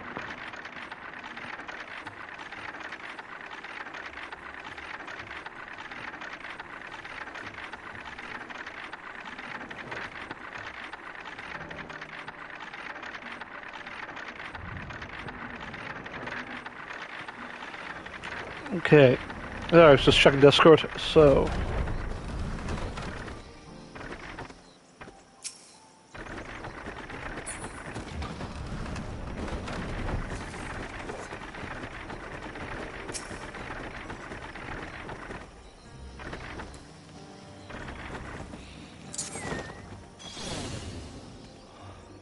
Ah, what a refreshing hue.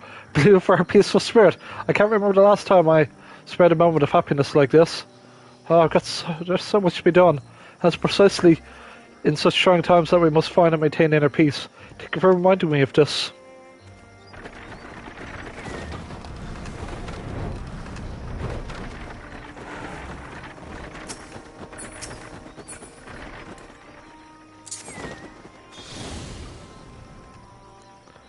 Ah, how bright and brilliant, like a shower of sunshine, bring us Galal during these hard times.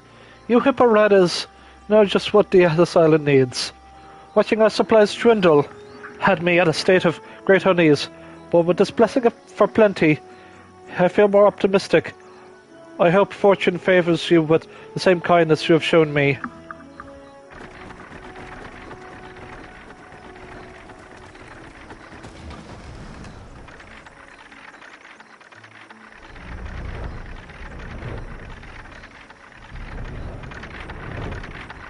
Try to find a warrior.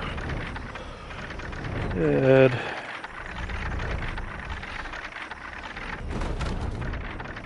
Yep.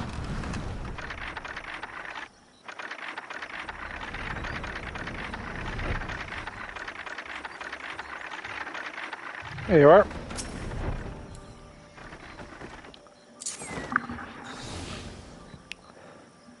Such a beautiful, vibrant colour.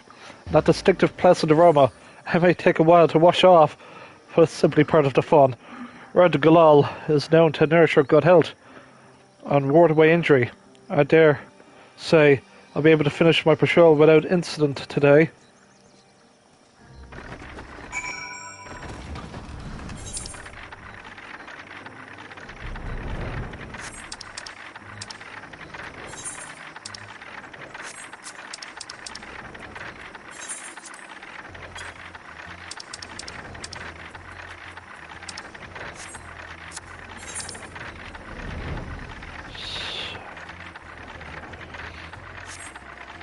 Well, go deliver the flyers.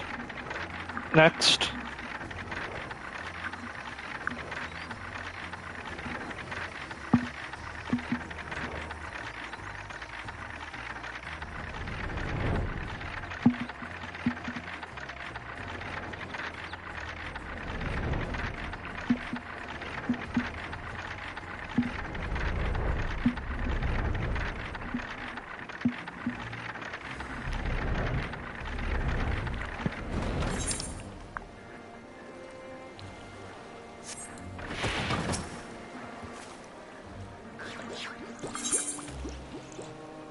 May I help you? An ambitious stack of homemade adverts created with little skill, but lots of heart. Here, advertisement. A delivery service by Hippocart, no less. This is perfect timing. It just happens that I need a parcel delivered to Giant Skull Ground without delay. Fastest on the island, they say. I shall certainly put them to the test. Thank you, I'll head over straight away.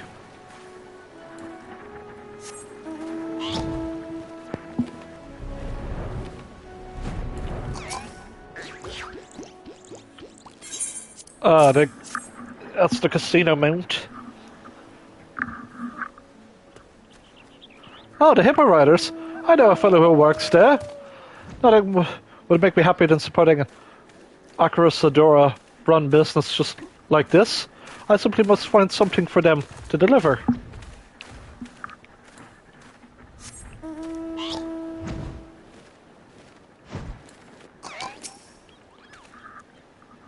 Yep, business with me. The startup delivery service by Hippocart, and our attached chocobo carriages were the only viable option. What an intriguing angle. I only offload luggage, so delivery arrangements are out of my hands. Well, I'll take this to my friends at the Harbour Guild. You might find some use for it.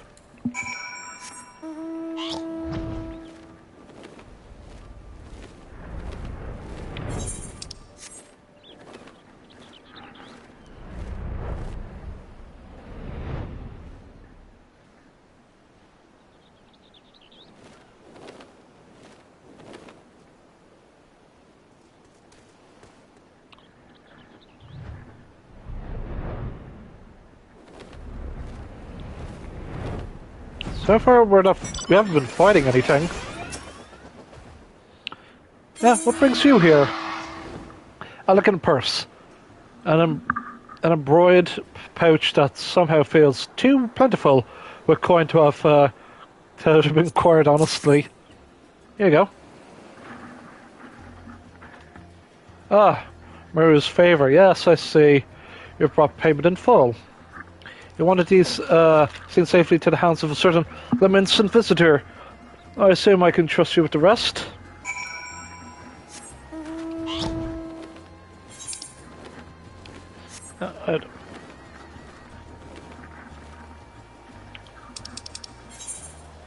So if you get 60... If you get 180... We're course correct there, whoops.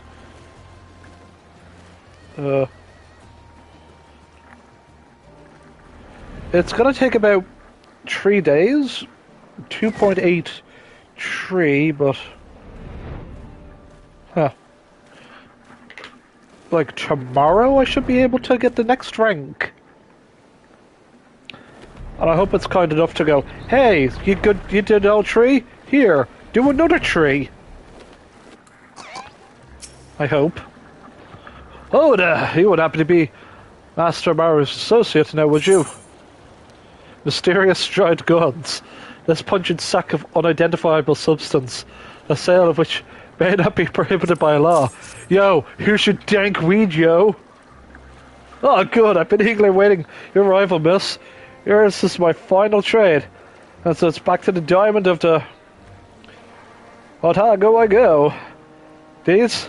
What are the finest red ingredients to such the bounty? Make for a glorious soup stock, and fetch a glorious price at that. Lim's is a culinary capital, after all. For our chefs, only the best will suffice. Oh, Dan, it's a pleasure to do business with you. This crate contains Master Maru's goods. Send my regards, yes? Yes, the dankest soup in all the land.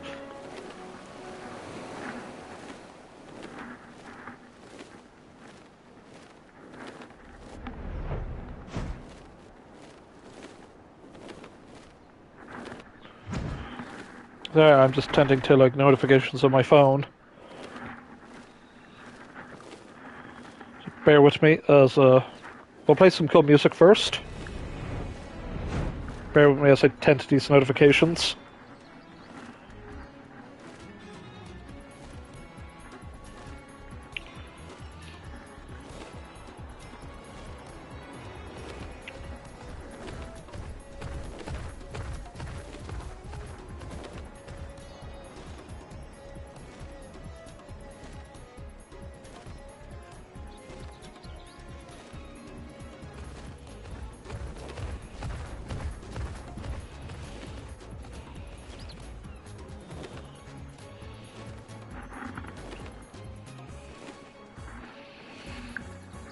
Okay, so I love the little shark minion. So yeah, handed out the handbills, have you? I'm glad we piqued some interest handing out adverts. It ain't glamorous, but I'm sure it gets the job done. Taking up new ways of getting our name out there. Come by again when you've got the time. Deal by the docks. Did the deal go alright? Familiar wooden crate.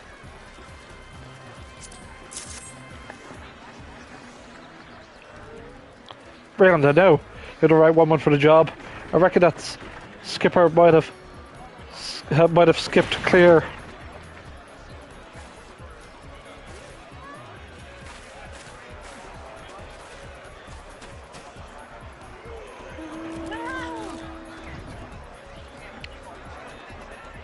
I've been tempted this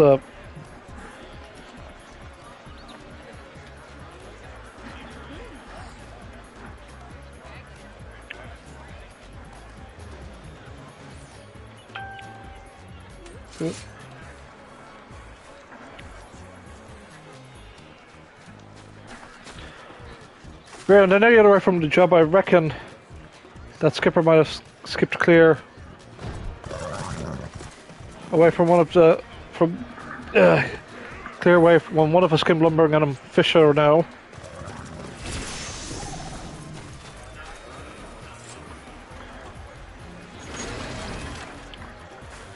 Oh, this is a prototype for a new kind of wheel. A really reputable company in Limsa has come up with upgrades for our carts. We gotta make sure that we can handle any road now. We're all riding over the island. Can't wait to give these a spin.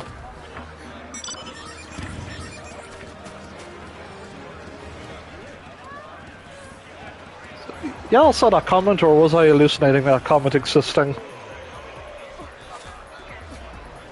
Oh well. I do believe that was one of my friends being a classic troll of sorts. Probably a blob-related assistant.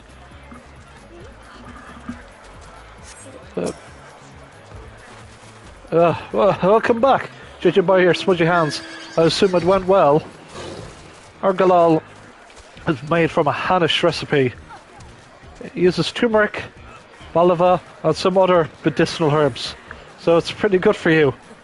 Or so says the alchemist who taught me how to make it. But the most important ingredient according to that alchemist is the prayer you've got in your heart for the person you're throwing it at. I don't know much about the science of it, but I saw galal works. Even if we're able to spread some cheer to even a few people, that's good enough for me. Well, that's the daily stone.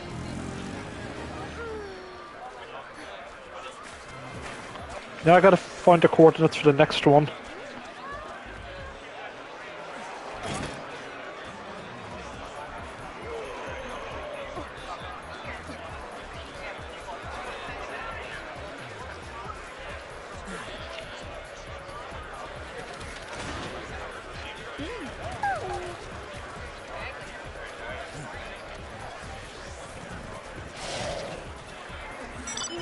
And good old Charlian.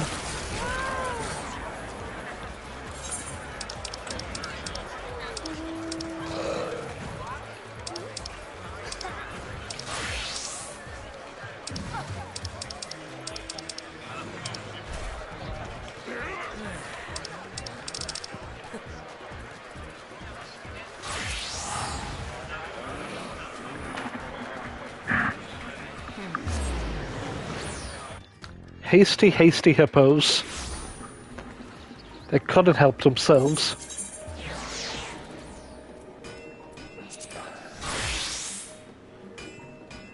Right. Now.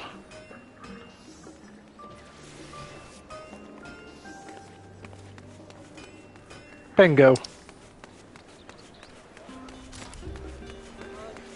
Of mothers and merchants.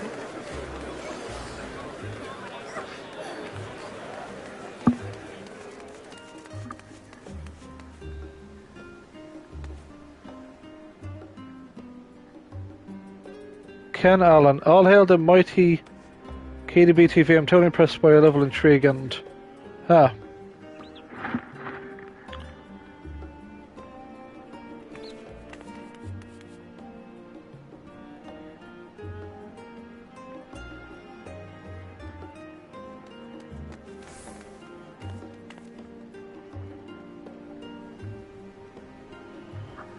Yeah.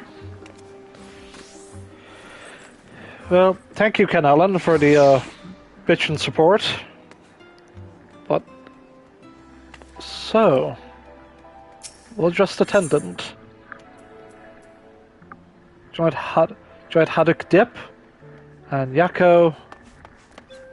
Yeah, just classic, you know. Gathering. A well-dressed attendant has been sneaking glances at you since the moment you entered the Agnora. You pray forgive my directness, but you're none other than Madam You Might, are you not? Yeah. I'm pleased to finally make your acquaintance. I am Merrild, a humble servant of House Livier. I heard that you have an exemplary artisan. Is that true? If so, I would hope you'd be intrigued by a proposal by my employer. You see, Lady Ameliance has been focused on a rather important social welfare endeavour of late, and 68 of an artisan possessed of talent,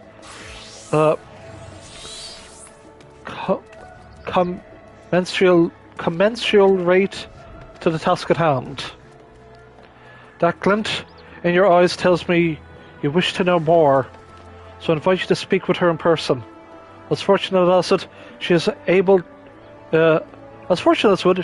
to do this very moment. You needn't say the word. I shall arrange a seat for you under the House Livier reservation. Make your way to the last stand at your earliest convenience and await Lady Ameliance's arrival.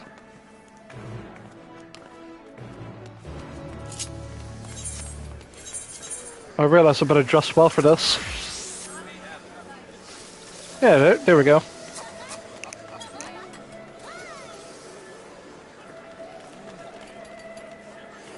Woe to it! At last, a young man full of vigour. Ah yes, this shall delve me into flash floods of ecstasy. Ugh.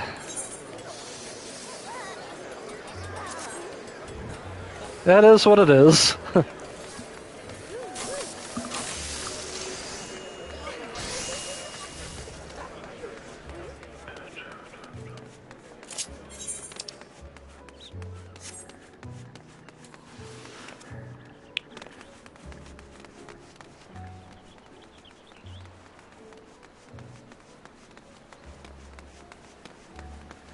I hope we can get to dress up Ameliance up, because that would be hilarious.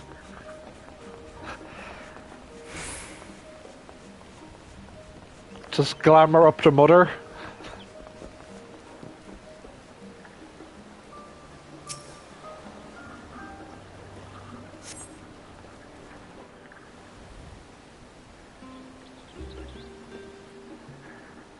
Ah, now I can download PlayStation All-Stars. Sumiri! I presume it was Merrill who sent you hither? Am I... Oh! No way, really? We're out by the prospect of fresh endeavours, no doubt. I myself am guilty of the same. Our Lady Livier's correspondence has been full of most tantalising hints of late. Oh, it's good to see you again.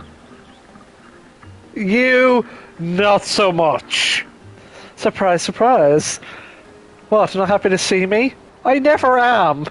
But I have to deal with you.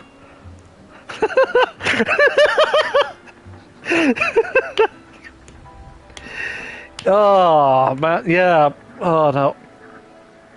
I think I might be coming down with something. I just remembered I left my oven fire burning at home. I left my oven fire burning at home. Relax. This ain't my venture.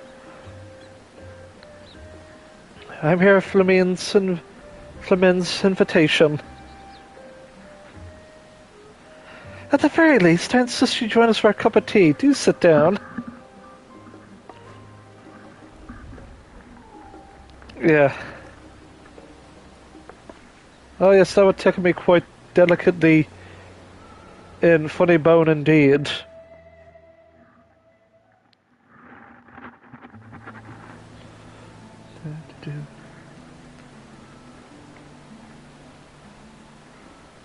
I see. So the studium has begun accepting foreign students, is it? Yes, as you know, Charlian long closed its borders and avoided interfering with the affairs of other nations, bound by a single-minded focus to secure the safety of the people of this star. With the final days averted, the need for such drastic measure has dissipated. It took an awfully long time, in the near end of the world, but the winds of change have begun to blow. Charlian is trying to become an open nation. That said, not all students can afford the costs incurred by studying abroad, let alone the steep price of the studium's tuition. I can scarcely imagine how those from nations who suffered the worst of the final days might attempt such a feat. To ease their financial burden, I plan to offer all necessary school supplies free of charge. Furthermore, I've already begun talks with a number of Charlian families to propose an academic homestead program. My, what a lovely initiative.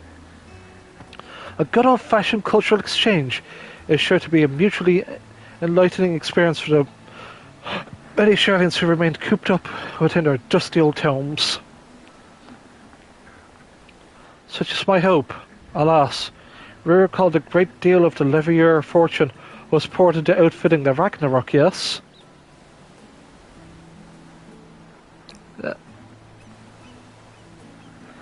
As such, I cannot hope to carry this endeavour long term without a financial backer, a partner, if you will. I'm all for noble causes, but you can't possibly suggest that we provide everything for free. Oh, but of course I am. Were I to require students to repay the sum of their tuition after graduating, a sum few could afford, and it would be no different from a loan, after all. Well, I see well. I wish I could help, but with no prospect of income, I must respectfully decline your offer. I will not intend to be rude, but I run a business, not a charity. I completely understand. Recently, I find myself reminiscing over a time I spent in the Dravanian hinterlands. Fortunately, the children and myself are also happy living in the Imperium. Idle though it may be, idle though it...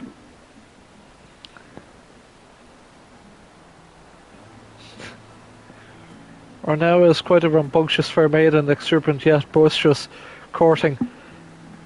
Yeah, she has, no matter what story we end up in, it's custom deliveries. Oh, there she is. Oh no, the panic. Although it may be the town once tremendously effervescent, filled to the brim with inquiry souls who travelled from every corner of Eorzea in the pursuit of knowledge. And of course, it was not solely prospective students and researchers who journeyed there. Far from it. As a hub of seekers of knowledge, no small few merchants made a living by procuring research supplies. In turn, they had immediate access to a reservoir of cutting-edge inventions. Come to think of it, I dare say my contact with the East Aldrin Trading Company will be intrigued to hear similar possibilities arising from our program. It was so very kind of Tataru to introduce us. The East Arnold Trading Company.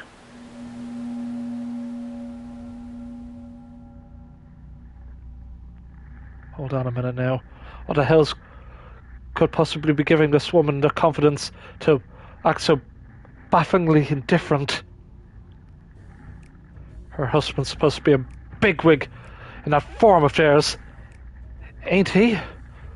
Stands to reason she may have heard rumblings of Charlian investing deeper in its education system. In that case, it'd be wiser to invest now than reap the benefits later. Better yet, the students who end up attending would be the best and brightest of their respective nations. If I make them feel in debt to me now, they'll be obliged to repay the favour in the future. Once they become powerful, distinguished members of society, of course. Okay, this is a really annoying but wonderful fan service. I also the need of a skilled artisan to produce necessary supplies. No doubt the demand is sure to be immense.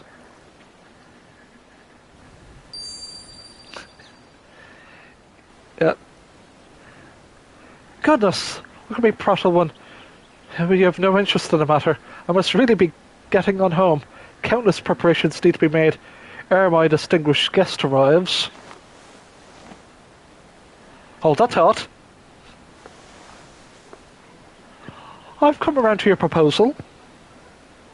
I, as your partner, the House of Splendors pledges its considerable support in your endeavour, an investment for the future, let's call it. Renoa is playing 4D six-dimensional chess right now. How do I make maximum money?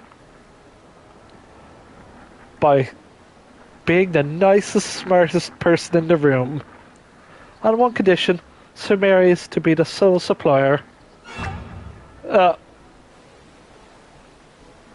how fortuitous. I'd expect you to pledge your support, but I'm glad you have. Together we can give countless students the opportunities they deserve.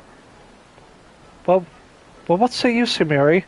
Would you be able to spare some time from the seemingly infinite number of responsibilities that require your attention? Son of a bitch.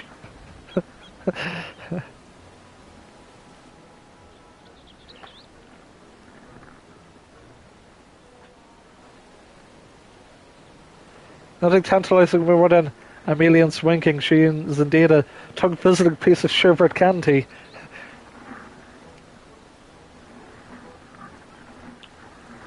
I'm more of a Sadu kind of person. Sadu is top tier, just gonna say.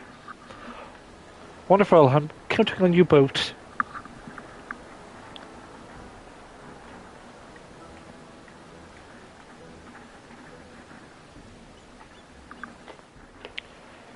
Yeah, the new PlayStation Plus system should be implemented right now. Flamina and Renoa have already left, if you're wondering. They intend to do some sightseeing in town before returning home. I hope you were able to enjoy our tea time together. I think none more deserving of a brief respite. I must apologize, however, for dragging you into this matter. You deserve a full explanation. But not here. Would you care to meet me at my home? Splendid. I shall be waiting for you to deliver your estate.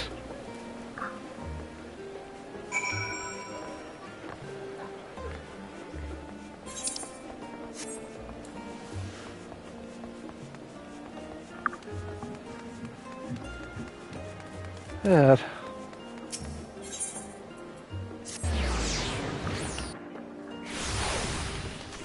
I would have imagined you would be, old chap.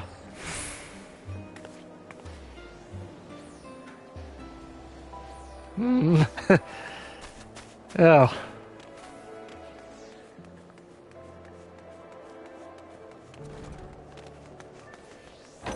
Good.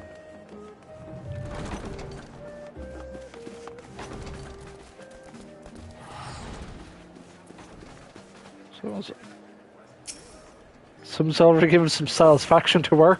Oh boy. Thank you for humouring me, Sumiri, and welcome once again. For years I've supported my children from afar as a sponsor of the Scions of the Seven Dawn. Yet though the Scions have disbanded, it has done little to diminish my desire to be of service. That's why I decided it is past time to make my own contribution to the world. To this star, you and my children have sacrificed so much to save. But I am merely one person. My resources limited. Words can ill express how grateful I am to your aid. It is time, I hope, you will come to see not only me as a mother of Alphino and Odyssey, but as your partner and friend, and your surrogate mother. Forget about Fana and Heidelin. I'm your real mother now. As I said before, I'm counting on you, Sumiri. Now there, in fact, is another reason I invited you. I've always seen a streamer with such exuberance and chilling realism. I should be watching the streams often.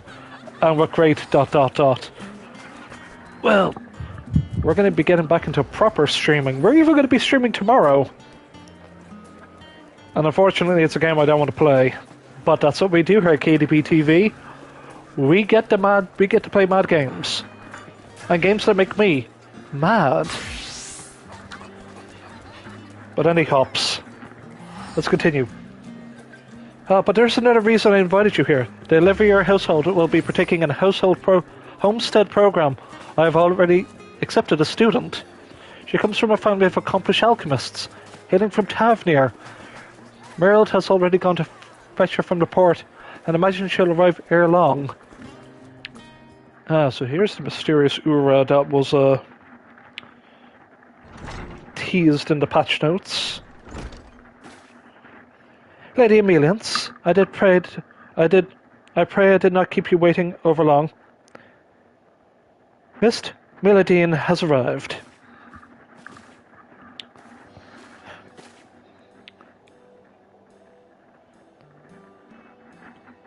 Nice to meet you. I'm Meladine. First she arrived from Tavernier. It's a pleasure to make your acquaintance. The pleasure's all mine, I'm sure. You must have been utterly exhausted after such a long voyage. I am Emeliance, and standing beside me is none other than... What game we will be playing tomorrow? Hopefully something naughty, which I dare say steamy romance combined with grinding. I'll be doing Life is Strange True Colors, Chapter 2. That is my unfortunate game. Because there was a substantial amount of time where my headset died. I caught a major cold, and I just had no energy to stream, and I'm like, man, I'm too busy playing other video games right now. I should stream more. Okay, here I am streaming, I guess. But yeah, we got like... I'll stream at like 4 p.m. GMT 0. I'll stream in the present. Because I exist in GMT 0, the present. Everything to the right of me. Everything to the right of me geographically is in the future, while everything geographically to the left of me is in the past. Because that's how time works, right?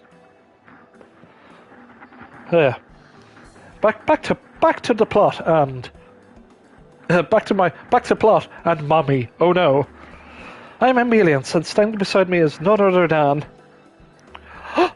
I know! It's Mistress Alice, isn't it? I'm afraid not, my dear. This charming personage beside me is in fact Sumeri, my business partner, better known as the hero who saved our star from the final days. I'm sorry, I was rude to presume.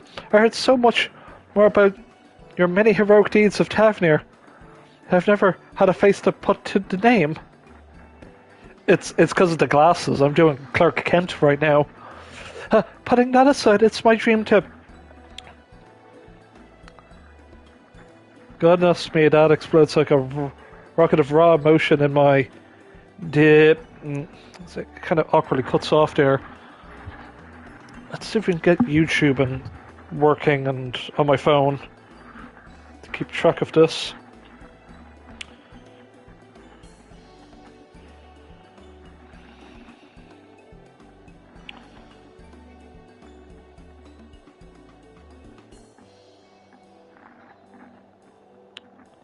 Goodness me, that explodes like a rocket of raw emotion in my evil script. Yeah, okay.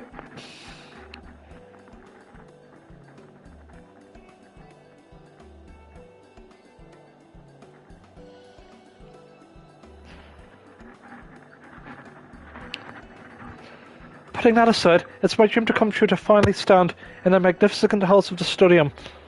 I could collapse with happiness on this very spot. With these delightful walls surrounding me, I feel as though I stand in the very annals of history itself.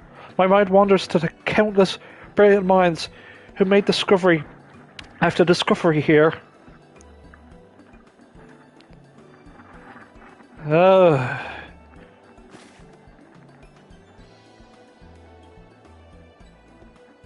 Good day, KDBTV. I hope to taste you again. You too. Apologies for coughing from, post-cold cough. It's annoying as hell. Miss Miladian. I'm afraid it's not the studium but the Levier estate of which you stand. This residence shall be your lodgings for the duration of your stay. Oh, it may take some getting used to, but it is my wish that you'll come to feel home here. I am imagining Milladine to just go into like Alice's room and just aggressively sniff her pillow. This is your home? I have much to learn. I hope, and the thought of your present impression of me fills you with dread. I hope we can get along. Oh, but you need to be so formal. Tell me what we can do to make you feel more comfortable. I know. Just call me Mila. That's what my folks call me, back home call me. Well, Milladine is usually reserved when I'm in trouble. Pray forgive me, but I'm afraid I must continue to observe. If I must continue to observe most formalities, Miss Milladine, if you please, I shall escort you to your room.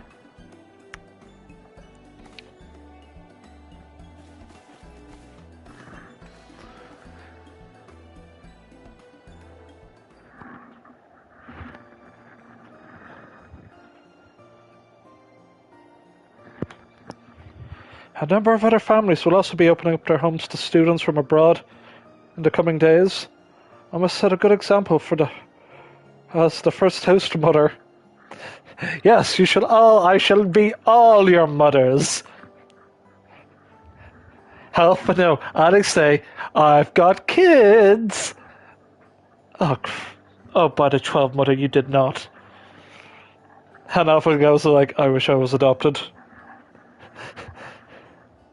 The number of other families should be opening homes as first house mother, as it goes to plan. We can expand the program to include even more students. Let's waste no time. There is plenty of work to be done. Classes at the studium will begin once students have a time to settle in. I would like to use this period to procure all the necessities needed for their matriculation. Oh, apologies for that. You may find any materials you need by speaking with Sinov, the apothecary, in the agora. Let us give the students the welcome they deserve. Oh.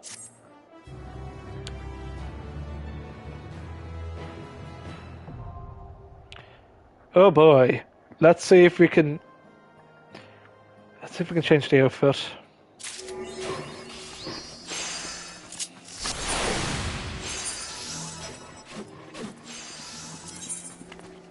Oh. Oh. The devs knew what they were doing. Oh my. Oh, we got some fucking card games up here?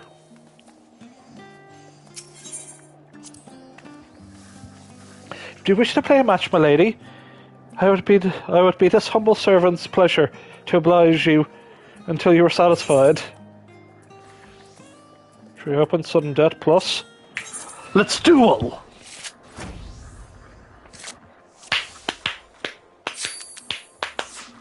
Let's clap.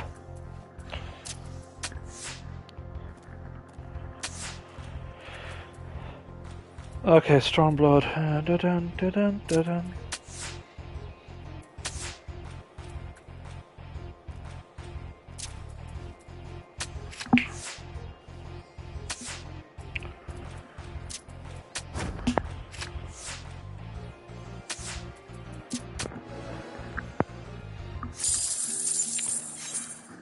I'll do one more. Just one more. Just one more thing. I think this would have been my longest streams to date. It feels like it.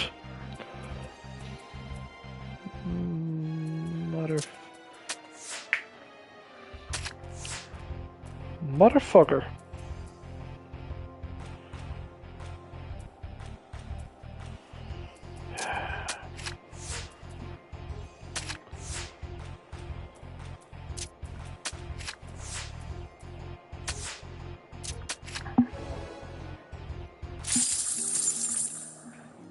And Walker Alpha now. Oh. I really need to fix my inventory. Oh, I want to see what this looks like. Ba-ba-da-dum.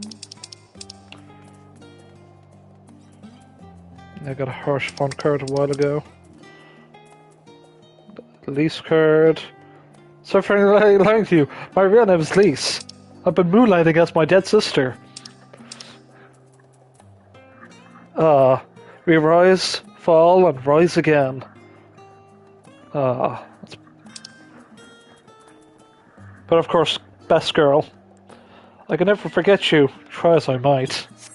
Gaia, oh boy. Hey, there's a thing over there.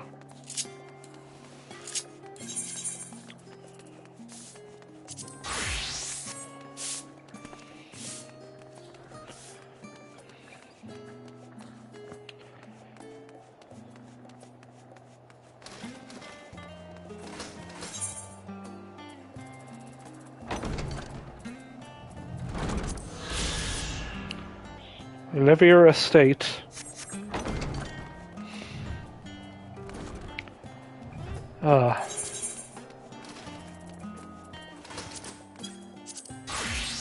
Question is, what's my, motherfucker, I'm going to buy some stuff with my purple scripts.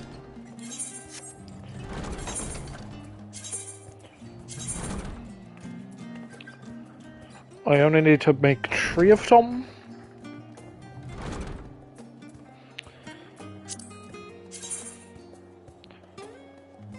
Quill components. Buy three quill components.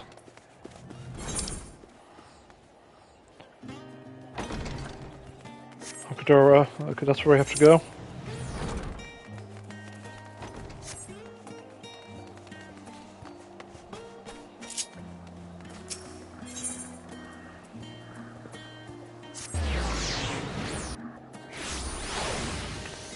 Now where I can exchange my scripts, is there?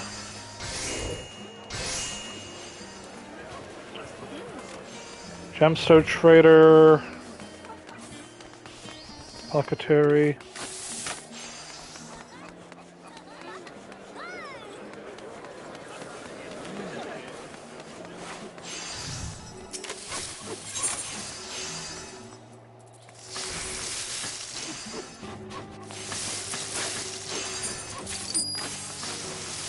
Right.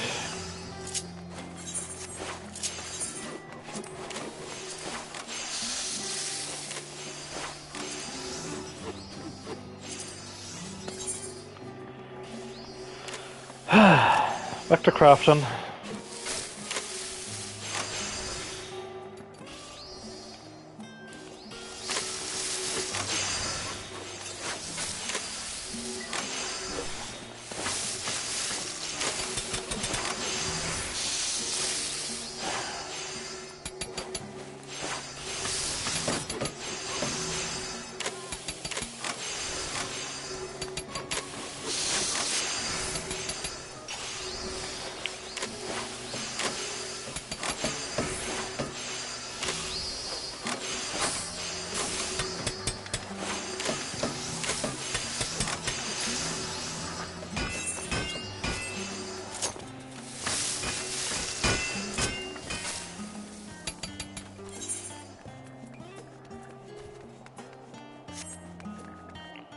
I just want to do a bit of peace and quiet. I did get it right, didn't I? 331. Okay, well, we're doing good.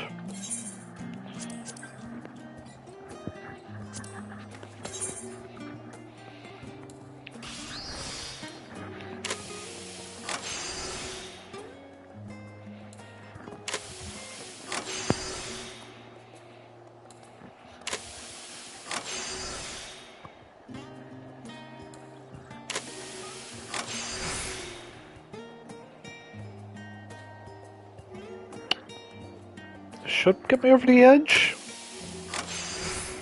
There we go.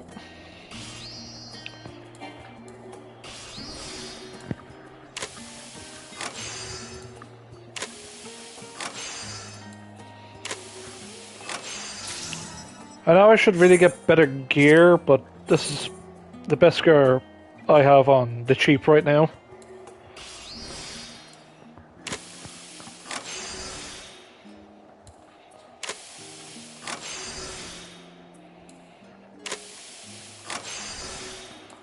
Come on. There we go.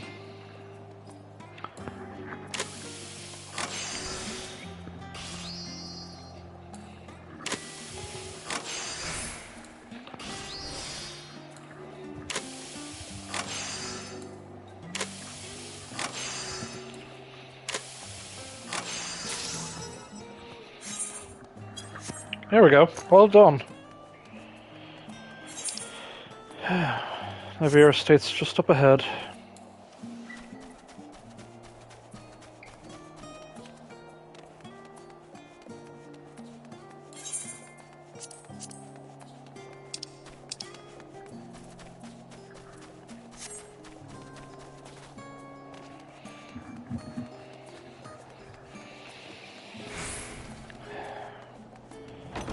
After this, we get the next thing to make. I need to get a better holodeck. I mean, a secondary tool. I'm still using my hand sight level 80 gear.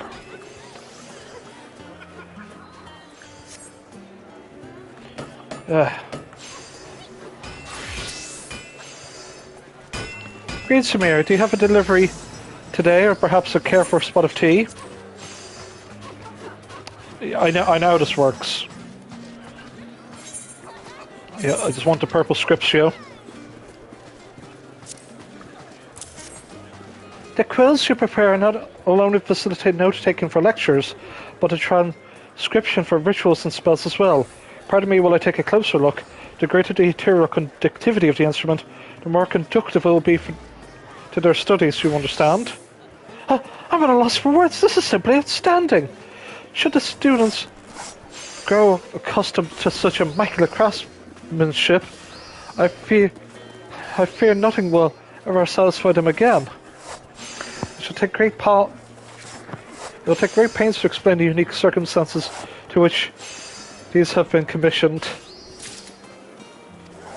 Yep. Gotta satisfy Alphino and Aldous' mom. Yep.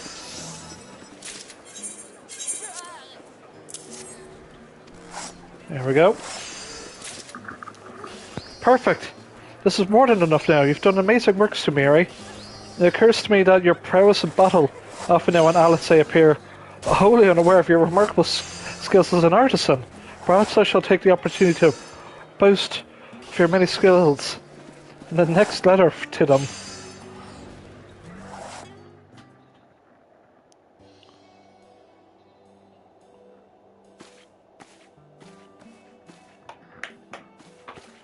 I've returned from the studium, Lady Ameliance.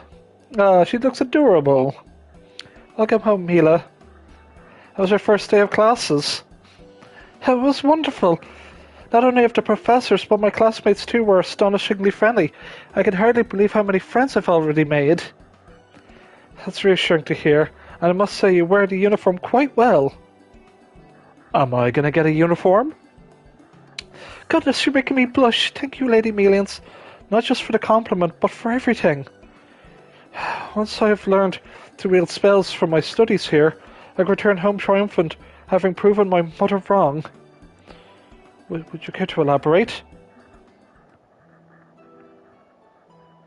Yes, of course. For generations, those of my family have traditionally become alchemists, each of us pouring our heart and souls into the creation of medicine. The final days, however, changed everything. Saw firsthand that there are countless lives not even the most advanced medicine can save. I've come to the decision that I must learn to wield magic, even if it meant travelling as far as Charlian.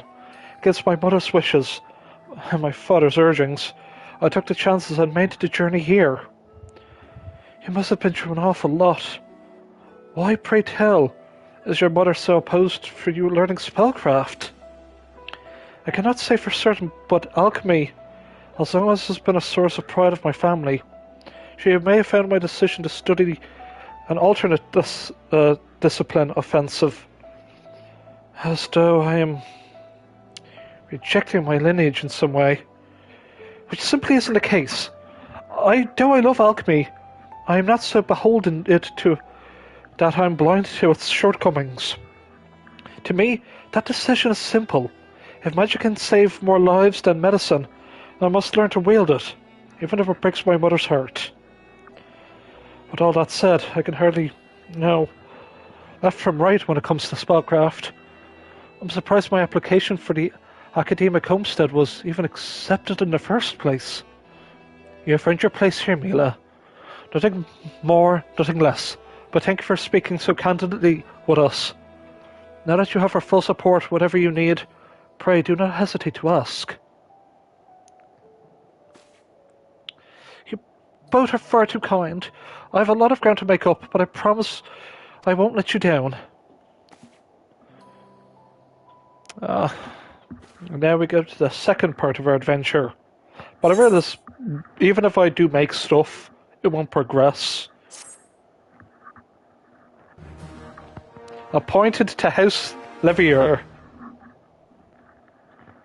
Emilians is pleased with your efforts. As she considers you, appointed to House Levier.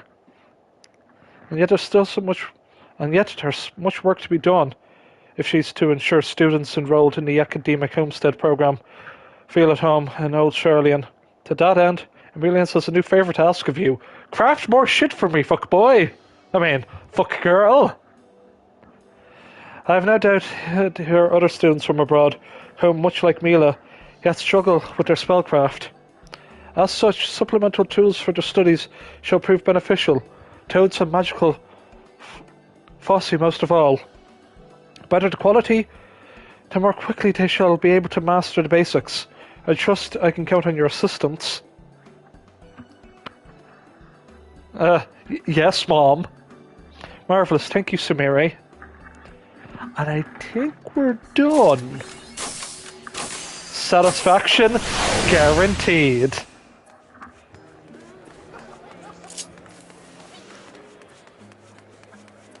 Instead we will just... Now. With that, I do believe we've done everything that is more or less the cool new additions they've added into Final Fantasy XIV's 6.15 big update. We've done Hildebrand, we've done Tataru's Grand Endeavour, we've done Hippo Racing, we've done Omega and Alpha, wrapping up sort of post-Omega raids. Post-Omega raid of just, how was Omega feeling? Because we saw his planet, or the fractured remains of a planet. But all that's left is back to the endless grind. Back to the Hippo Riders.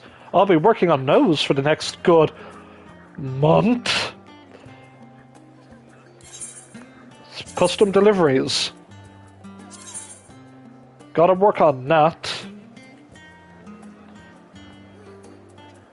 As well as I've got to now juggle my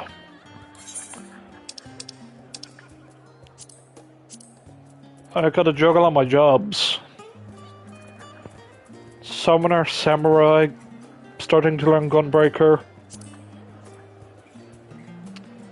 I gotta learn to fish at some point, and Blacksmith Armor and Weaver.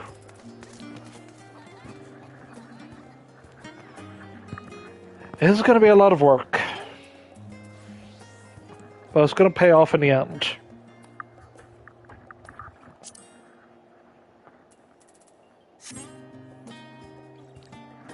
But here, I just want to thank you all for watching this super stream, as I called it.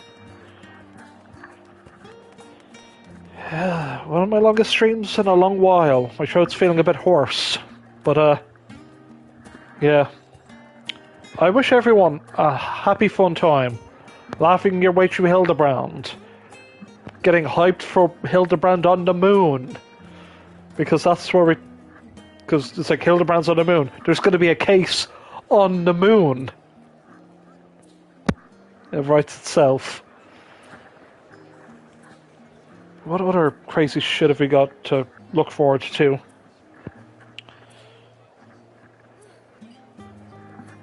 The actual MSQ. When the MSQ comes out, I will cover it. I'll do a stream of it. It might be another, like, 2 months before, or even longer, for the next actual main story update. But that's fine, because I've got a lot of other stuff to do. Preferably PvP that I've barely touched. But I have a feeling I'm going to have to touch that, because I'm going to have to just work my butt off and just get some jobs done. Sumeri is going to have to get more employed in many different teachings. But yeah, Final Fantasy XIV, I did not think I would be stuck into this game. I've sunk hundreds of hours into this game. Not doing the main scenario quests, mind you, just doing other goofy sub-stories. But this is what today was. Like, I've been streaming for, what, like 5 hours, I think. We started around 11. So we did 5-ish hours. 4 plus 5 to 4 to 5 hours of just side quests. And they were good. The Alpha and Omega one, Beyond the Rift, Omega Beyond the Rift, maybe tear up at the end of just having the equivalent of us with the Voyager. Like, we sent off our freaking, like, golden record and a golden record across space, and having like a golden etched picture of what we look like out into the stars. That's our ship in a bottle. And here, on a source, on a terrace, we picked up a signal message in a bottle. It was beautiful. I thought it was going to lead to a big trial fight. No, it's just a really wholesome message. Now, we've clearly sent hundreds, if not like signals out in space. We've got frickin' like, I was going to call them probes. They're not probes, they're just, we've sent out like robots out into Mars. They're still out, like, we've got our multiple robots on Mars doing cool Mars things. The first thing to touch down on Mars from humanity is basically just our machines, our digital children, our constructs. This makes you think. It's like, will we terraform Mars in the hundreds of years in the future once we destroy planet Earth? We'll just become Martians. But that's... But right now, we're in Old Charlian, having a good time. I'm wearing my newfound adventurer garb, because, hey, I got a bitchin' cape, and that's all I ask for at the end of the day. Is it a good cape? Yeah? Shame no backpack, but who knows, they'll probably... Tataru's like, here's your backpack! Man, but man, I've got the weekly normal raid and alliance raid to do. I've got to get more material. I've got to do some crafting. leveling up. But I think I'm going to take a little break for now. I'm going to have that emergency bagel, that emergency scone. But I hear a bagel calling my name. And yeah, but thank you all. Please join me tomorrow for Life is Strange True Colors. For like 2.5 hours of me just screaming how terrible of a game it is. And have a fun day, guys. Enjoy the update. I know I've said that before, but enjoy Final Fantasy XIV. Enjoy being alive. Because that's what the source is happening. That's what's happening in the source right now. We saved the world. Everyone's alive. And that's good. Even if we're despair, we killed despair. We had the literal embodiment of despair. Got the shotgun, took her out. No more despair, baby. But yeah. Well, yeah.